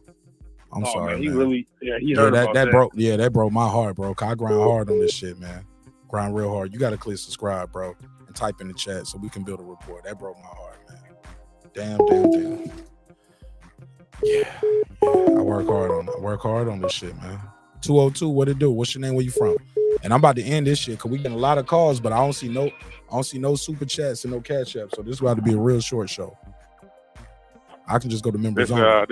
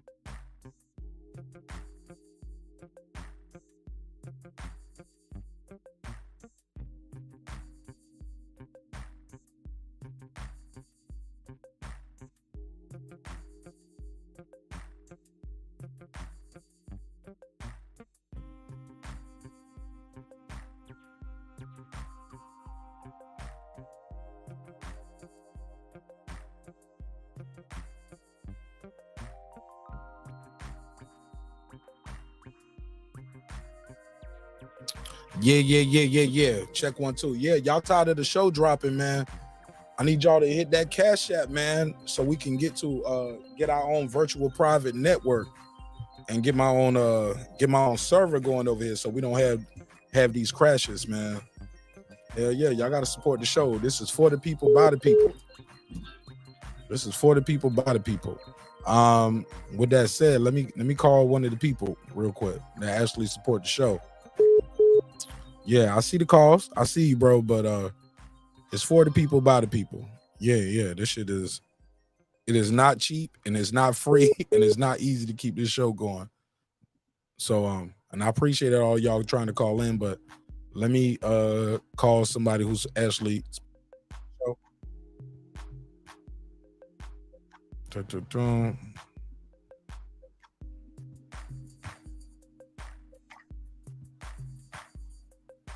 Oh, it's not working. It's not working.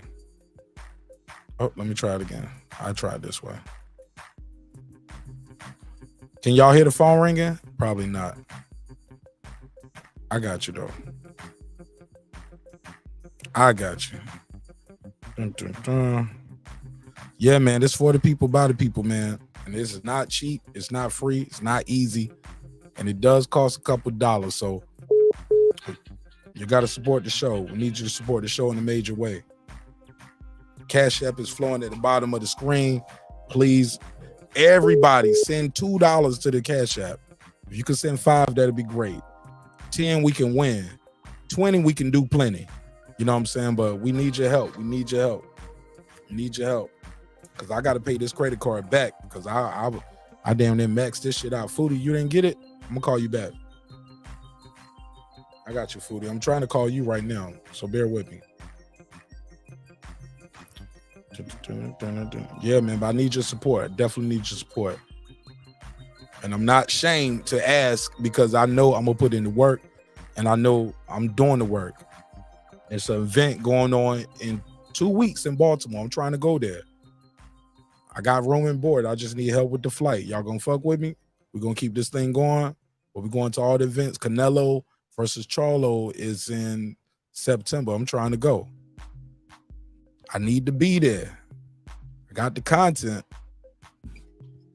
It don't cost you number 10, 15 bucks, but y'all know I'm gonna give y'all some exclusive content. And we was there. And if you there, I promise I'm gonna try to link up and meet with everybody. But sometimes I ain't gonna lie, I be working and busy. And on this trip, yo, low key, I had like, man, y'all just won't even believe it. Homie Madden, that's another thing too, Toby with the eye.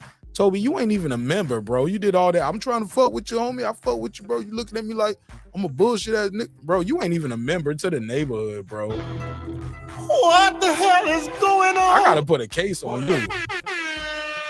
If anybody should be mad, it should be the members. Like, Toby, you ain't even a member, dog. You just call in and talk shit about Spence. And look, you see how he did the passive aggressive shit and flipped it? It went from me trolling him about Spence losing to him like, nah, and you a fuck ass nigga because you ain't even holler at me. You heard me screaming in the stands, nigga. I was like, what's up? And you just ignored me. Come on, Toby, with an eye. You gotta do better than that, bro.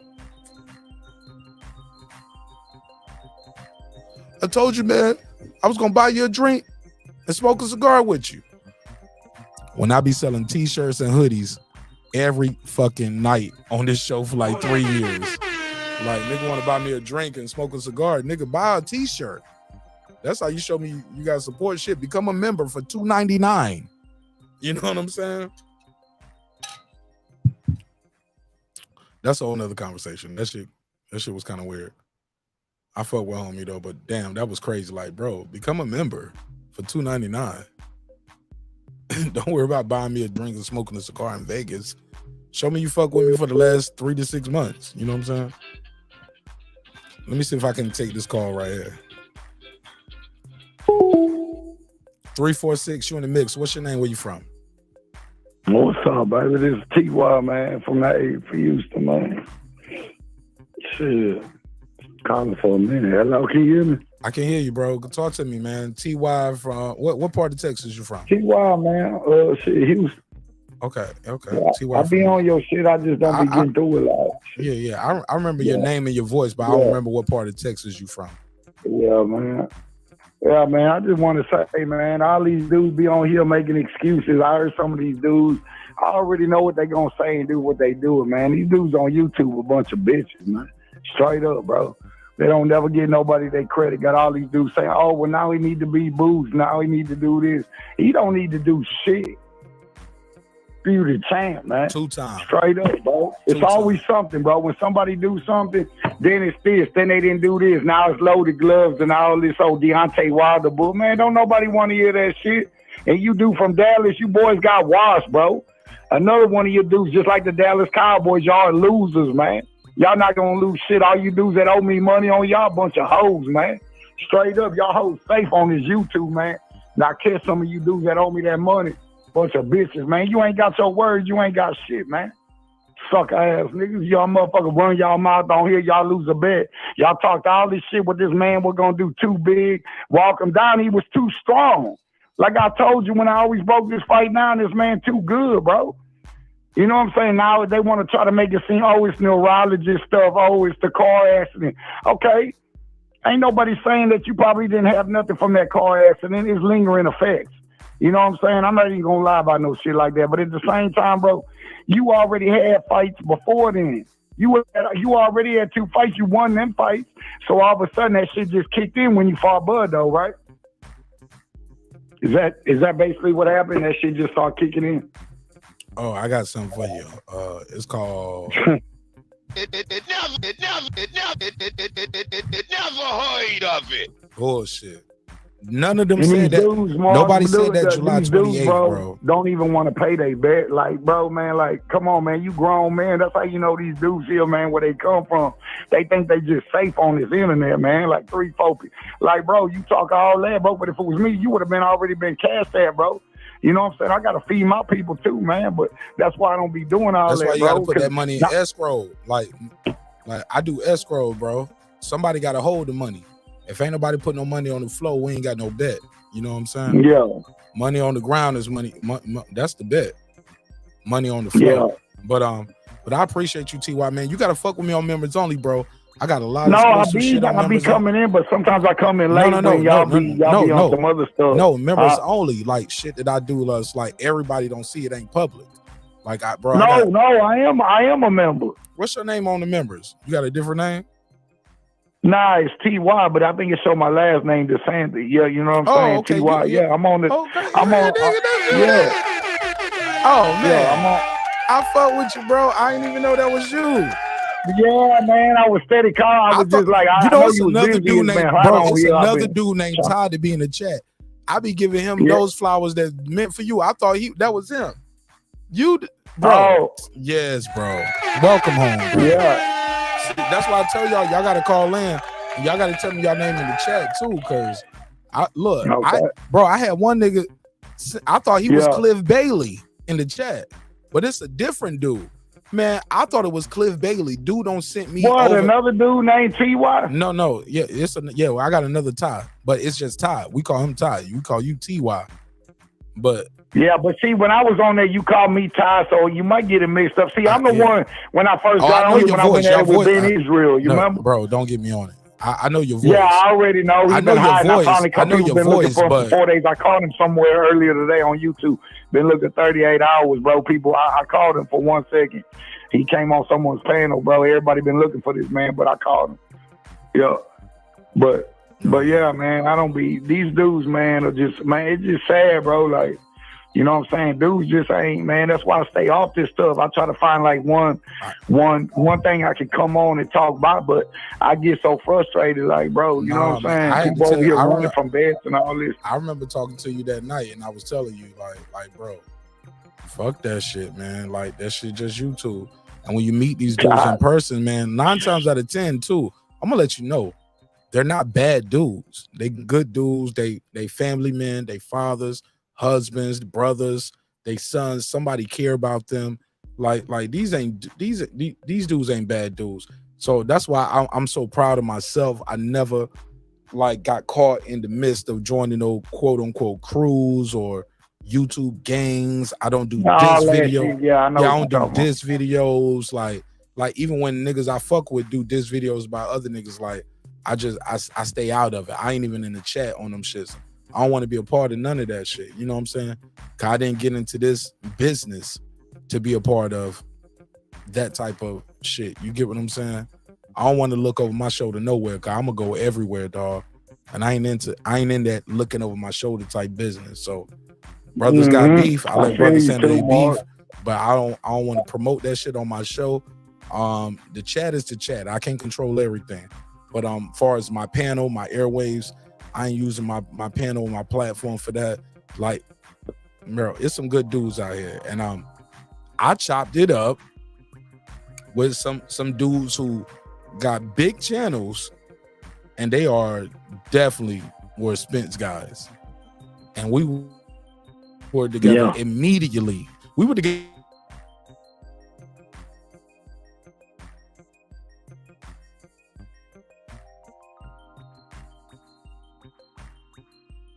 They gonna say because I've been on here to hear these people on here, these people that just always got something bad to.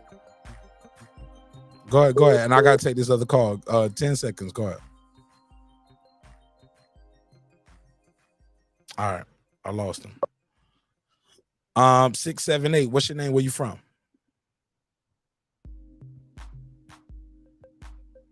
We lost him. Did we lose him? I think we lost the call.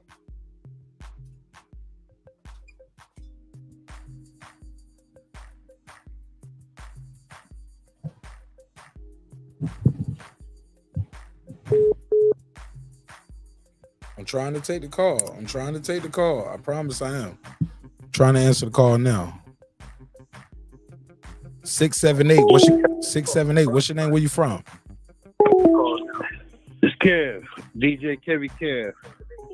DJ Kevy Kev. Can you turn the YouTube off in the background or turn it? Matter of fact, don't close it out. Just turn the volume down. I got it down. There we go. We need our watch hours. There we go. Talk to me. DJ Kevy Kev. Hey, look, did I interview you at the fight? Were you at the fight or the weigh-in? Nah. Okay. Actually, I was working. I interviewed a guy named DJ. He had Kev somewhere in his name. But you are from where, sir? What's your name? DJ Kevy Kev. Hey, I'm in Clarkston. Okay, DJ Kevy Kev. Where you DJ at, man? I'll be down at Whiskey Barbecue down in Riverdale on Saturday night. All right, I'm gonna come holler at you, bro. You said where in Riverdale? Because that's not too far from me. Whiskey Barbecue was right there. Highway 85 and 138 with Little Giant Plaza. Highway 35 and 138. Highway 85. Highway 85. Hold up, that's on the corner right there. That's like with the Zaxby's. It's behind the Zaxby's. Okay, in that plaza, it's a plaza right there, and it's a barbershop. We right next to Whiskey Barbecue, right next to the barbershop. Right on the end. Okay, I know where you at. I used to get my hair cut over there, bro. I'm gonna come pull up on you this, bro. I'm gonna pull up on you this Saturday. That's where you DJ at? Yep. All right. I'm gonna pull up on you, DJ Kevy Kev. You gonna be there this Saturday? Yes, sir. All right, you got my drink? Yep, I got you. All right, I drink tequila, bro. I'm gonna be there this Saturday, bro. What time you start your set? We just get about 8.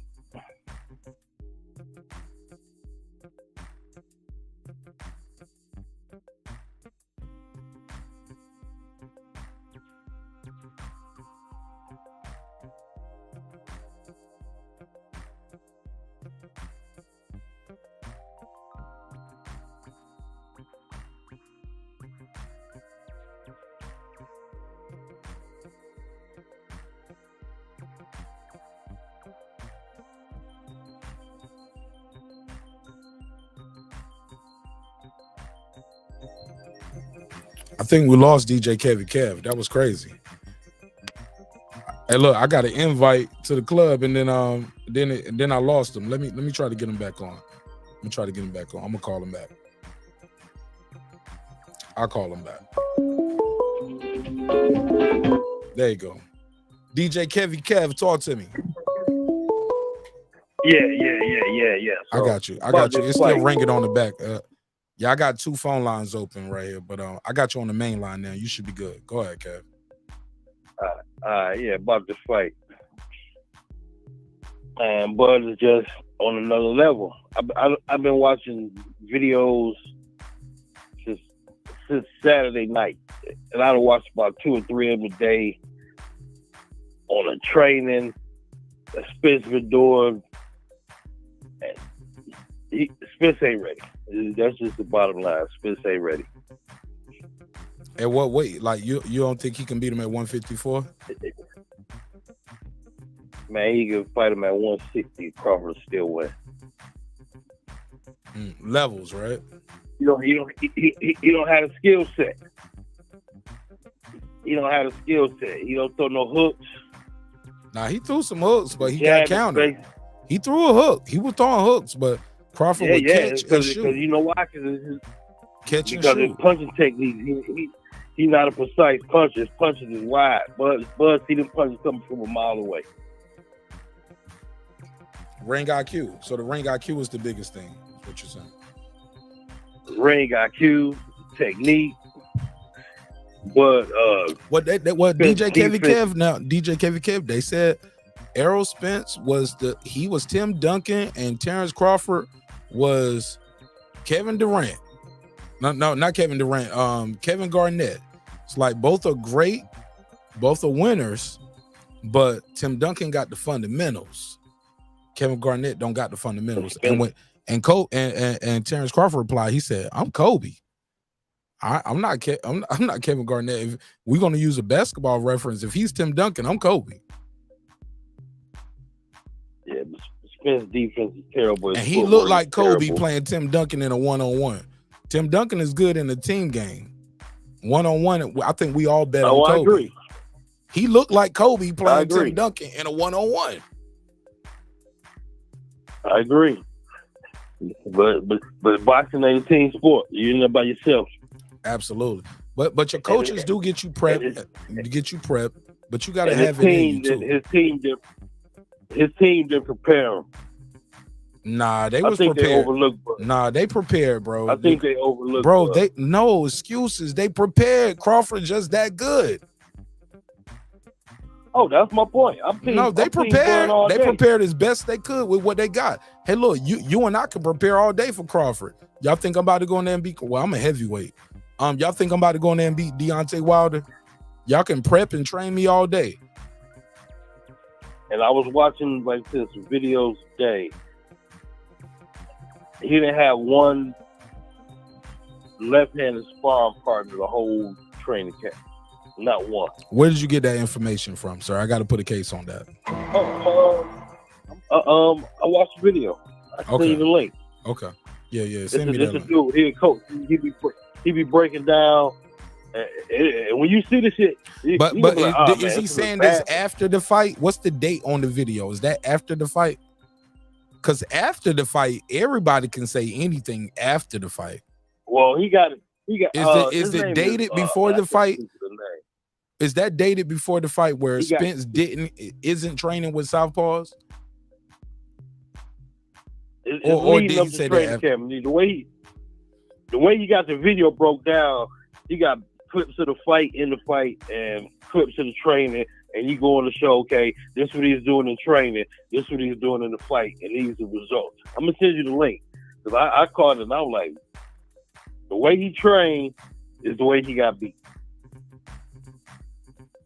The way Jackson trained him, the way his trainer trained him, is exactly he trained him to lose.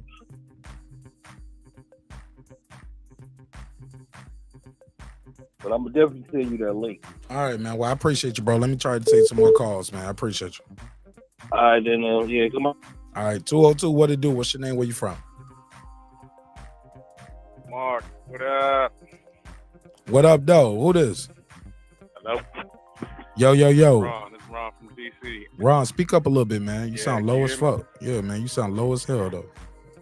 You say that every time I call, man. I turned your volume up, but you sound good now. Pause. But yeah, man, you called it. But you know what, man? Like, as far as like that doctor thing is concerned, man, I think he did make some points, man. I think he did make some valid points about. He wasn't a doctor. Spence, He man. said a doctor told him that.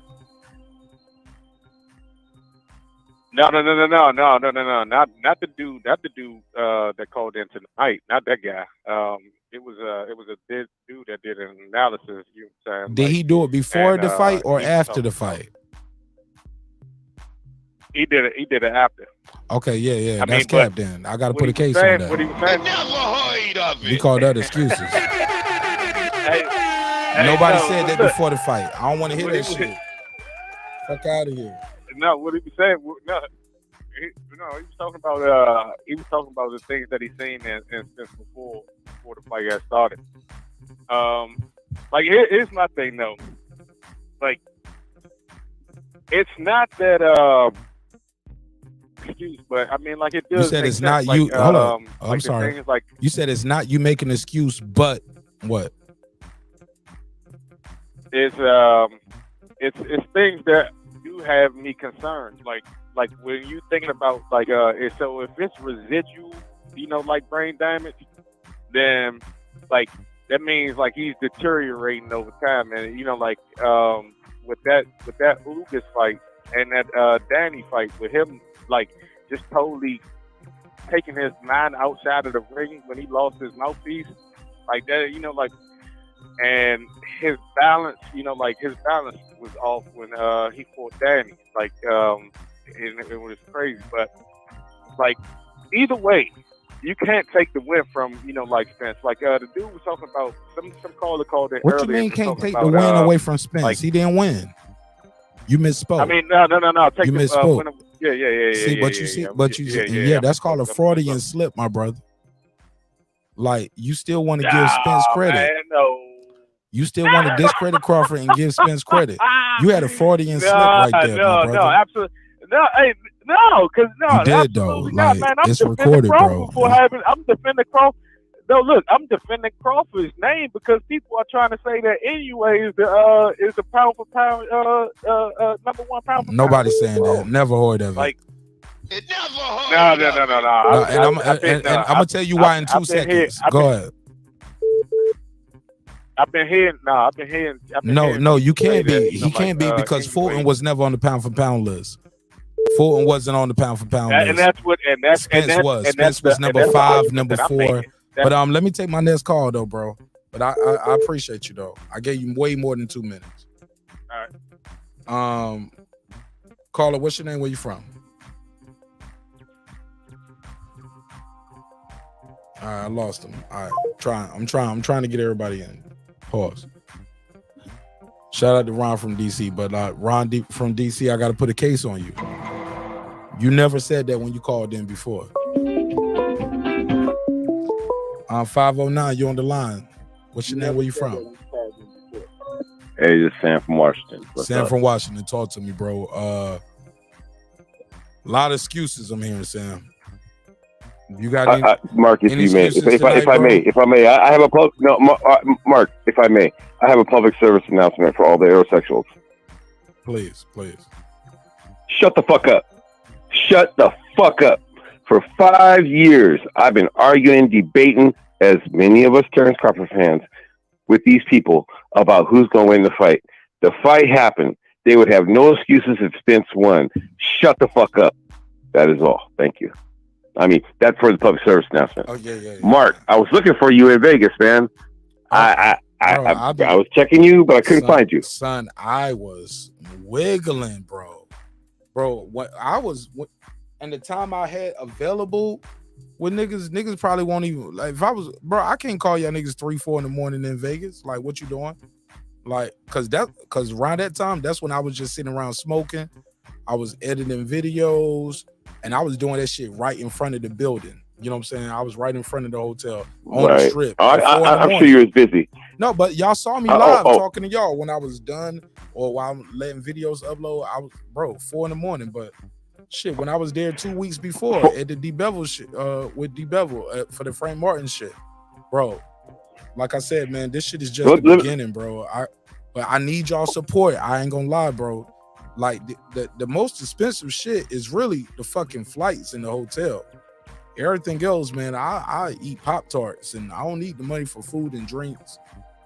I just need y'all help getting the fucking flight sometimes, bro. But golly, God bless me in a major way. So I don't have to quote unquote beg, because that's what they call it when you ask people to support you. They call it begging. But any other network, they just run a commercial. I don't have a commercial. I can run a commercial for y'all. I can put one together, but I just figured me saying smash the like button, share the link. If you got $2, $1, send that shit to the Cash App. Like, it really funds the operation more than you know. And shout out to the people who really did it. And y'all motherfuckers made this shit possible, yo. And does it stop here with Spence and Crawford, or do we keep going? It's up to y'all. It's up to me, but I'm all in on this shit, bro. Like, even with the Frank Martin shit, like going to the Tank Davis event, bro. I go to fights, bro. I'm out here, bro. I'm working, fam. I'm working, but hey, bro, I'm actually there too. Believe it or not, we just haven't hooked up. But you know what? I wish you would have done. I mean, I wish I would have suggested it. Yes, sir. Is someplace in that, whether it's a 2-hour, whatever you can afford with your time doing what you do, could have had a members only or a subscribers only. Hey, we go meet up here. Where everybody could have met. You know what I'm saying? And it could be one of the situations. Hey, we're gonna do it here. Yeah. I just didn't even know you was gonna be in Vegas. Like, I know I kept telling people. Man, I've been saying it all. Only people I knew for a fact was gonna be there was Santos, Abigail Hollis,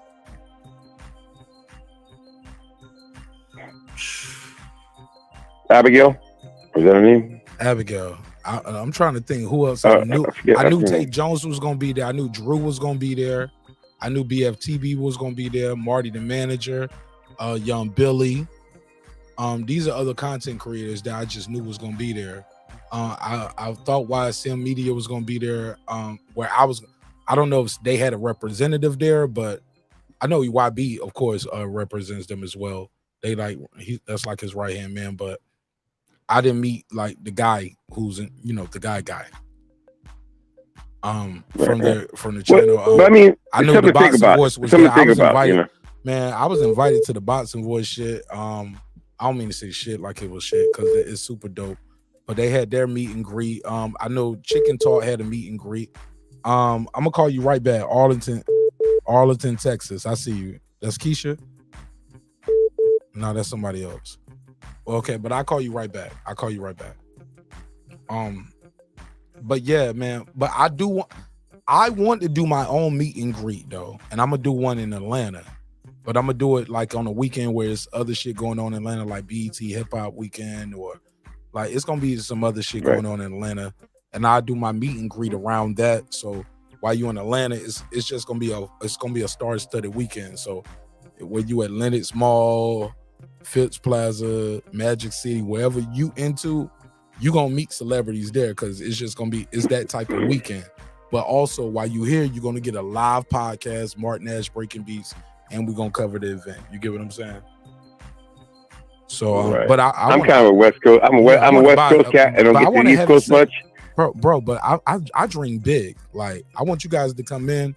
Like you guys gonna be members. Like the members get treated differently. Like you guys are upstairs, but like I just want that shit to be laid out. Like you get drinks with it or food. I don't want to. Is it all inclusive or do I charge people for food and drinks? So like it's all the things that go around it is like logistics, but I'm planning it though. But you don't have to start that route, bro. You can do it at a place where everybody can just meet up. But if you do it in Vegas and you want to organize something, you get with me. And I'm not going to go into too many details, but I got family in Vegas. When I go to Vegas, I that's how I do it. But are you on the mob? Anyway, bro. What's that? Are you on the mob? No. He said, they got jobs. No, not the mob jobs. Not the mob jobs. Can't refuse. Hey, look, I'm gonna be back in. I think the next big fight we got in Vegas is Canelo versus Charlo, and I plan to be there for that as well. But but we got a lot of fights in between there, and I plan to be at those too. Like I'm moving, bro. I'm moving. We got one in we got one this Saturday. It's the two coaches. I want to go there for this one, just to see Calvin Ford versus Coach Bullet. Like that's a real fight with these two coaches. I want to go there just to be a part of that event. I got family in Baltimore, so it really ain't gonna cost me no money to stay nowhere. I just need to get my flight and get my flight booked.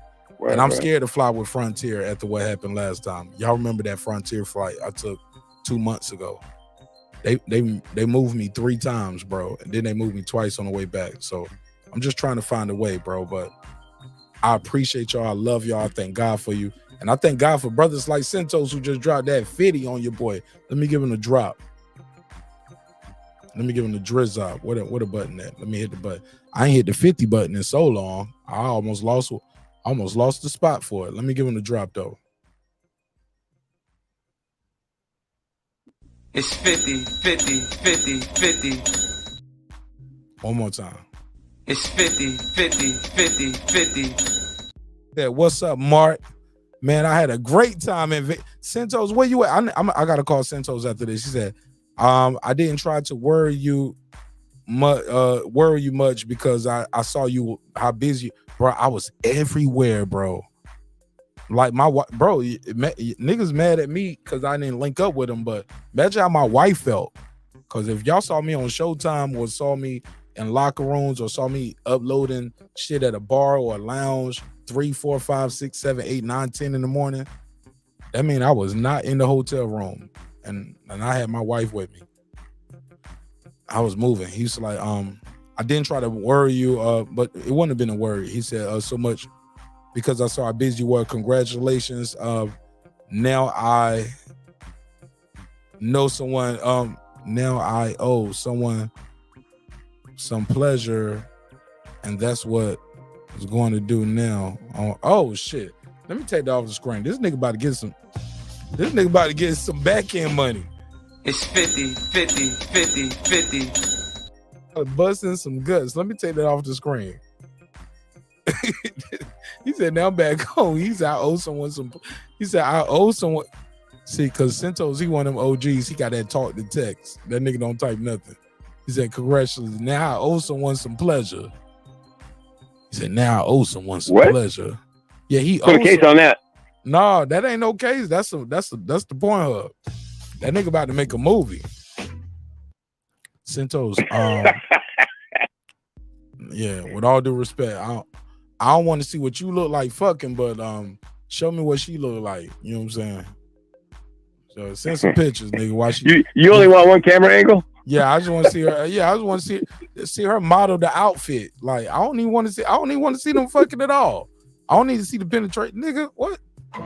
Nah, just show her modeling. You know what I'm saying? Sento's one of them OGs. He probably buy the girl outfits and shit too. Be like, put this shit on, bitch. Yeah, black leather. Hey, but Mark, something I wanted to mention. Black leather. Like real quick. And look, I learned that inside joke too. Shout out to all the OGs in the boxing, man. Who teaching me about black leather. And if you know, you know. If you don't, you don't. But shout out to black leather. I love y'all niggas, man. Man, I was with some legends, bro. Some OGs in this game, man. This weekend, man. And they treated me like I was a member of the team and the family, and they showed me so much love and respect. And yo, shit was crazy, bro. I had a life-changing weekend, bro. That's why I'm even furthermore on like no diss videos. I'm so glad that I moved my career the way I've moved this shit, where I can be in a room with lottie-dottie everybody. Bro, I was in the rooms with niggas who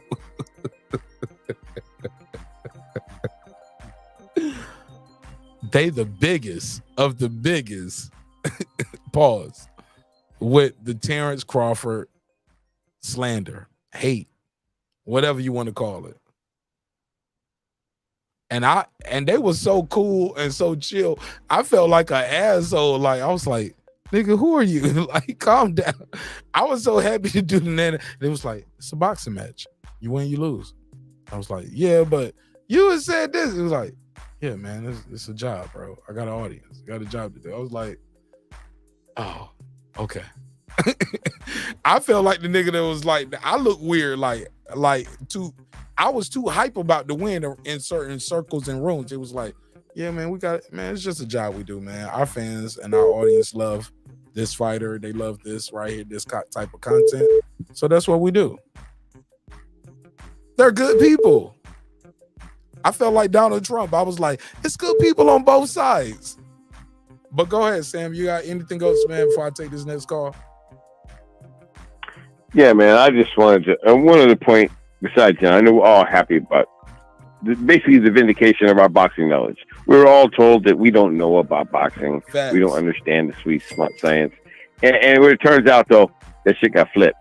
But you know what I found really interesting? There's a dynamic coming up, bro. We was right the whole time, bro. Damn straight.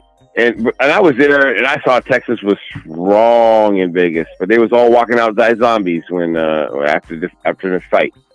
But you know what I find interesting? PBC's biggest fighters has been Errol, Spence, and Charlo. Right now, he's undisputed. Yeah. Then they signed Canelo just recently, before this Charlo fight, and Bud to a quasi, kind of multiple fight contract. It was two fight deal. And right. and the two fight deal was and the 2-fight deal was for Spence. It ain't no switcheroo. Either here's the conundrum, rematch, or I reenact them rematch. Now, what's gonna be funny? Here's what PBC got going on. Now, here we go. That's a whole nother episode, brother. Here we go. Let's go. I play. Let's go. What time I got? Go ahead.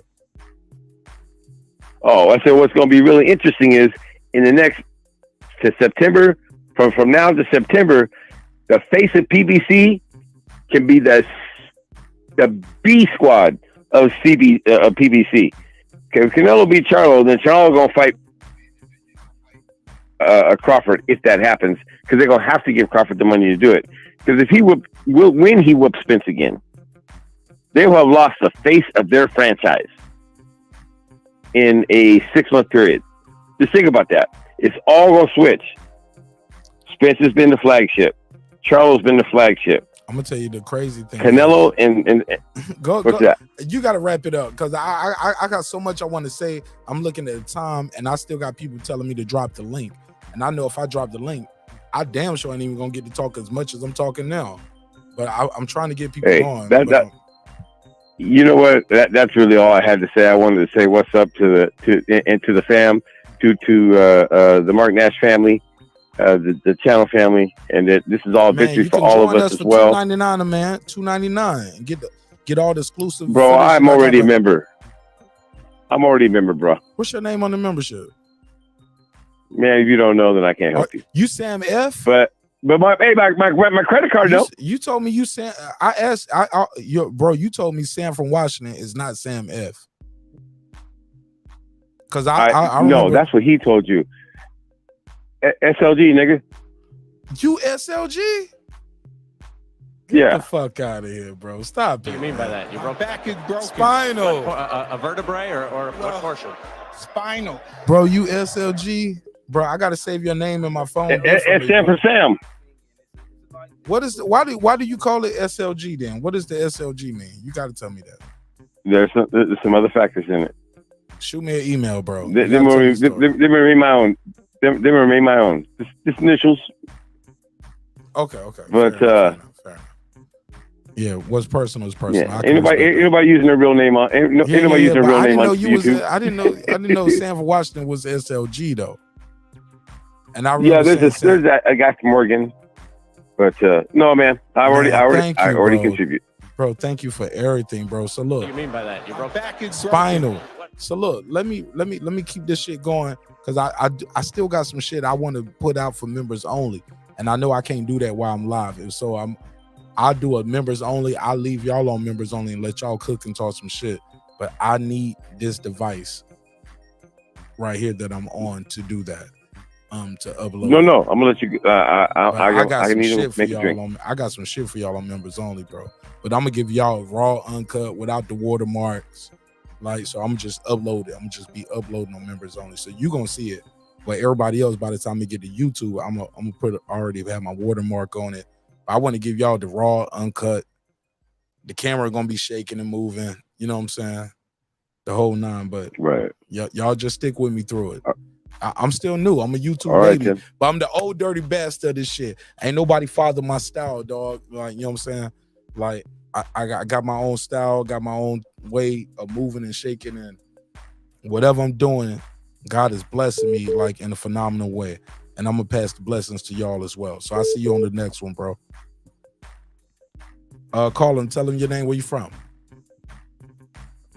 This is Keisha Moliere calling in from Fort Worth, Texas. Shout out to Keisha Moliere. What do you mean by that? You broke back is broken. What a Wrong vertebrae button. or what portion? Spinal. Shout out to Miss Keisha from Fort Worth, Texas. How you doing, sister? I'm doing good. I am calling to put to rest all of these excuses. The result of this fight was because there's a skill set difference between Errol Spence Jr. and Terence Crawford. I keep hearing people for years tell me how Errol Spence is the big fundamental. And the questions that I have around that narrative is, does he have balanced footwork? Can he throw a left hook without lunging and putting his head so far forward that he loses his balance? Because to me, that would be fundamental, right? Can he get his head off the center line? Or does he just move forward with his head like a target, like a pinata? Does he use feints? Can he use angles? Like, stop with this narrative of Spence is the big fundamental. All of that is marketing and hype. At the end of the day, he didn't have the skill set to compete with a fighter like Terence Crawford, who has masterful balance, who is a virtuoso when it comes to counterpunching, who is not flat-footed, who can fight whether it's going forward, whether it's going backward, whether it's from the southpaw stance, whether it's from orthodox, and he's got power in both hands. Like, it was a skill set mismatch. That's what we saw. It don't have shit to do with no accident, because they wasn't saying nothing about the accident after Ugas.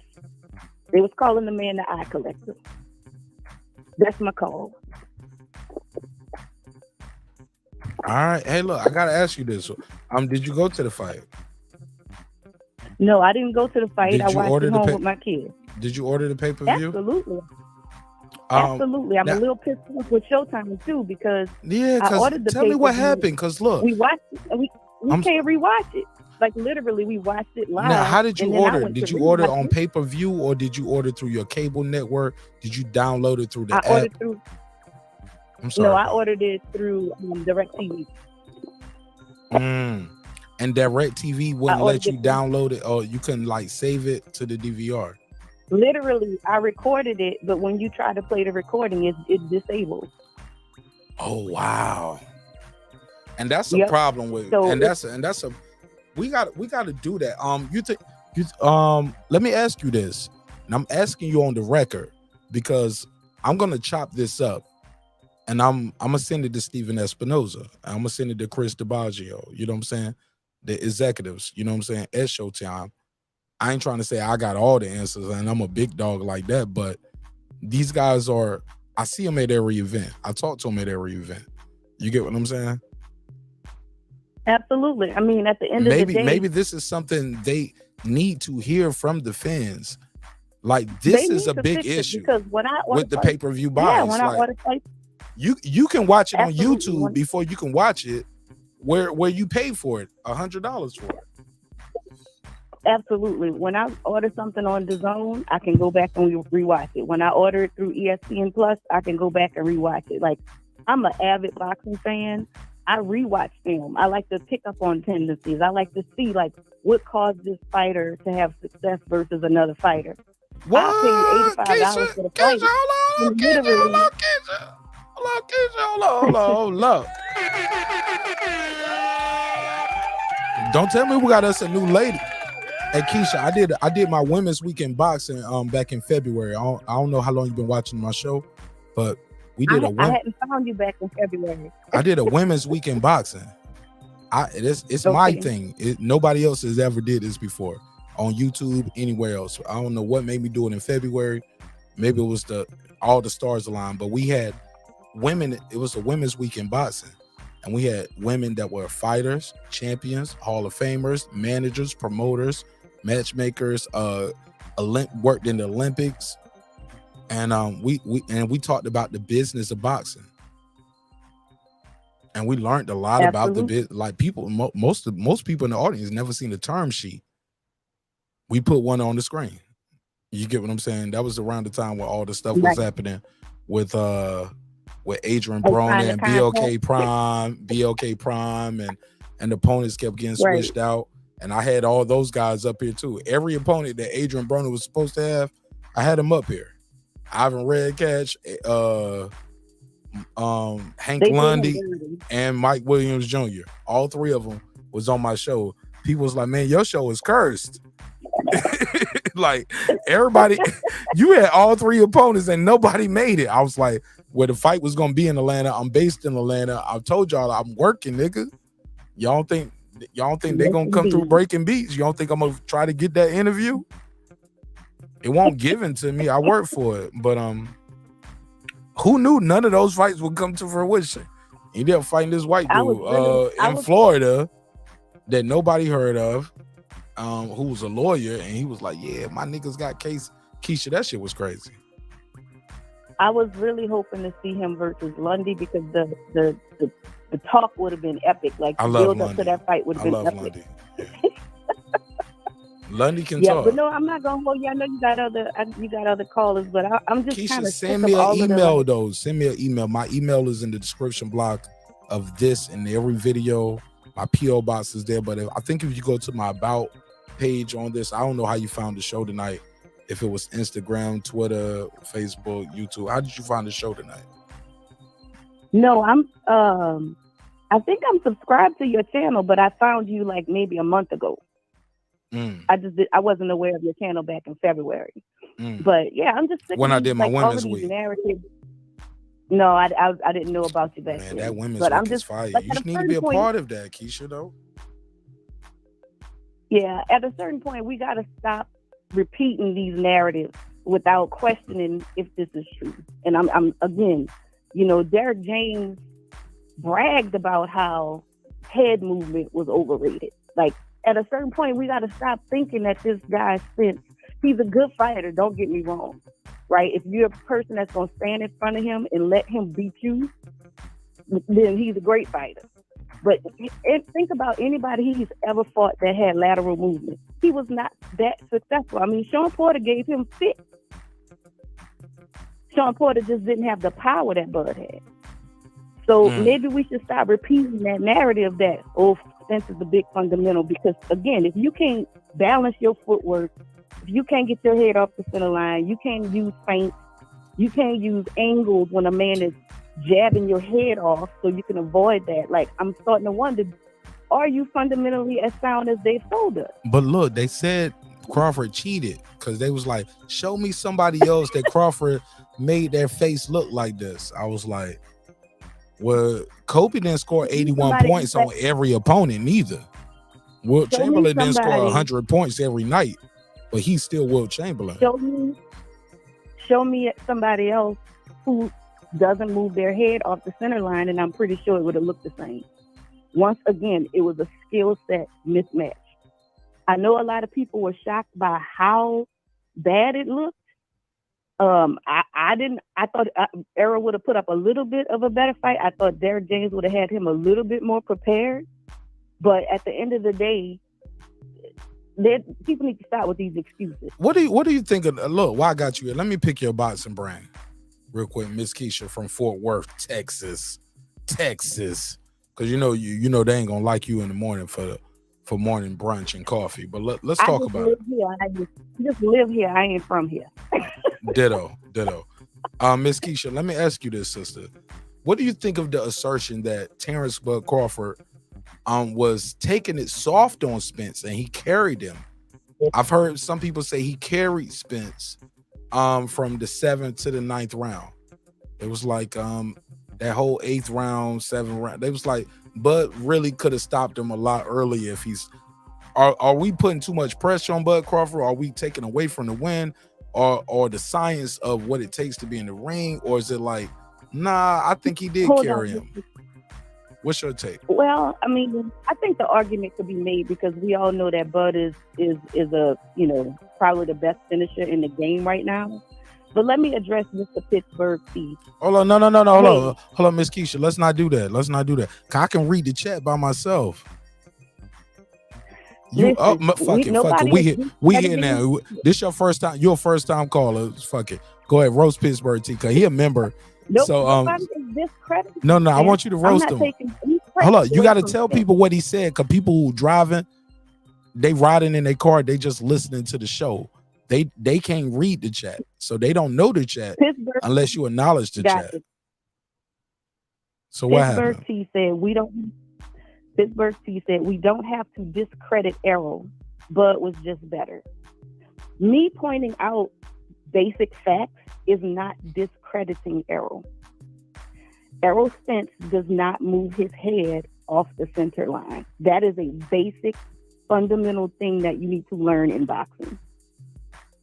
Errol Spence has a problem with being off balance with his footwork when he is throwing the left hook. That is a fundamental flaw in his game that a counterpuncher was always going to be able to exploit. A counterpuncher with lateral movement was always going to be able to exploit. People got to get out of their feelings. I'm talking facts. I ain't talking emotion.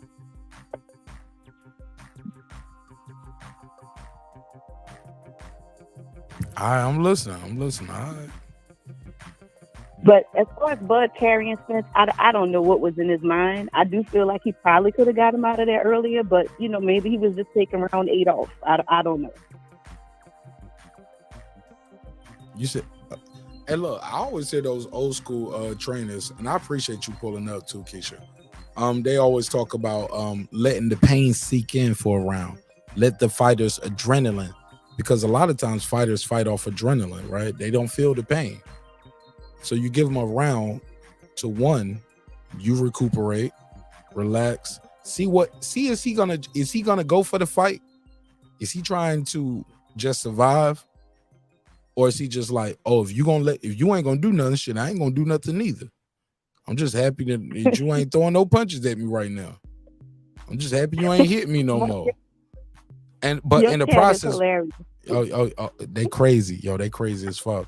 That's why I took away all the wrenches because sometimes people Like they might have gave a donation one time back in the day, and they think now they can say whatever in the chat. And I'll be like, hold on, no, I'm not a part of that. Because these people be in YouTube gangs and all kind of shit. This whole community is crazy, man. And I'm just here to take care of my family, have a good time, talk boxing. I want to go to the events. I ain't trying to look over my shoulder. You know what I'm saying? Like, I ain't with that looking over my shoulder shit. You know what I'm saying? So I show love and I get love everywhere. Cause I live by this one thing. Respect is free. Disrespect can cost you everything. It costs you nothing to respect somebody. So show love, show respect. But disrespect can cost you your family, your freedom, your finances, and your life.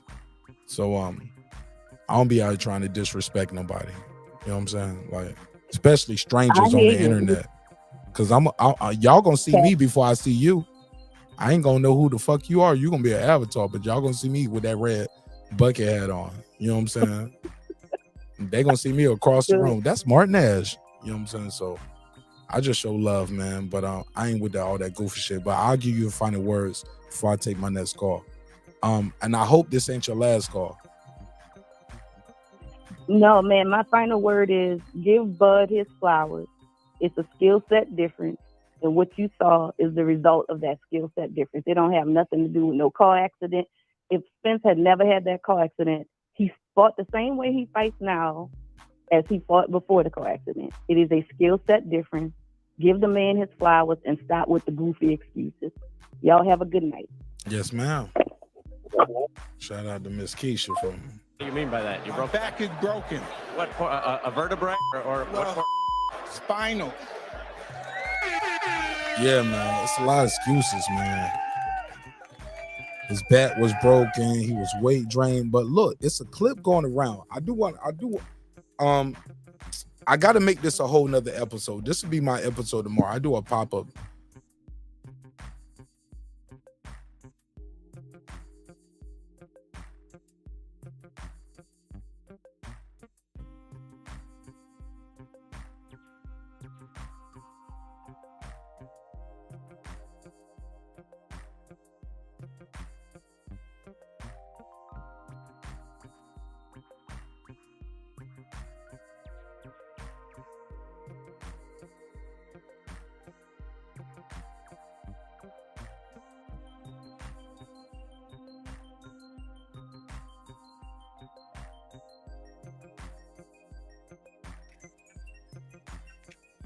Yo, all right.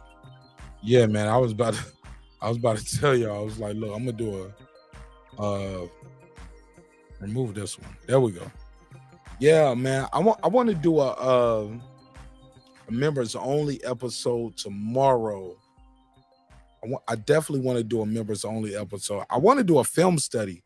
Who's down to do a film study with me?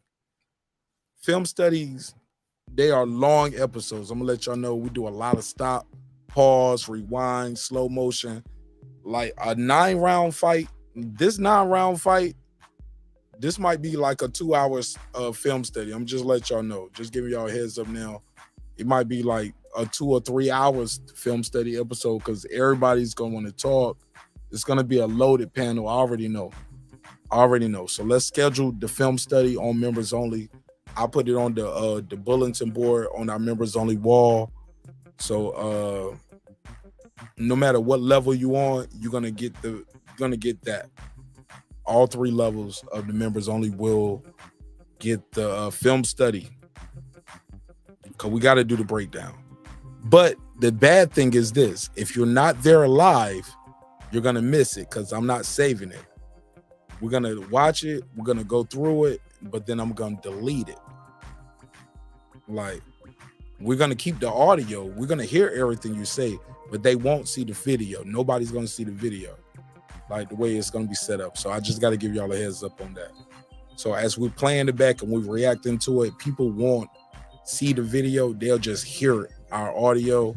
They'll see the screenshots of the rounds and the knockdowns. But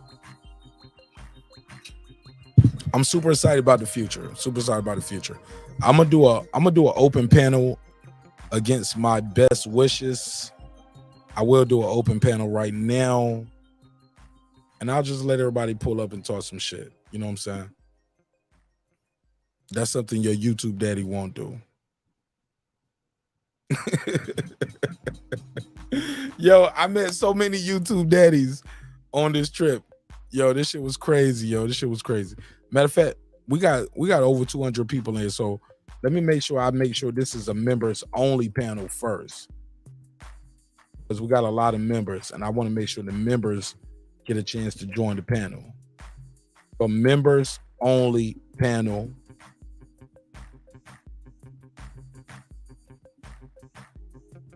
And I'll do that right now. Oh shit, somebody just taught me something right here. Let me try this. I got an idea. Let me try this. Accept all. Get started for free. Boom, boom. Somebody told me, it was like, man, you should use this app. Let's log in for free.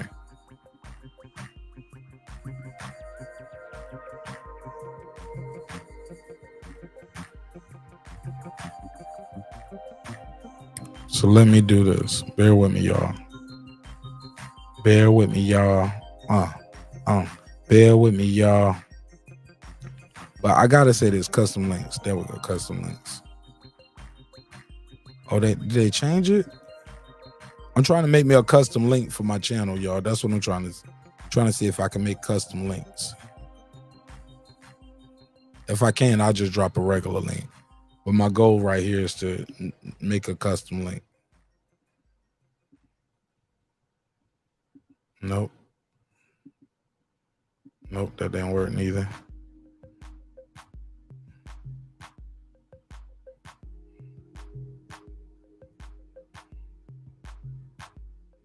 Oh, I got one. Here we go. Home. Go to links, make it short. Bear with me.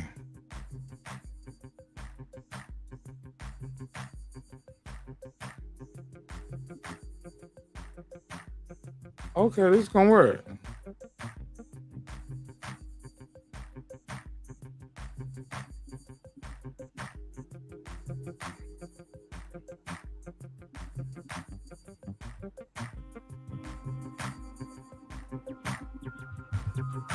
Oh no, it's not working. Fuck it. I do it on the other way. But I thought I had it. Let me do the super chat. Somebody was like, yo, you ain't read my super chat. He said for the support. Man, god damn it, man. We needed that. Hey, Rod of the Storm. I needed that, bro. A 10.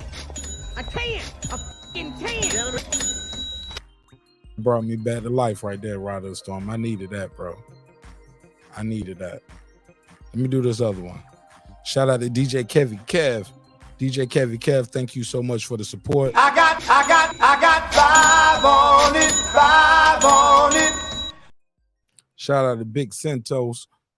We needed that, bro. Thank you so much, bro, for keeping the lights on, keeping the neon brights shining bright. The neon light shining bright, bro. Thank you so much. Let me give him the drop. It's 50, 50, 50, 50. Gotta do that one. It's 50, 50, 50, 50.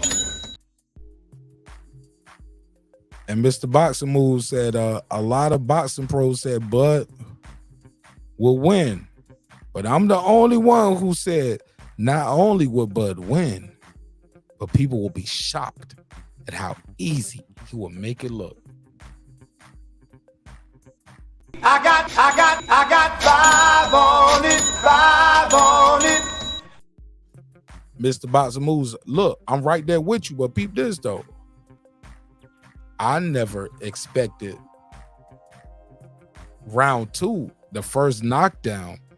Like, it was over early. It was over early. Members only panel. I do it. There we go. Let's go. Members only panel. Let's talk that shit, man. Yeah, sometimes I gotta make y'all wait for it, man. I gotta take them calls, man. I gotta take the calls. The calls are the backbone to the show. That's how we get new members. That's how we get the neighborhood growing bigger and bigger. You know what I'm saying? We gotta let people call in. You know what I'm saying? But like that, KP from KC5, talk to me. What's up, bro? Can you hear me? Hell yeah, let's go. Bro, these excuses gotta stop. This is unbelievable, bro. You know, I just got up to, to go to work or whatever. Man, I had to jump off the internet yesterday. These Negroes done lost their damn mind, bro. I'm hearing my man got drugged. I'm hearing the crash took a toll on him. I'm hearing PBC wanted him to lose because he said something about the sanctioning bodies. Man, I'm hearing some wild shit. At the end of the day, bro, everybody know on this channel that I picked Errol Spence. You know, I was on audio saying I picked Spence. The man lost. He can't beat that guy. That's what it is. All this old goofy stuff about he just didn't look himself. He didn't look himself because he was in there with an elite fighter that showed you what he was. He's the second best welterweight. Accept it and move on. All this old goofy stuff about him being drugged, he was high, all this other stuff, bruh, he's not beating that guy. You need to accept it and move on. I'm hearing grown men come on the internet crying, talking about they lost their money, they gonna bet again in the rematch, he gonna beat them in the rematch, and what am I gonna say? Because I ain't no real Spence fan, because I can't be honest and say he was messed up. Like, I've never seen, man, these new age human beings is fucked up. I tell you what, all the niggas that said they gonna take them bets, send them to me, bro. I'm cashing out. Hey, bro, I'm too much of a Spence fan to even take the bet. You see how that works? I'm a fan. Hold on, Mark. I'm a fan, but I won't bet against my guy. But I know he ain't beating that guy. What the fuck is wrong with these people? No. They want to do it. Let me make my money. You fuck with me too, right? Hey, them niggas, man, they not calling, man. They whooping on the internet. You're not a member, Jay Malder. You're not a member. I'm only doing member only panel right now. So Jay Malder, I dropped the link. I put the link so you can see how to become a member. Continue. KP from KC5, like that. Talk to me, man. But before you go to like that, I'm gonna say this. No, don't hang up though, because I got something I want to say to you, but I ain't hanging up. I'm on. What I'm saying is this, bro. That man got his timing down in the first round. After he got his timing down in the first round, he jabbed with him. And every time he jabbed with him, he caught his jab with his left hand. After catching his jab and taking away his jab, the fight was over. He could no longer come downhill on Terence Crawford. And then after he couldn't come downhill on Terence Crawford started going downhill on him. The fight was over. There was no adjustments that they could make because Derrick James doesn't train defense. You fans of Derrick James and man fans and all of that, I like Derrick James, good trainer. But a couple weeks ago, I told Marq this too. I said I was worried because Frank Martin didn't do any feinting. Frank Martin didn't do no feints against that guy. And Frank Martin looked very average against that guy. Y'all gotta stop being fans of men. Be fans of the sport. I like Errol Spence, my favorite fighter. Marq know that. But at the end of the day, he's not beating that guy, man. He's not beating that guy. What we seen was War versus Corrales. Mayweather versus Corrales and War versus Dawson. That's what we seen. One guy's an all-time great, the other guy's a great fighter. That's all it is. Okay, let's go to Pittsburgh T. Talk to me. Salute everybody. Yeah, hey, both of y'all had Spence. Let's start with that. For the people who are new to the channel, because we got a lot of new people here. Go ahead. I had Spence winning going into the fight. I thought Spence would win the fight. He obviously lost. There should be no excuses. Marq kind of touched on this previous to the fight. You did a whole show about people making excuses. And, I mean, you're looking like Nostradamus at this point, Marq, because that's where we at right now. That man got in the ring and he lost. And at some point, Bud became the aggressor in the actual fight, which at that point, I knew the fucking fight was over at that point. That shit was just done at that point. The Showtime's Pittsburgh T, I don't mean to cut you off. I just want to add a caveat to what you're saying. I was there. People were in shock and awe and amazement of what they see. It looked like a boy versus a man, bro. That's what it looked like in real time. I don't know what it looked like to y'all, but if y'all remember back in the day when the NBA used to send, that's what it looked like to us too. Like how they used to send Michael Jordan and all them niggas to play. Like, remember how y'all used to see the Dream Team play other people like from like Switzerland? Mm-hmm. It looked like, bro. It looked like you don't even supposed to be in there with this guy. Like who are you? Like that's why we said a rematch ain't necessary. As Spence like he bullied, bro. He bullied them. He bullied them, bro. I told people, I was like, look at God working. Terence Crawford won the coin toss and the ring walk.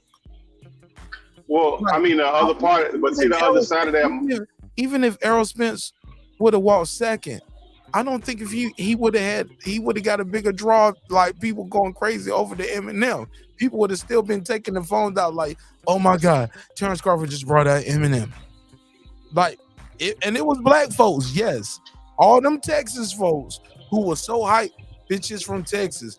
Diamonds in my necklace is from Texas. Everything is big, guard your neck. Like all that gangsters, bro. Those same niggas was like, his arms is heavy, knees weak, palms is sweaty, is vomit on his sweater already. Bro, the whole arena was like, Mom spaghetti. Like they was going crazy. At that point, I'm trying to get around to my seat. Like they telling me I can't even get to where I'm supposed to be at that point. At that point, I pulled the camera out. I was like, I got my camera on book bag, and they took the cops and the security telling me I can't stand where I'm at. And I was like, I pulled out my fucking ticket. I was like, nigga, this ticket cost $4,000. Please, you can't tell me I can't stand right here. And I said, and I got a media credential. Please, bro, let me do my job. They was like, all right, man. Bro, so I probably got some of the worst footage ever, but hopefully y'all can hear that audio. But them niggas are trying to tell me I can't stand where I'm at. And I got to get to my seat. We can't have the aisles clear. We got to clear the aisle. At this point, everybody got to sit down somewhere. But once that shit start going, that shit got crowded again. That shit got thick. Niggas running down. Bro, that shit was crazy, bro. What I am proud of, I didn't see no fights breaking out in the stands and in the crowds. Like, I don't know if that happened where the common folk was at, but I was with the rich folk. You know what I'm saying? Like, motherfuckers, where I was sitting there, motherfuckers got shit to lose. You know what I'm saying? So, I don't know about everywhere else, but far as I know, what I've heard, it was no violence going down in the crowd. So I am proud of that. Can y'all hear me? Or am I tripping? Yeah. We just muted up. I just muted up. Yeah. No, I appreciate that. I just want to. Go ahead, Mike. No. Go ahead. I pass the mic. And the other side of that too is like, look, a lot of times, like, I don't know what it is about boxing fans where they come so emotional, where they got to make excuses. On the other side, where we got to diminish Spence, but just that good. That's just it. Like, he just that good. Like when we were back in the days of your best athlete, be it Jordan or whoever, when they face that type of, adversity, those guys rise to that level. They make everything look so easy. He just was that good on that night, and that's just that. Because if you take away from Spence being basic or whatever you want to call him, then the win wasn't about nothing then. That win ain't nothing for Bud then, if that's what you're doing. I mean, Bud was just that good on that night. Even the only, like... My thing is, my thing, Pittsburgh T, if y'all saying Spence was drugged, well, who drugged him? No, I ain't saying that. No, I ain't saying you, but that's the narrative. Bro. Marq, I don't want to hear that. Bro, I don't. I'm tired. Bro, I'm telling you, I don't hear everything from where his gloves split during David Avenesia. So that means his gloves are loaded. I've heard people say he's been affiliated with Daniel Canahan, so they might have drugged Spence. Then and even at the end of that, I've heard people say, well, look at how Spence's face look. It looks like Margarito did Cotto or and shit like that, and like no, Terence Crawford ain't never made nobody else look like that. They was talking about the way he wrapped his hands. He's double stacking, even though the guy been wrapping his own hands long as we've been watching him fight. You know what I'm saying? And he fight everywhere. You know what I'm saying? He don't fought in Texas. He's fought in Texas. You get what I'm saying? He's fought in Vegas, New York. He fought overseas in the UK. You know what I'm saying? Like, dude don't fought like he fought everywhere, but like I'm just like, golly, man. Shout out to CJ Goodfellas. He told me, he said, Marq. He told me, bro, he said, Mark Nash. Like, I don't know if he said it to me directly or he said it on one of his uploads on a live, or maybe in my mind he said my name. But shout out to CJ from Goodfellas Sports. He said, in my mind, he said, and Mark Nash, none of y'all niggas that's supporting Bud Crawford. And this ain't no diss because he the homie for real, for real. Like, this ain't no diss. You know what I'm saying? Like, well, everybody the homie, man. Like, we ain't dissing, you ain't dissing me, shit, you the homie. You know what I'm saying? Until you say we ain't homies. You know what I'm saying? That's how I roll. You know what I'm saying? It's always love. Till you say it's not. You know what I'm saying? But that nigga is funny as fuck. Cause that nigga told me, Mark Nash, you will not get no vindication. They're gonna make excuses. And I was like, don't say that. He's like, it's gonna happen. And I was like, you know what? You're right. And I started telling people, I was like, you know what? The excuses are baked in. And I was like, I hate to say it, but CJ was right. I could see it happening because Spence kept bringing the car crash up leading up to the fight. And after everything I've been through, the car crash, like, because if he wins, it's a story of overcoming adversity. But if he loses, it's an excuse. You get what I'm saying? Terence Crawford wasn't bringing up, like, leading up to the fight, Terence Crawford wasn't saying, well, you know, back when I got shot in the head, you know what I'm saying? Like, I knew I was here for a reason, you know, so I've been like, come on, Spence, you done fought 2 fights. Spence, man. Mark, you don't get to, as a person, people don't get to create their own problems and then try to be a victim and a victor at the same time. Fuck that, bro. I'm not dealing with that. That's goofy. Anybody that's running with them narratives that they try to pump like that, nah, bro. I'm standing on what I said. I said Errol Spence was gonna win the fight. The man got beat by the better fighter. That dude is better than him. I gave you the examples because to show people that there's different levels of fighters. And that guy showed that he's a different level of fighter. He just knocked out Sean Porter too. He knocked out Kell Brook. And he knocked out Errol Spence. But he did it with a jab, though, KP. That's the other problem with that. Like, all the people that saying that his face messed up, he never did. He never knocked nobody down with a stiff jab either. But you know let's start right there. But that's, you know what, he was beating him up with just a jab, so that's a problem. That's why he was able to but he the hell out. Trained for that. Pittsburgh team. He said we trained for him.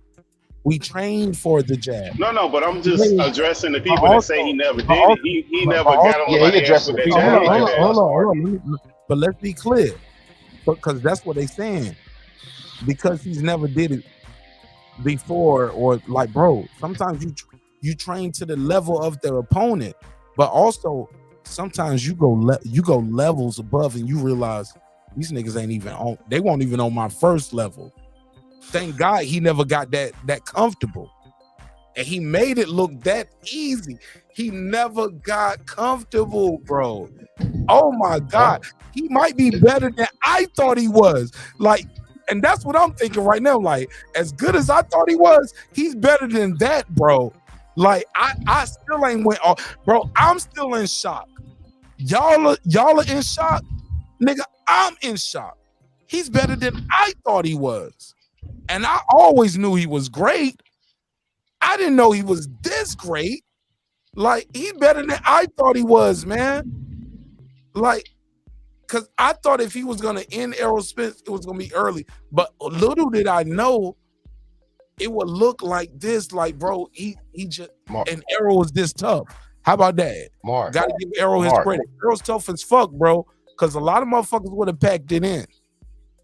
Marq, he tough. Marq, he's tough. The issue is that broken. I'm gonna break him. You got broken. Hey, Marq, the issue is that Hold up, bro. Hold up, bro. I ain't done yet. Oh, let me put the graphic back on the screen. Cause nigga, you was Team Spence. Let me put this back on the screen. I ain't letting you off the hook, KP. Pittsburgh T. Now one of y'all, Porto. I see you too. Like that, you was ready the for only the beard. Ready for the live for the beard. No, you better grow it out thicker, bro. I might not thick as it's gonna get. I might not cash in on that beard to Christmas, nigga. Like, I ain't bro, gonna remind you either, bro, because I try to remind somebody to collect their bet and they did it. All I want to know is yes, sir, every now and then I might will do a check-in with you. You can't cut your beard, Pildo. Bro, I don't. I need to see your face once a week on this live, and you can't cut your hair yet. But when you do, you're gonna use probably one of my sponsors because I might get a sponsor deal coming up, nigga. Your boy Martin S was out there networking.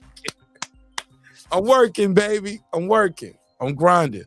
But I couldn't do it without y'all. All I want to say is this though. KP, Pittsburgh T, Porto. Your boy Errol Spence didn't check none of these boxes on the left side. He lost in all of these categories. Am I lying or am I exaggerating? Can you check a box for Spence where he won one of these battles? Golly, bro. It was a one-sided ass whooping the other way. And I told y'all it was gonna happen. Oh my God. I didn't see it was gonna be like that though. I knew it was gonna win. I knew it was gonna be dominant. I knew it was gonna beat him up. But we gotta go to this members only episode. We gotta go to actually I can't do it now. I'll do it tomorrow. But I'll give y'all a preview now. Members only tomorrow. I'm gonna do a daytime pop-up episode for members only. Do a daytime episode. Members only episode. It's gonna be a preview. I'll give y'all a preview of now. What's next for Errol Spence? Let's go around the panel. What's next for Errol Spence? What's retirement? Because at the end of the day, look, I don't want to kick the man when he's down, but I do want to talk shit to y'all. So let's get this part out of the way, and I talk shit to y'all for the rest of the year, as you know what I'm saying, and for the rest of your lifetime in the sport of boxing on this show, because this was the big one. This was the one. This was the one, bro. This was the one. We drew our line in the sand. Our community was divided. Now we got to come together for the betterment of the sport. Let's support each other. Let's lift each other up. Let's not tarnish this guy legacy by saying, oh, no, bro. No. You put everything on the line for this shit. Your guy lost. And he lost fair and square. If somebody did something to his water, that was Derrick James. That's what y'all going with. All right. Good luck with that. Hopefully y'all got some real subscribers out there and some real big homies and some OGs that have reeled that shit in and say, hey man, that ain't how we gonna move. That ain't how we should move as a culture. It's damn sure how we should move as a community. The guy who was in the ring ain't even saying that shit. Come on, man. Let's reel that shit back in a little bit. Let's show each other love. Let's show each other support. Remember, respect is free. Disrespect gonna cost you everything, your family, your freedom, your finances, most importantly, your life. So let's show each other love. Let's show each other respect. And yo, hopefully we can see this shit again at 154. I'll pay to see it again. I'll pay to see it again just because I want it to be no excuses. I don't want it to be he was too weight drained. He stayed at one because Crawford is a profit right now because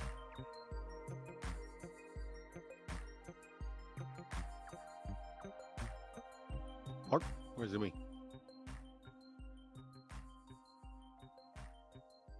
Testies.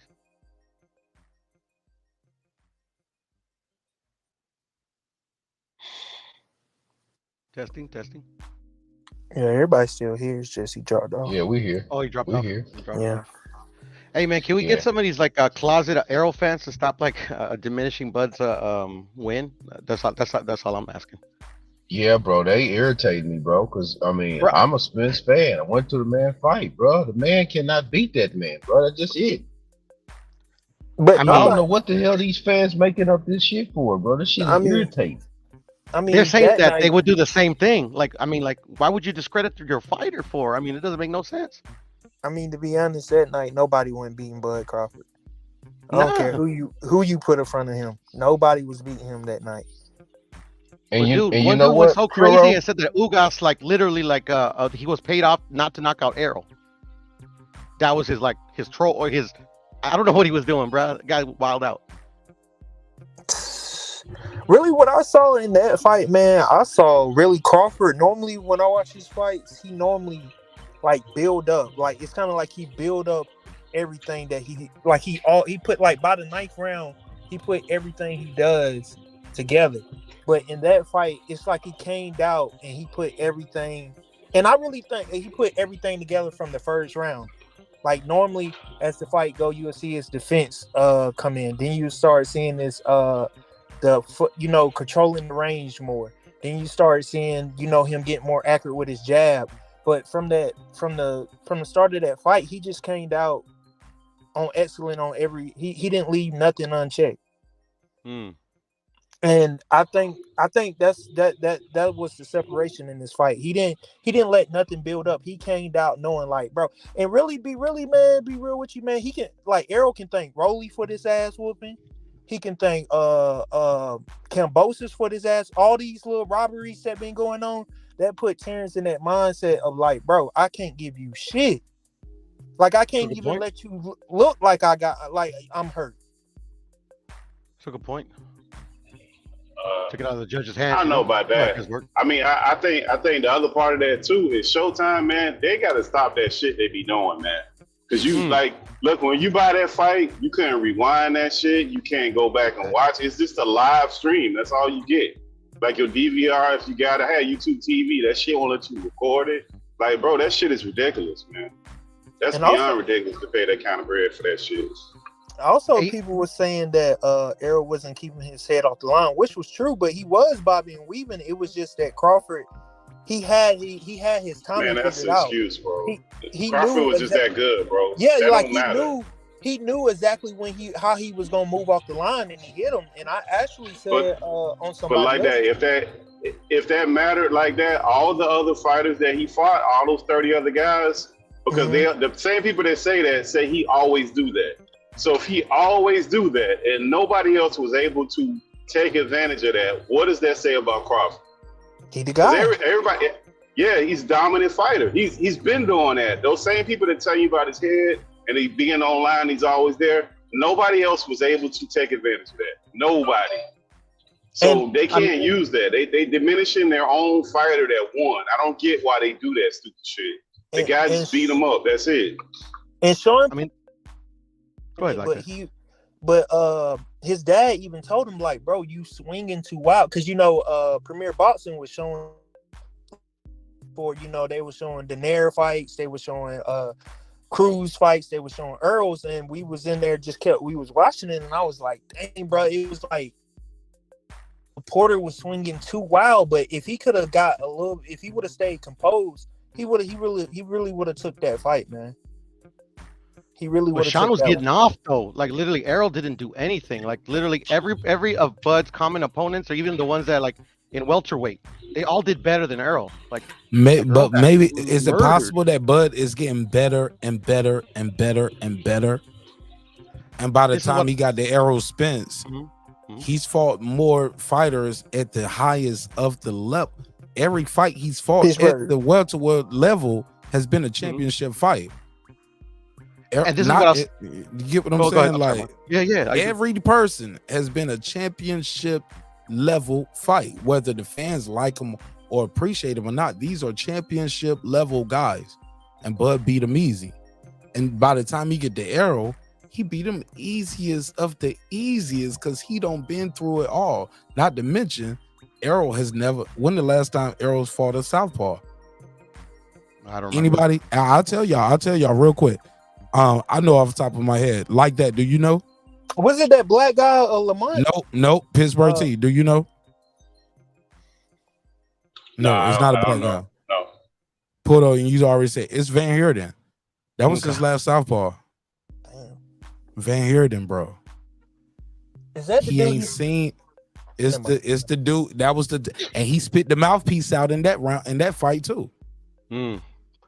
Also, and they put the mouthpiece in, rinsed it off, bro. I did this before. Now everything I said before, I'm gonna seem like a fucking prophet now, because everything has came to fruition. But I couldn't have predicted 3 knockdowns.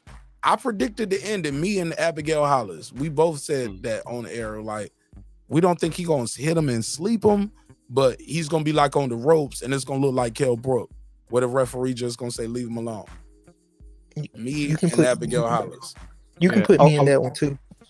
Nah, I don't remember that. Nah, bro. I said you wasn't there, bro.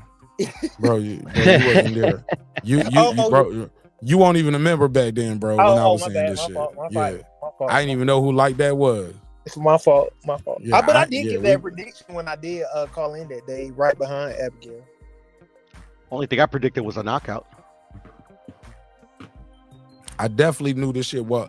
But was I right when I told the fans, look, this is not gonna be Mayweather versus Pacquiao, where it's gonna be a boring fight. Now, granted, it was a one-sided ass whipping, but it was still exciting to see. Wasn't this a good fight, Porto? Pittsburgh T, like that. This was a one-sided ass whipping, fight. but it was exciting to watch though, because Errol kept getting up. He didn't pull an Amir Khan and said like, because he could have quit. When the what the fuck was? Look, what were y'all thinking when y'all saw the doctor come in? Because in the crowd, all of us started booing. I was like, what is he doing? That's exactly the first thing I said. And I'm like, bro, is this going to be the excuse? And then the Errol got up. But what did they say on the TV though? Was it like I was in the crowd, so and I still ain't watched the official broadcast, so I don't know what they were saying. Was they saying the referee wanted the doctor to look at him, or was the doctor telling the ref, let me look at him? It was the doctor telling the refs. It was the other one. The doctor, okay. The doctor called the ref. The doctor jumped in the ring. But the ref didn't call the doctor. The doctor jumped in the ring by himself. Okay. When he started, then he started like he did it one round. I forget was the second. Was it after the? It was like that. I thought it was the fifth. I thought it was the fifth. After the third, he got in. It was the third. After the third. It was the third? Yeah, what I remember was the third. No, I think it was at the end of the fourth. I could be wrong. I thought it was like fourth going to the fifth. Yeah. Because I know that second knockdown was a flash. When did he knock him down again? He knocked him down in the second round, and then he knocked him down 2 times in the seventh round. Let me look at my scorecard. Okay. Yeah, but he kept getting in the ring after that. But he was beating the shit out of him in some of the middle rounds. But it was like Terence Crawford said, like, man, they say it looked one way on the screen, but they were like, man, it was 3 of them. Marq, he was kicking his ass the whole fight, other than like leading up to the knockdown when the fight started. I thought it was competitive till then. When was it competitive other than the first round, Puto? Well, that's what I'm saying. Like the first round was competitive. Like it could. Like, I can't wait. I can't fucking wait. Send me. Hey, look, I need you to send me a face shot of right the pause. I need a like a driver's license style photo of you with your face, your mustache, and your beard, and because I need it for the screenshot. Like, and for the thumbnail, like Puto has to shave his beard. We're gonna make this a whole YouTube presentation, man. We're gonna set this up. There I am right there, bro. See, all that comes off. Right, pause. Never tell me come and never tell me comes or comes off, or tell me you right there in your life. Fuck is wrong with you, bro? Never heard of it. Never heard of it. I don't know. You brought it up, bro. Bro, Weird ass that nigga, man. first round, like, All I I told gave- you was to send me a picture. You did all the extra talking. What up? Hey, you're the one that pointed it out, bro. That's all I'm saying. My job is You to keep always the point it order. out, Mark. My job is to keep the order. Yeah, well, who's supposed to keep the order with Mark? God. Mark, I wanted to tell you, bro. This was like a bittersweet L, because like I hate being wrong. I did want Errol to win, and then I got a little paranoid, like when you could tell like Errol needed a knockout because he's getting his ass kicked, and then I'm like in my head, I'm like, my fucking luck, bro. Errol survives till 12. I fucking take an L because Errol loses, and I lose my money. But nah, when he knocked him out, man, I was jumping up, man. I almost broke my TV. Man, I got to do a big shout out to Lisa Bells, man. Thank you so much for the Cash App, sis. I need that, man. StreamYard just hit me for all my money. Bro, I looked up, and StreamYard is still set for paying out for 1 whole year in one swipe, and they just hit me for the whole year, bro. Damn. They just hit me for the whole year, bro. So I got to make the money back, man. StreamYard just hit my whole account for the whole year, nigga. God, I thought I turned that shit off. I'm going to Universal Studios. I'm off $100. Man, fuck you, man, and fuck them too. God damn, bro. But StreamYard Mark, just man. hit my account, man. Mark, why are the Bud fans beating me to the punch? They ready for you to shave your face, bro. Shout out to Ahmad J, bro. Thank you, Ahmad J. I need that, bro. Like, them niggas just hit me, bro. They're creating the narratives, bro. They're the ones that are Shout out to trolling. Ron Sims. Nah, nigga. We got to troll you because you was wrong. Shout out to Ron Sims for the Cash App. Hold up. They're discrediting Bud's win, bro. Nah. You discredit his win because you're a hater. Shout out to Lisa Bells for the Cash I App. Bud by knockout. Shout out to Lisa $500 Bells out for of the it. Cash App. Whatever, nigga. Hey, it's on the playback, so I'm good. But Haplo fucking went crazy. Haplo went crazy. So basically, what his winnings? No, like literally, I don't even know if he even put money on the fight. But he's just out here been going saying that crazy talking Ugas shit. got paid not to knock out Errol. That's what he said. Nah, let's not do that. That's what I mean. was going nuts. Bro, I swear to God. no. I love Hap, but I'm not going with that. He's going crazy. And if you ever meet Ugas, bro, and be around him, his team, and his family, bro, like, and I had the pleasure to be around Ugas and his team, bro. He wanted to win that fight, bro. Hap tripping, bro. Hap super tripping, bro. I mean, damn. Yeah, bro. Bro. We can't do that. That's not even realistic. And I love him. 903. What's your name? Where you from? Mike Jones, what's going on, man? Mike Jones. What you think of the fight, bro? What's up with all these excuses? I don't think it's excuses. It's excuses. Not from Errol. Not from Errol. The fans, though. The fans made an excuse. The fans got the right to make the excuse because they're not in the ring.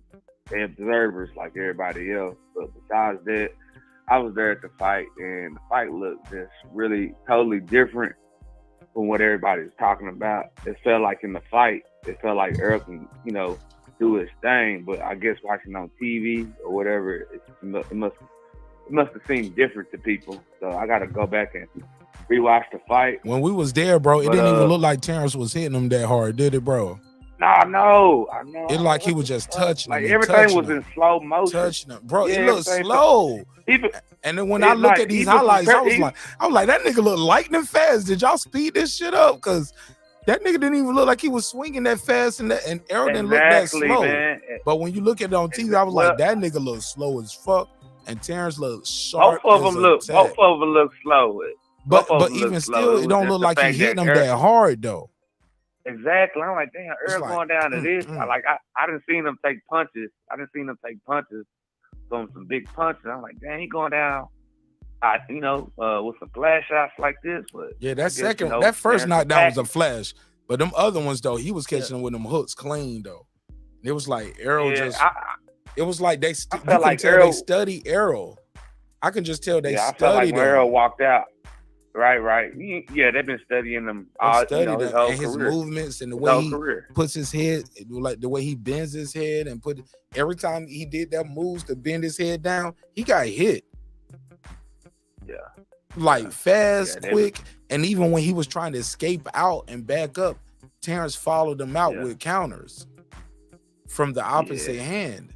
Like that shit ain't Yeah, he normal to had get his hit number, like man. that. He got hit He like had kind of his like number on that the fight. top of the head while he was ducking down, looking down. Terence Crawford is a killer, bro. He gonna keep swinging. It's a head. It's a body. I'm swinging. If you duck your head down, I hit the back of your ear or behind your head a little bit.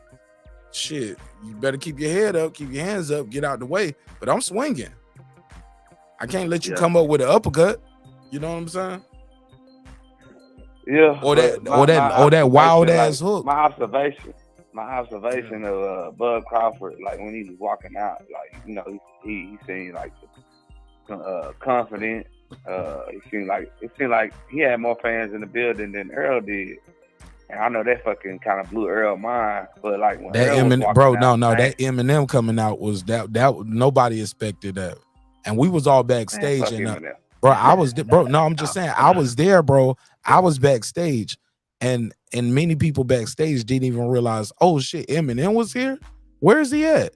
He had been there so early, bro. He had just been there before everybody else got there, and he was just ducked off in his own little room. Him and his security, and they were just tucked off. And they was low key. Like a lot of people who was there in the building backstage didn't even know Eminem was there, bro. And we was there. I mean, we was walking up and down the halls, backstage, going through this way. You can go off the dock this way. You see the limos and the Benzes and the Rolls Royces dropping people off. Like, bro, I was there, bro. I'm telling you. We didn't know Eminem was in the building. For Crawford. Yeah, that definitely set the tone for Crawford. But my observation of Errol, like I'm sitting in the stands, like I'm arguing with Bud fans. I'm like, man, you about to smoke him. But in the back of my mind, I was like, man, he don't fucking, something ain't right. You know what I'm saying? No, because bro, he won it. Bro, he won the coin toss.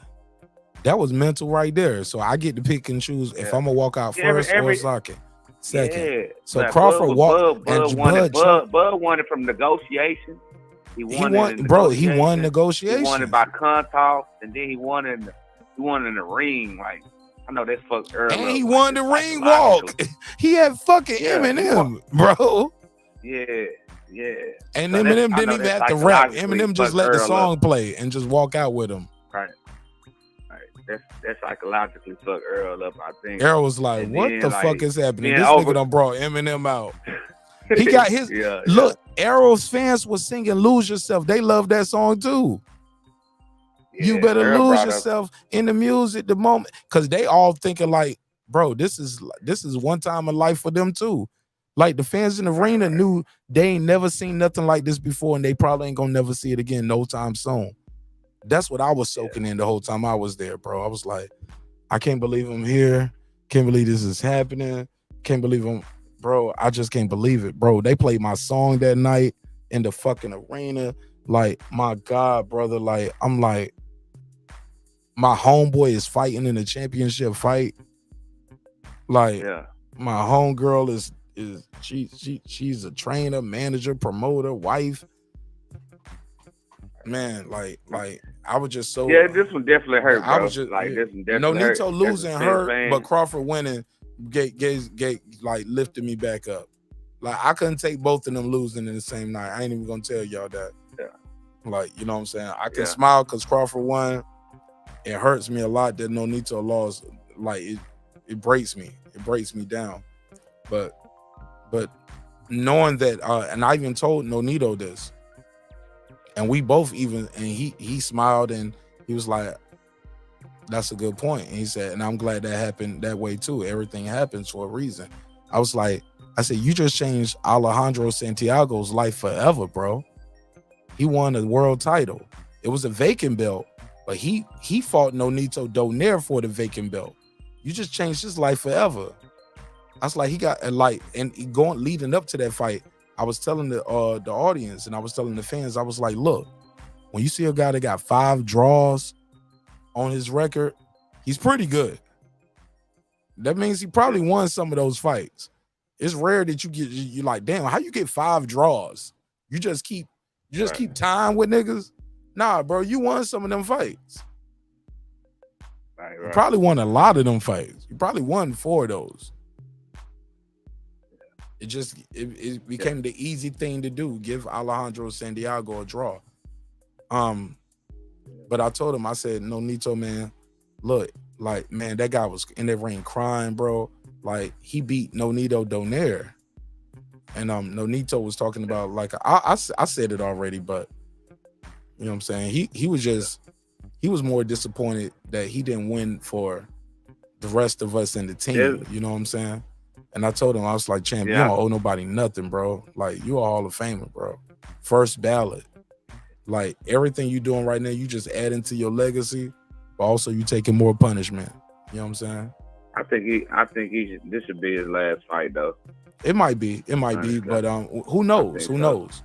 Who knows? But I know he loves this shit, man. And he's really good.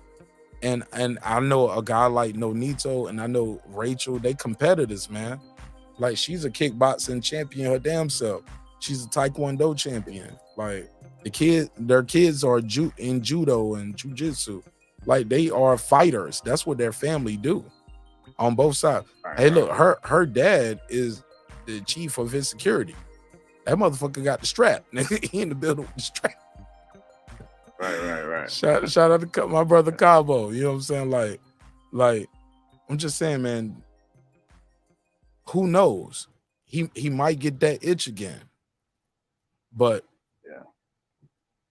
I don't think he's gonna get but if shot, he does, if he don't like that. But if he does or if he don't, like, that's something that the family will talk about. The family will make that decision together, and the family will put that news out.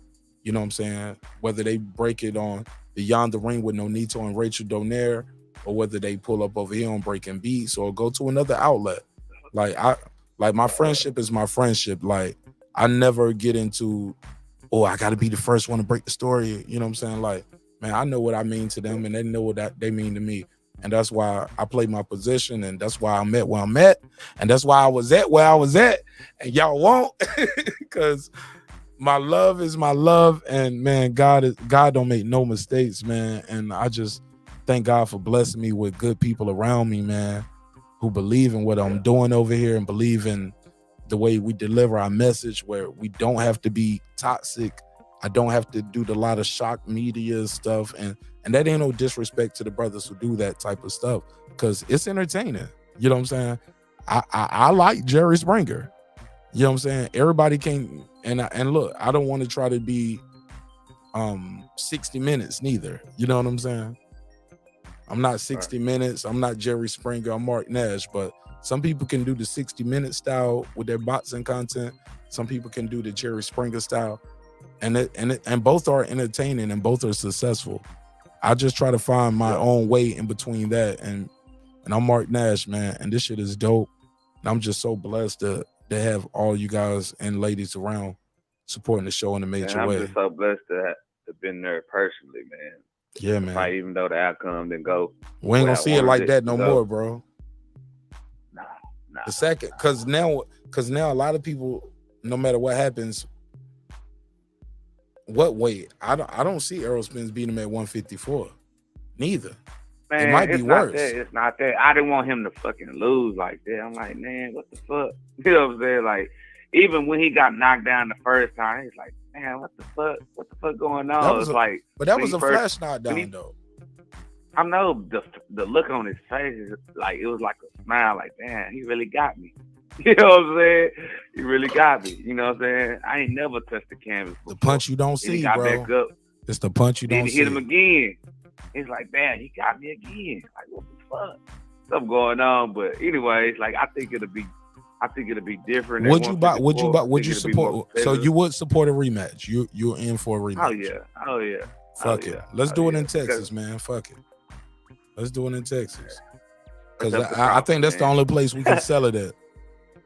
That's the only people that's gonna come out and support. Like, everybody else gonna come to support it just because we already know what's gonna happen, and we're gonna support Bud. But we can get Texas people to support it. And Lawrence Cole can't save him. Feel like that. Long as it ain't Lawrence Cole, the referee, we can do it in Texas. Let's go. All right, man. Let me try to get back to the panel. I appreciate you, bro. All right.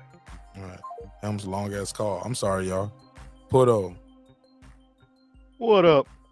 Like that. My bad, man. That was Pittsburgh too. My bad. Long ass Yes, call. sir. Yeah, man. Yeah, I look, like to Marcus, watch what about niggas them eat their punches crow. that Bud was throwing? What about them in the when they was coming out of the break? Some of those real close like hooks that he was throwing. I never really seen nobody do that shit. Like those close hooks that he had when they come out of the break, where it even looked like, well, you probably couldn't see it because you was in the arena. But some of those, like they slowed him down, and Yeah, like I gotta watch Crawford it was again, leaning back. bro. He would lean back out of the break, and he catch him with a hook. Pure no, because he seen it, and it was so close. Like, bro, that shit. Like some of the punches Bro, I watched this fight like some of 4 the or punches 5 that dude was times. throwing was like, man. Bro, I watched the fight 4 or 5 times, but I keep watching it on YouTube. And you know, these niggas be doing these YouTube edits where they zoom in and then zoom out. Somebody got some audio. You got to fix that audio. Hit your mic. Yeah, somebody got some bad audio. But they'll do these zoom ins and zoom out so it'll kind of crop. So, but in the process, they'll bring the audio back. So you'll hear like, great shot by Errol Spence, good jab by Crawford. Man, this fight is going to be amazing. Great job by Errol Spence, good jab by Crawford. This fight, I'm like, hey. But yeah, I'm saying I want to see the official playthrough. I seen an arena angle all the way through, and that was a good way of looking. I was like, yo, that's crazy to see it that way. But man, like I said, man, I still like watching the fights on TV. I ain't gonna lie.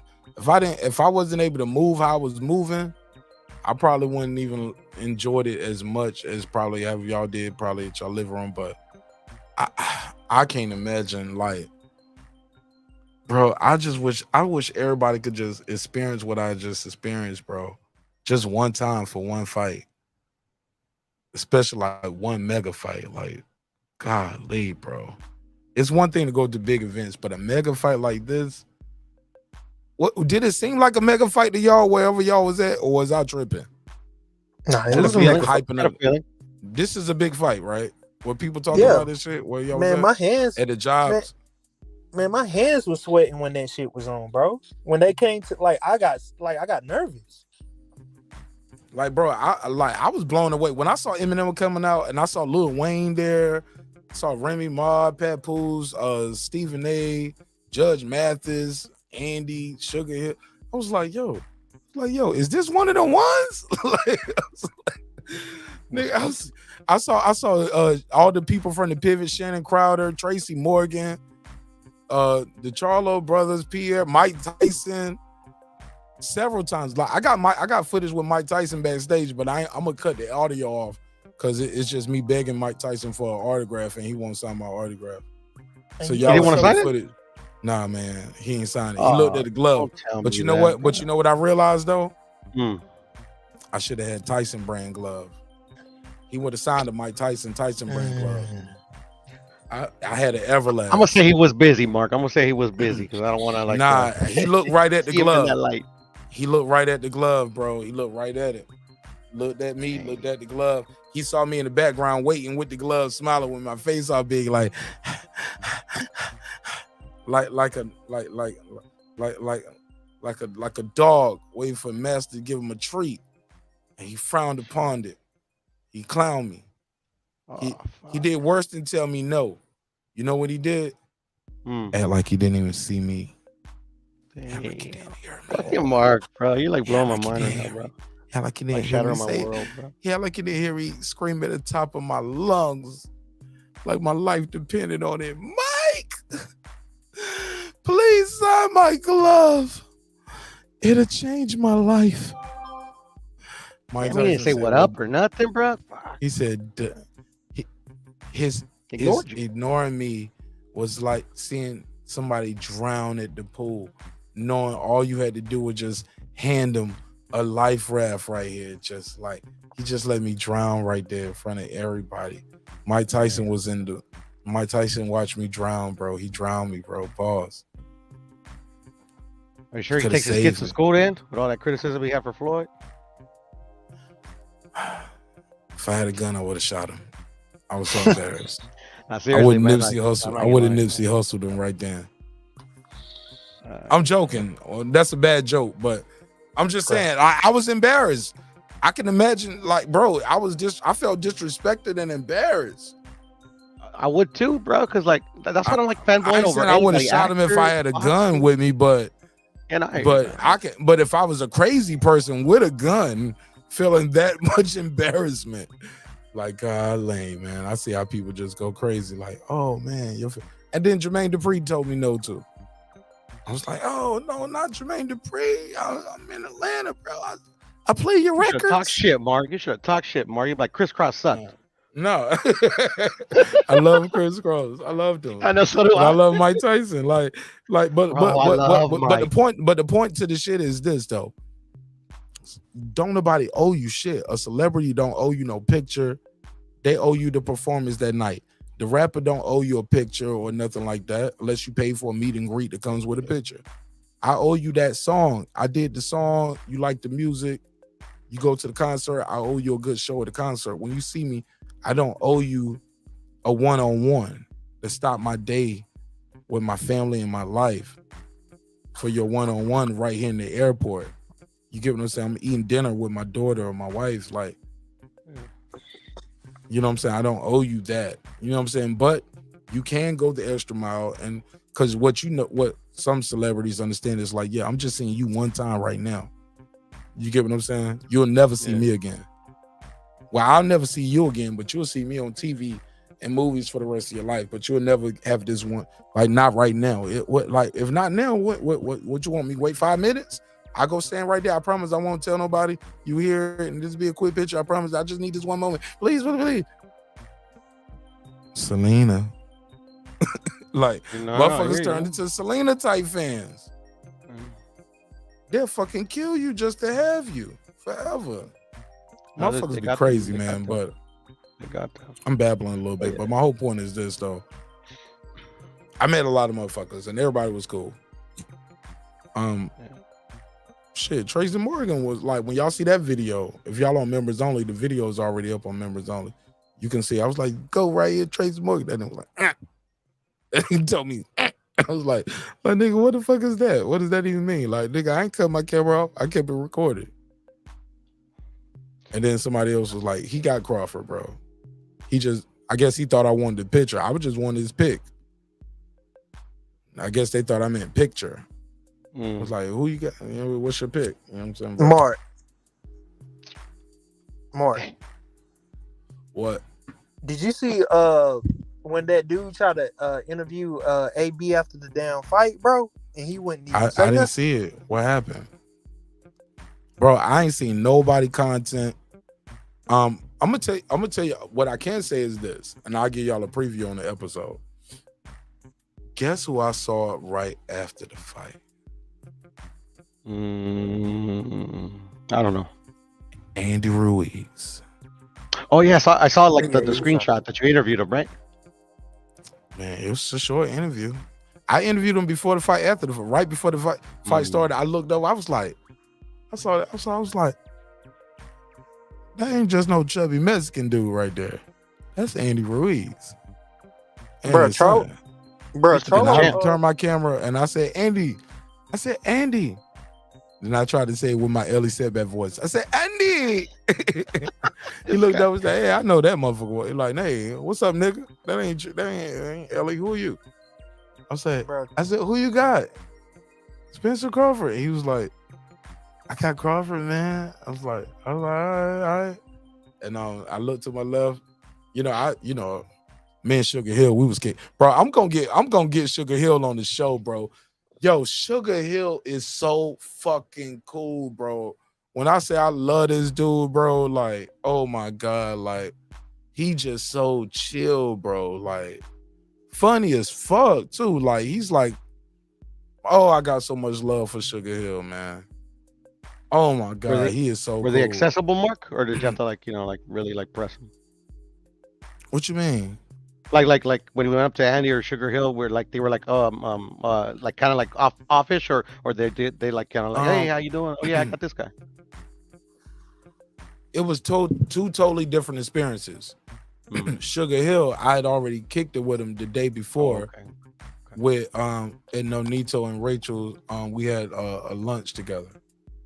All of the whole team. We had they had a team lunch / brunch type together after the weigh-in, and so it was like, and he's part of the team. You know what I'm saying?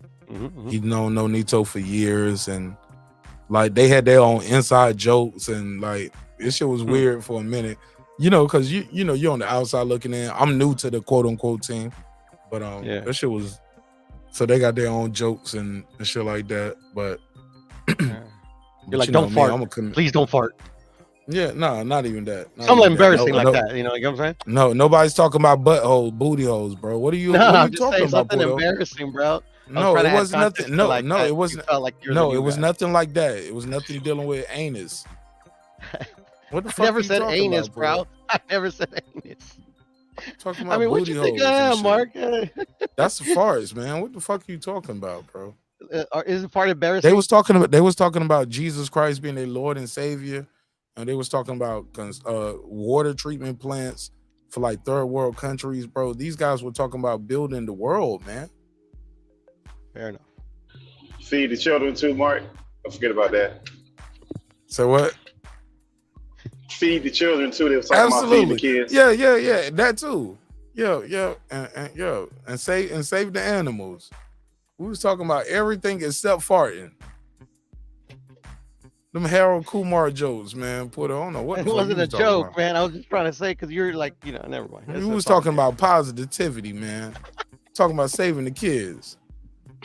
No boxing talk. That was the crazy thing. No boxing talk. It was, but I initiated boxing talk with Sugar Hill, and man, like I just love him, dog. Like he's so cerebral, bro. Like, but just like if you hanging out kicking with him, bro, like you would just think like he's like one of your OG uncles. You would not even think this dude even talk about boxing. I can tell, bro, like in conversations that we had, and I don't even know what I am liberty to say and what I'm not liberty to say. So I'm gonna play a safe side and not say none of that. But what I will tell y'all is this. He got a lot of other things he's doing and want to do outside of boxing. So enjoy him while you got him. You get what I'm saying? Enjoy him while you got him.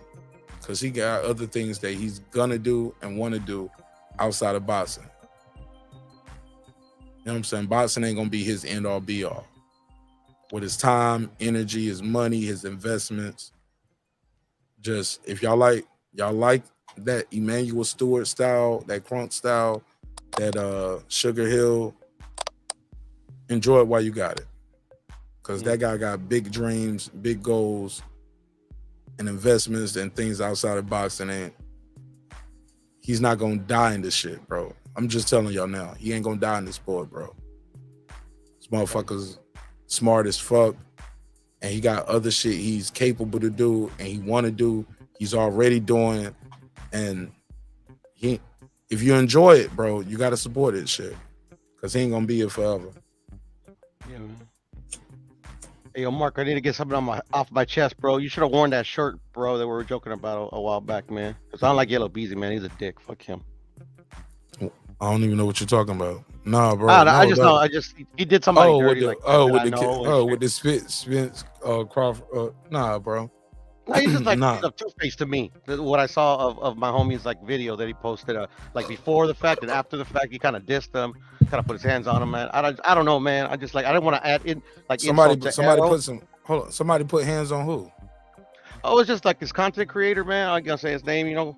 But like the night before, yeah, they were like talking shit. Oh yeah, let's make a bet and whoop-de-whoop. They were all chummy and shit. So I mean, the homie, he picked right. He picked Bud, right? So he's like, hey, can I get my credit? Can I get my credit? He's like, credit? What are you talking about? What are you talking about? Credit. He's like, yeah, my credit. And then he's just like took it left, like, get the camera out my face. And the camera wasn't in his face. Next thing you know, you just hear a pop, boom, boom, boom, boom. I'm like, damn, man, what a dick. Oh, on camera, he assaulted the dude? Cause I don't know if he assaulted him. It just it felt like it was like kind of like a little like get the camera on my face and then a dunk, you know. So it's like obviously it's like I don't know. I'm sure the guy's not gonna press charges or anything. I just didn't think I didn't think it was classy. And these were two homies that you know together. Well, it's just there's just one of the content creators that's around. Like I know him for shit. I don't know since I started over here, man. He has his own channel and stuff. He's a Crawford fan and shit. I don't know. I know him. I don't know if you know him. To be honest, He got Marq, beat up. He got beat No, up. he didn't get beat up. Like the camera cut off like at the end, or maybe he cut it off. But it was just like it was just it was like awkward and weird, and I don't know. I didn't think he came with any disrespect. He got into a fight though. I don't think so. At the end of the day, like he's like, I'm just asking for my credit. Good credit. Like, just get the camera out my face. Oh. All right. Yeah, get the camera out his face. Yeah. Wasn't in his but face. That don't sound like much of. That don't sound like much get of the a camera fight out his either way, face. Mark. Yeah.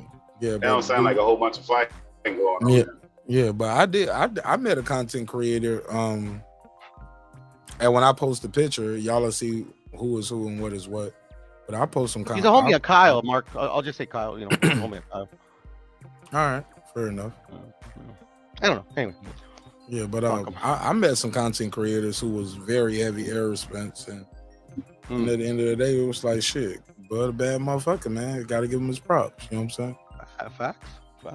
Now I ain't seen none of their videos and how they gonna address their community yet, but I know when I saw them, they was like, shit, I got to give it up to them. Like, motherfuckers dope. They're quiet. But shit, I was talking to some of the big. I talked to everybody, bro. I talked to everybody from as small as a Marq Nash TV type level to Marcos Viegas and Beyond the Ring. Behind the gloves. What's her name? Michelle Joy Phelps. The one that asked the weird questions, right?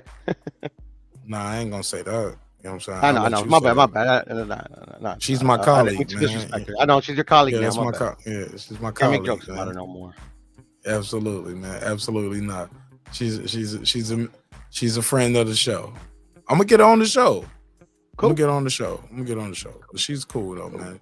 She worked hard too, man. That shit, No, but bro, that shit ain't easy, bro. Just flying around and just doing this shit and living out of hotels and leaving your family at home. Like, I just did it the last 2 weeks, and I was like, I'm like, shit.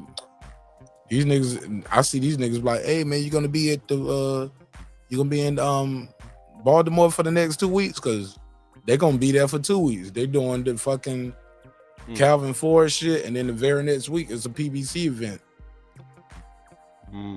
Some of them, Danny Garcia, like, right? The title. No, not Danny Garcia. I know one of the Russell brothers is fighting in Maryland. It's a PBC card though. It's a smaller card. I think it's gonna be on Showbox. I think it's on Showbox.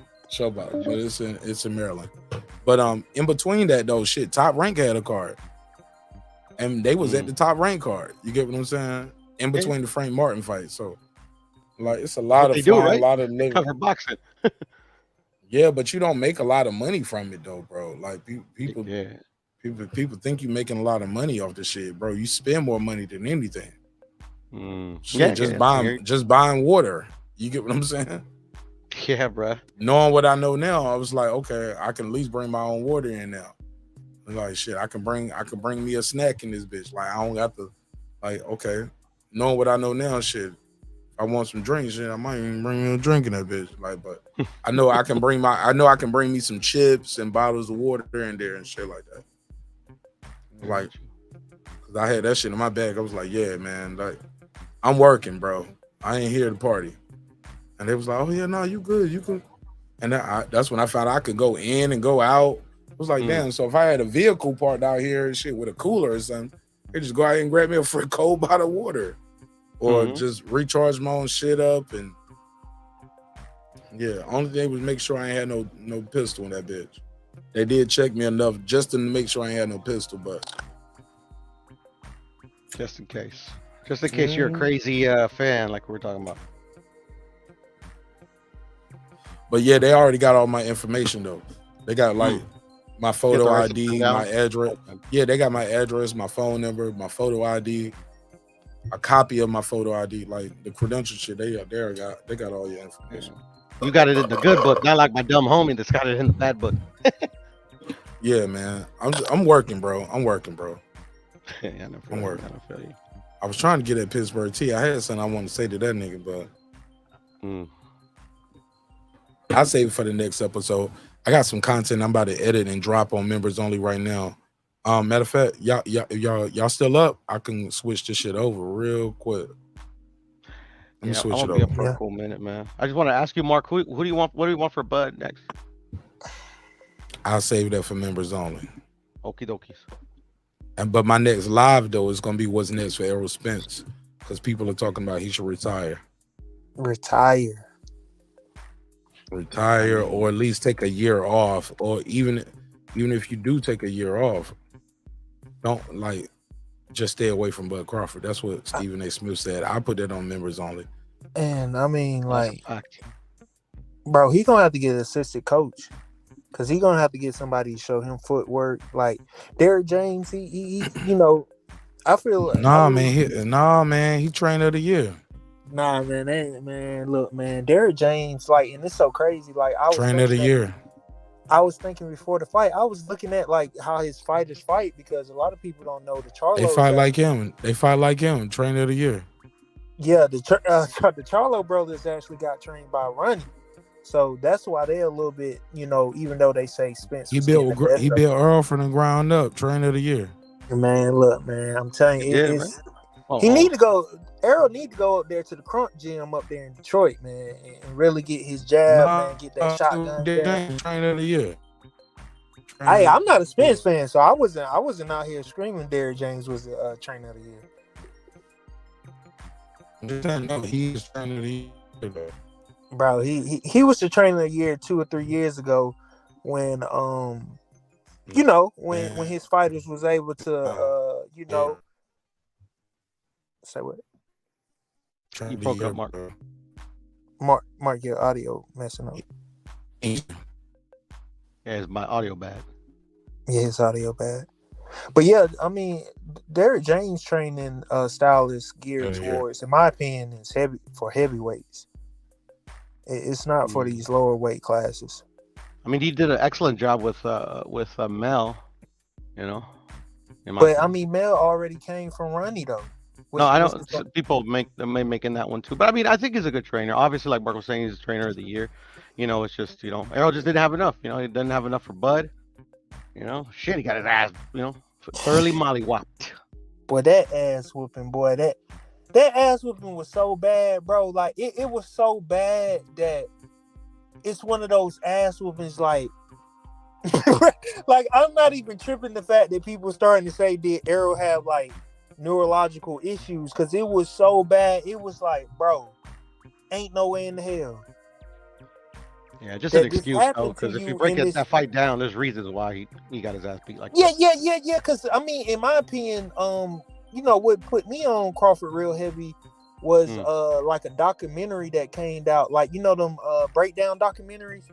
And the two fights I always say that you could have saw that Crawford was gonna beat him was in that Gamboa fight. Everybody, that's like my favorite Crawford fight of all time. That Gamboa fight. You're still breaking up a bit, but try again. Yo. That's good. All right, y'all hear me now? Yeah. All right, cool. Go ahead, like that.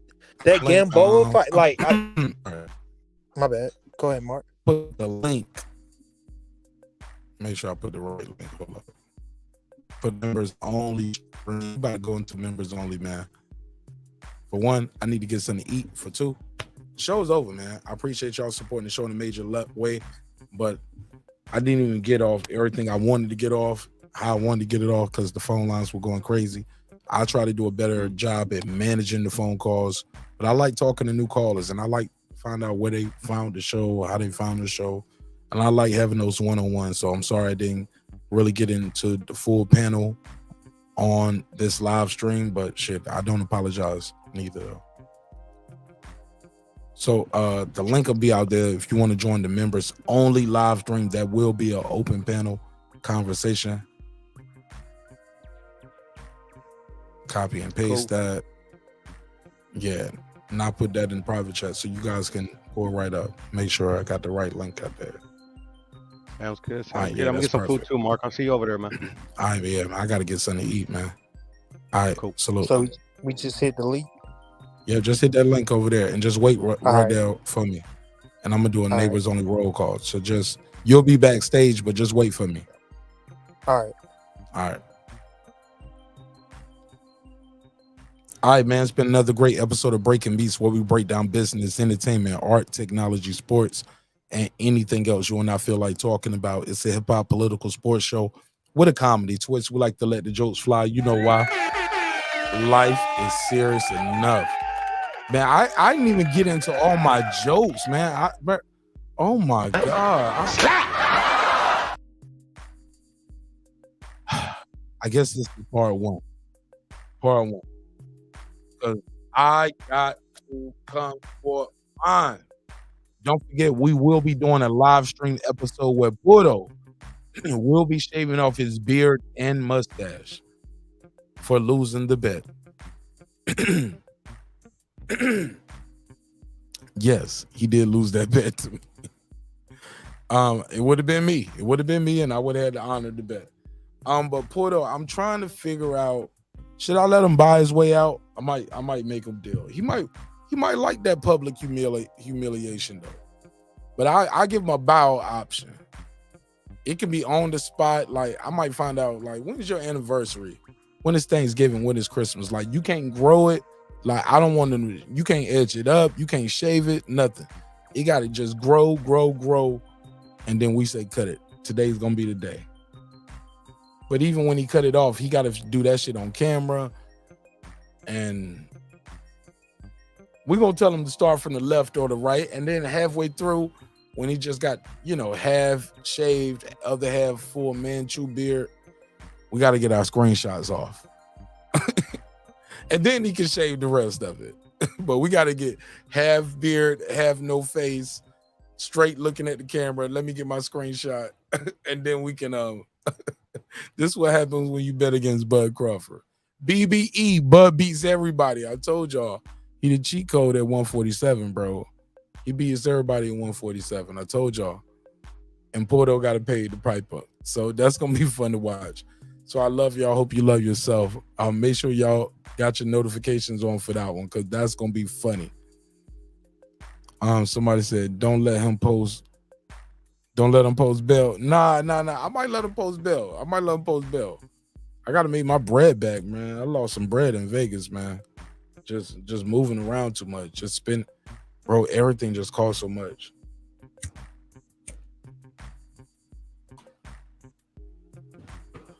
Bottles of water, bro.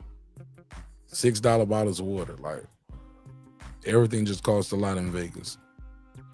But he said, don't shoot him no bells. Somebody said he got washed after talking all that shit. Fuck exactly, bro.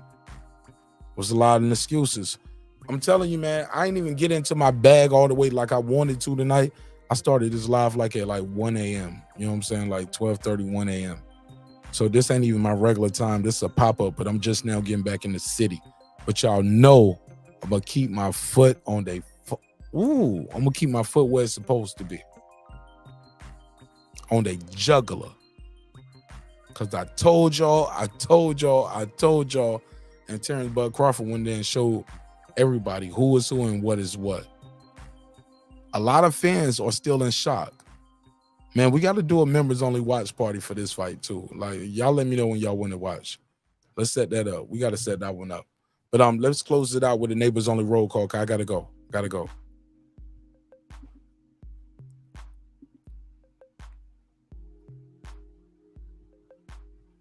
Bear with me. Let's take it from the top. What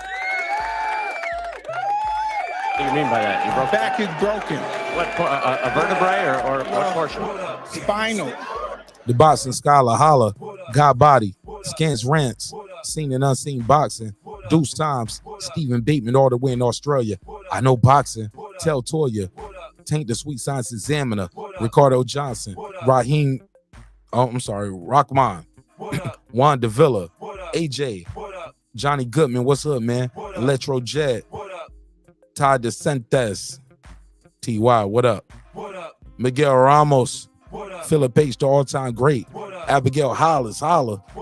On the mic with Terrence Bailey Sr. I am Cam Edwards, Exo Factory, Ace Retro, Big Hova, Dub Right Side, Gold, Mr. Golden, aka the Back End King, Raheem Soto, Raheem the Dream Soto, like that. That guy Clips 330, Girl Behind the Mic, John Nori, Major Key Boxing, Lady Shan Dundam season, my UK girl all the way in London town, cooking with the champion heart. You was wrong, nigga. On the floor with Sheldon Moore, SLG. Okay, that's Sam, my brother. Sam F. That's another Sam. Salute to you too. Pound for Pound Sports Entertainment. That's my boy F. Merritt, Kendall, D-Lo 44 Boxing. D-Lo, add me to your Facebook group. Add me to your Facebook group so I can post over there as well and post some of these dope interviews I got. He got a dope Facebook group. It's called You Don't Play Boxing or You Can't Play Boxing. Sorry if I'm saying it wrong, D-Lo. But add me back to the group. I got a new Facebook. They kicked me off last time after the Mike Williams interview, so I got a new Facebook. Kansas City Mac, Carmen Serene with the Serene Saturdays. You was wrong, boo. Still love you though. Nick Rich, you was right. Aaron Parker, Taylor Bell, Transcendent Sports Channel, my Filipino brother from another. It's all good, bro. Nonito Donaire will return, man. Whether it's in the ring, whether it's out the ring, this ain't the last y'all gonna see a Nonito Donaire. He's a star, bro. He's a star even without boxing. Even without boxing, he's a good dude. He's a star, bro. Y'all gonna love him when y'all see him on the next level. Fistiana Fights, she just might. Jacob Sims, that's him. Hap Low, MFB, Patricia Shelton, Miss Queen Sunkiss, Beyond the Ring with Nonito and Rachel Donaire. That's 9-time champion Nonito Donaire. Came up a little short, going for his 10th world title this Saturday versus Alejandro Santiago. Congratulations to Alejandro Santiago for being the first person. Your back is broken. What, a vertebrae or what portion? Spinal. He's the first person in his family, man, to become a world champion, as far as I know. And he just changed his life forever because he didn't just win a vacant belt. He fought for a vacant belt against a future Hall of Famer. So we got something to be proud of. And he didn't just go in there going straight forward, rock'em, sock'em, robots. He outboxed Nonito, man. Let's just give it to him. He was outboxing him. He was faster. He was quicker. He was getting out of range. He was making Nonito miss. You know what I'm saying? So he did good, man. We got to give it to him. I can't shit on him, bro. Look, just like I got to take my lumps, like with Nonito losing, y'all got to take y'all lumps with Crawford beating Errol Spence. You feel me? See how the pendulum swings both ways. This is boxing. It happens. We ain't out here making excuses for Nonito. He lost, bro, and it is what it is. It's time to move forward, but we're not going to discredit Alejandro Santiago's win. That's what we're not going to do. And the leader wouldn't want that. Shout out to Nonito. He is the leader. And he wouldn't want that. He don't play those kind of games. Shout out to True Media Today, USA Boxing, Coach Malachi Williams. What up, Coach? What up, gangsta?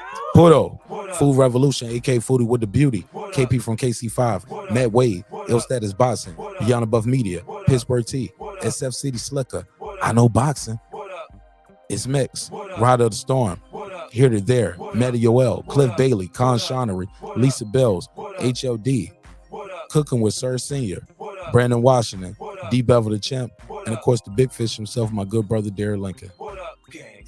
Love y'all, man, for real, for real.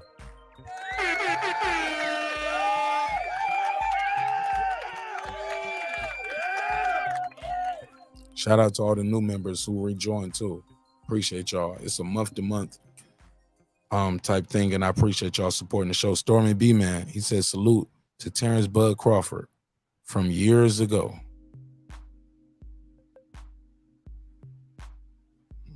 Salute. Shout out to Stormy B Man. Shout out to my guy. Let me give him the drop. I'll give you the $2. You give him the $2. All right, pay him the $2. Oh, pay the $2. Man, this was a great episode, man. Let's go to members only, man. Got some more content And plus, I got to get something to eat, man. I love y'all. Hope you love yourself. If not, guess what? God loves you. So does Marq Nash in the neighborhood here at Breaking Beats, where we break down business, entertainment, art, technology, sports, and anything else you and I feel like talking about. Look, man, I got a lot of exclusive photos, videos, interviews, a lot of new content I'm going to be dropping from my celebrity all-star weekend at the Spence and Crawford fight, man. This was crazy, man. Like I told y'all, it's one thing to go there. It's another thing to say I'm sitting on the floor. But I know people that have floor seats, but they didn't have that backstage access. They couldn't go behind those curtains, couldn't walk those hallways. Then I know some people that could walk the hallways, but you can't have no backpack. You can't have no cameras. Bro, I had the ticket, man. Golly, man. Like, I still can't believe I was there and that close. And then they have like Nonito play my record that me and DJ did and walk out to the record, man. Like, bro, I'm living my best life, man. What are you doing? Remember what I tell y'all every episode. I say it every episode. Y'all just think it's a cool slogan to put on a t-shirt. No. Dreams require sleep. Goals require effort. Go out there and get your goals. I'm on to the next episode, man. I love y'all, man. Sometimes we're going to agree. Sometimes we're going to disagree. But one thing's for certain, two things for sure, homeboy. Never forget this. I built this shit. Me. Brick by brick. And I'll be damned if I let you tear it down just because you don't like the way another nigga talk. And I mean that shit. Drive, motherfucker. I'll see y'all tomorrow. I'm going to do a pop-up tomorrow. I'm going to try to do 2 tomorrow. I'm going to do a daytime one, but I'm going to try to do a late night one around probably like midnight tomorrow. So look for me tomorrow doing a daytime and look for me around midnight, all right? It's your man Nash. Peace. This that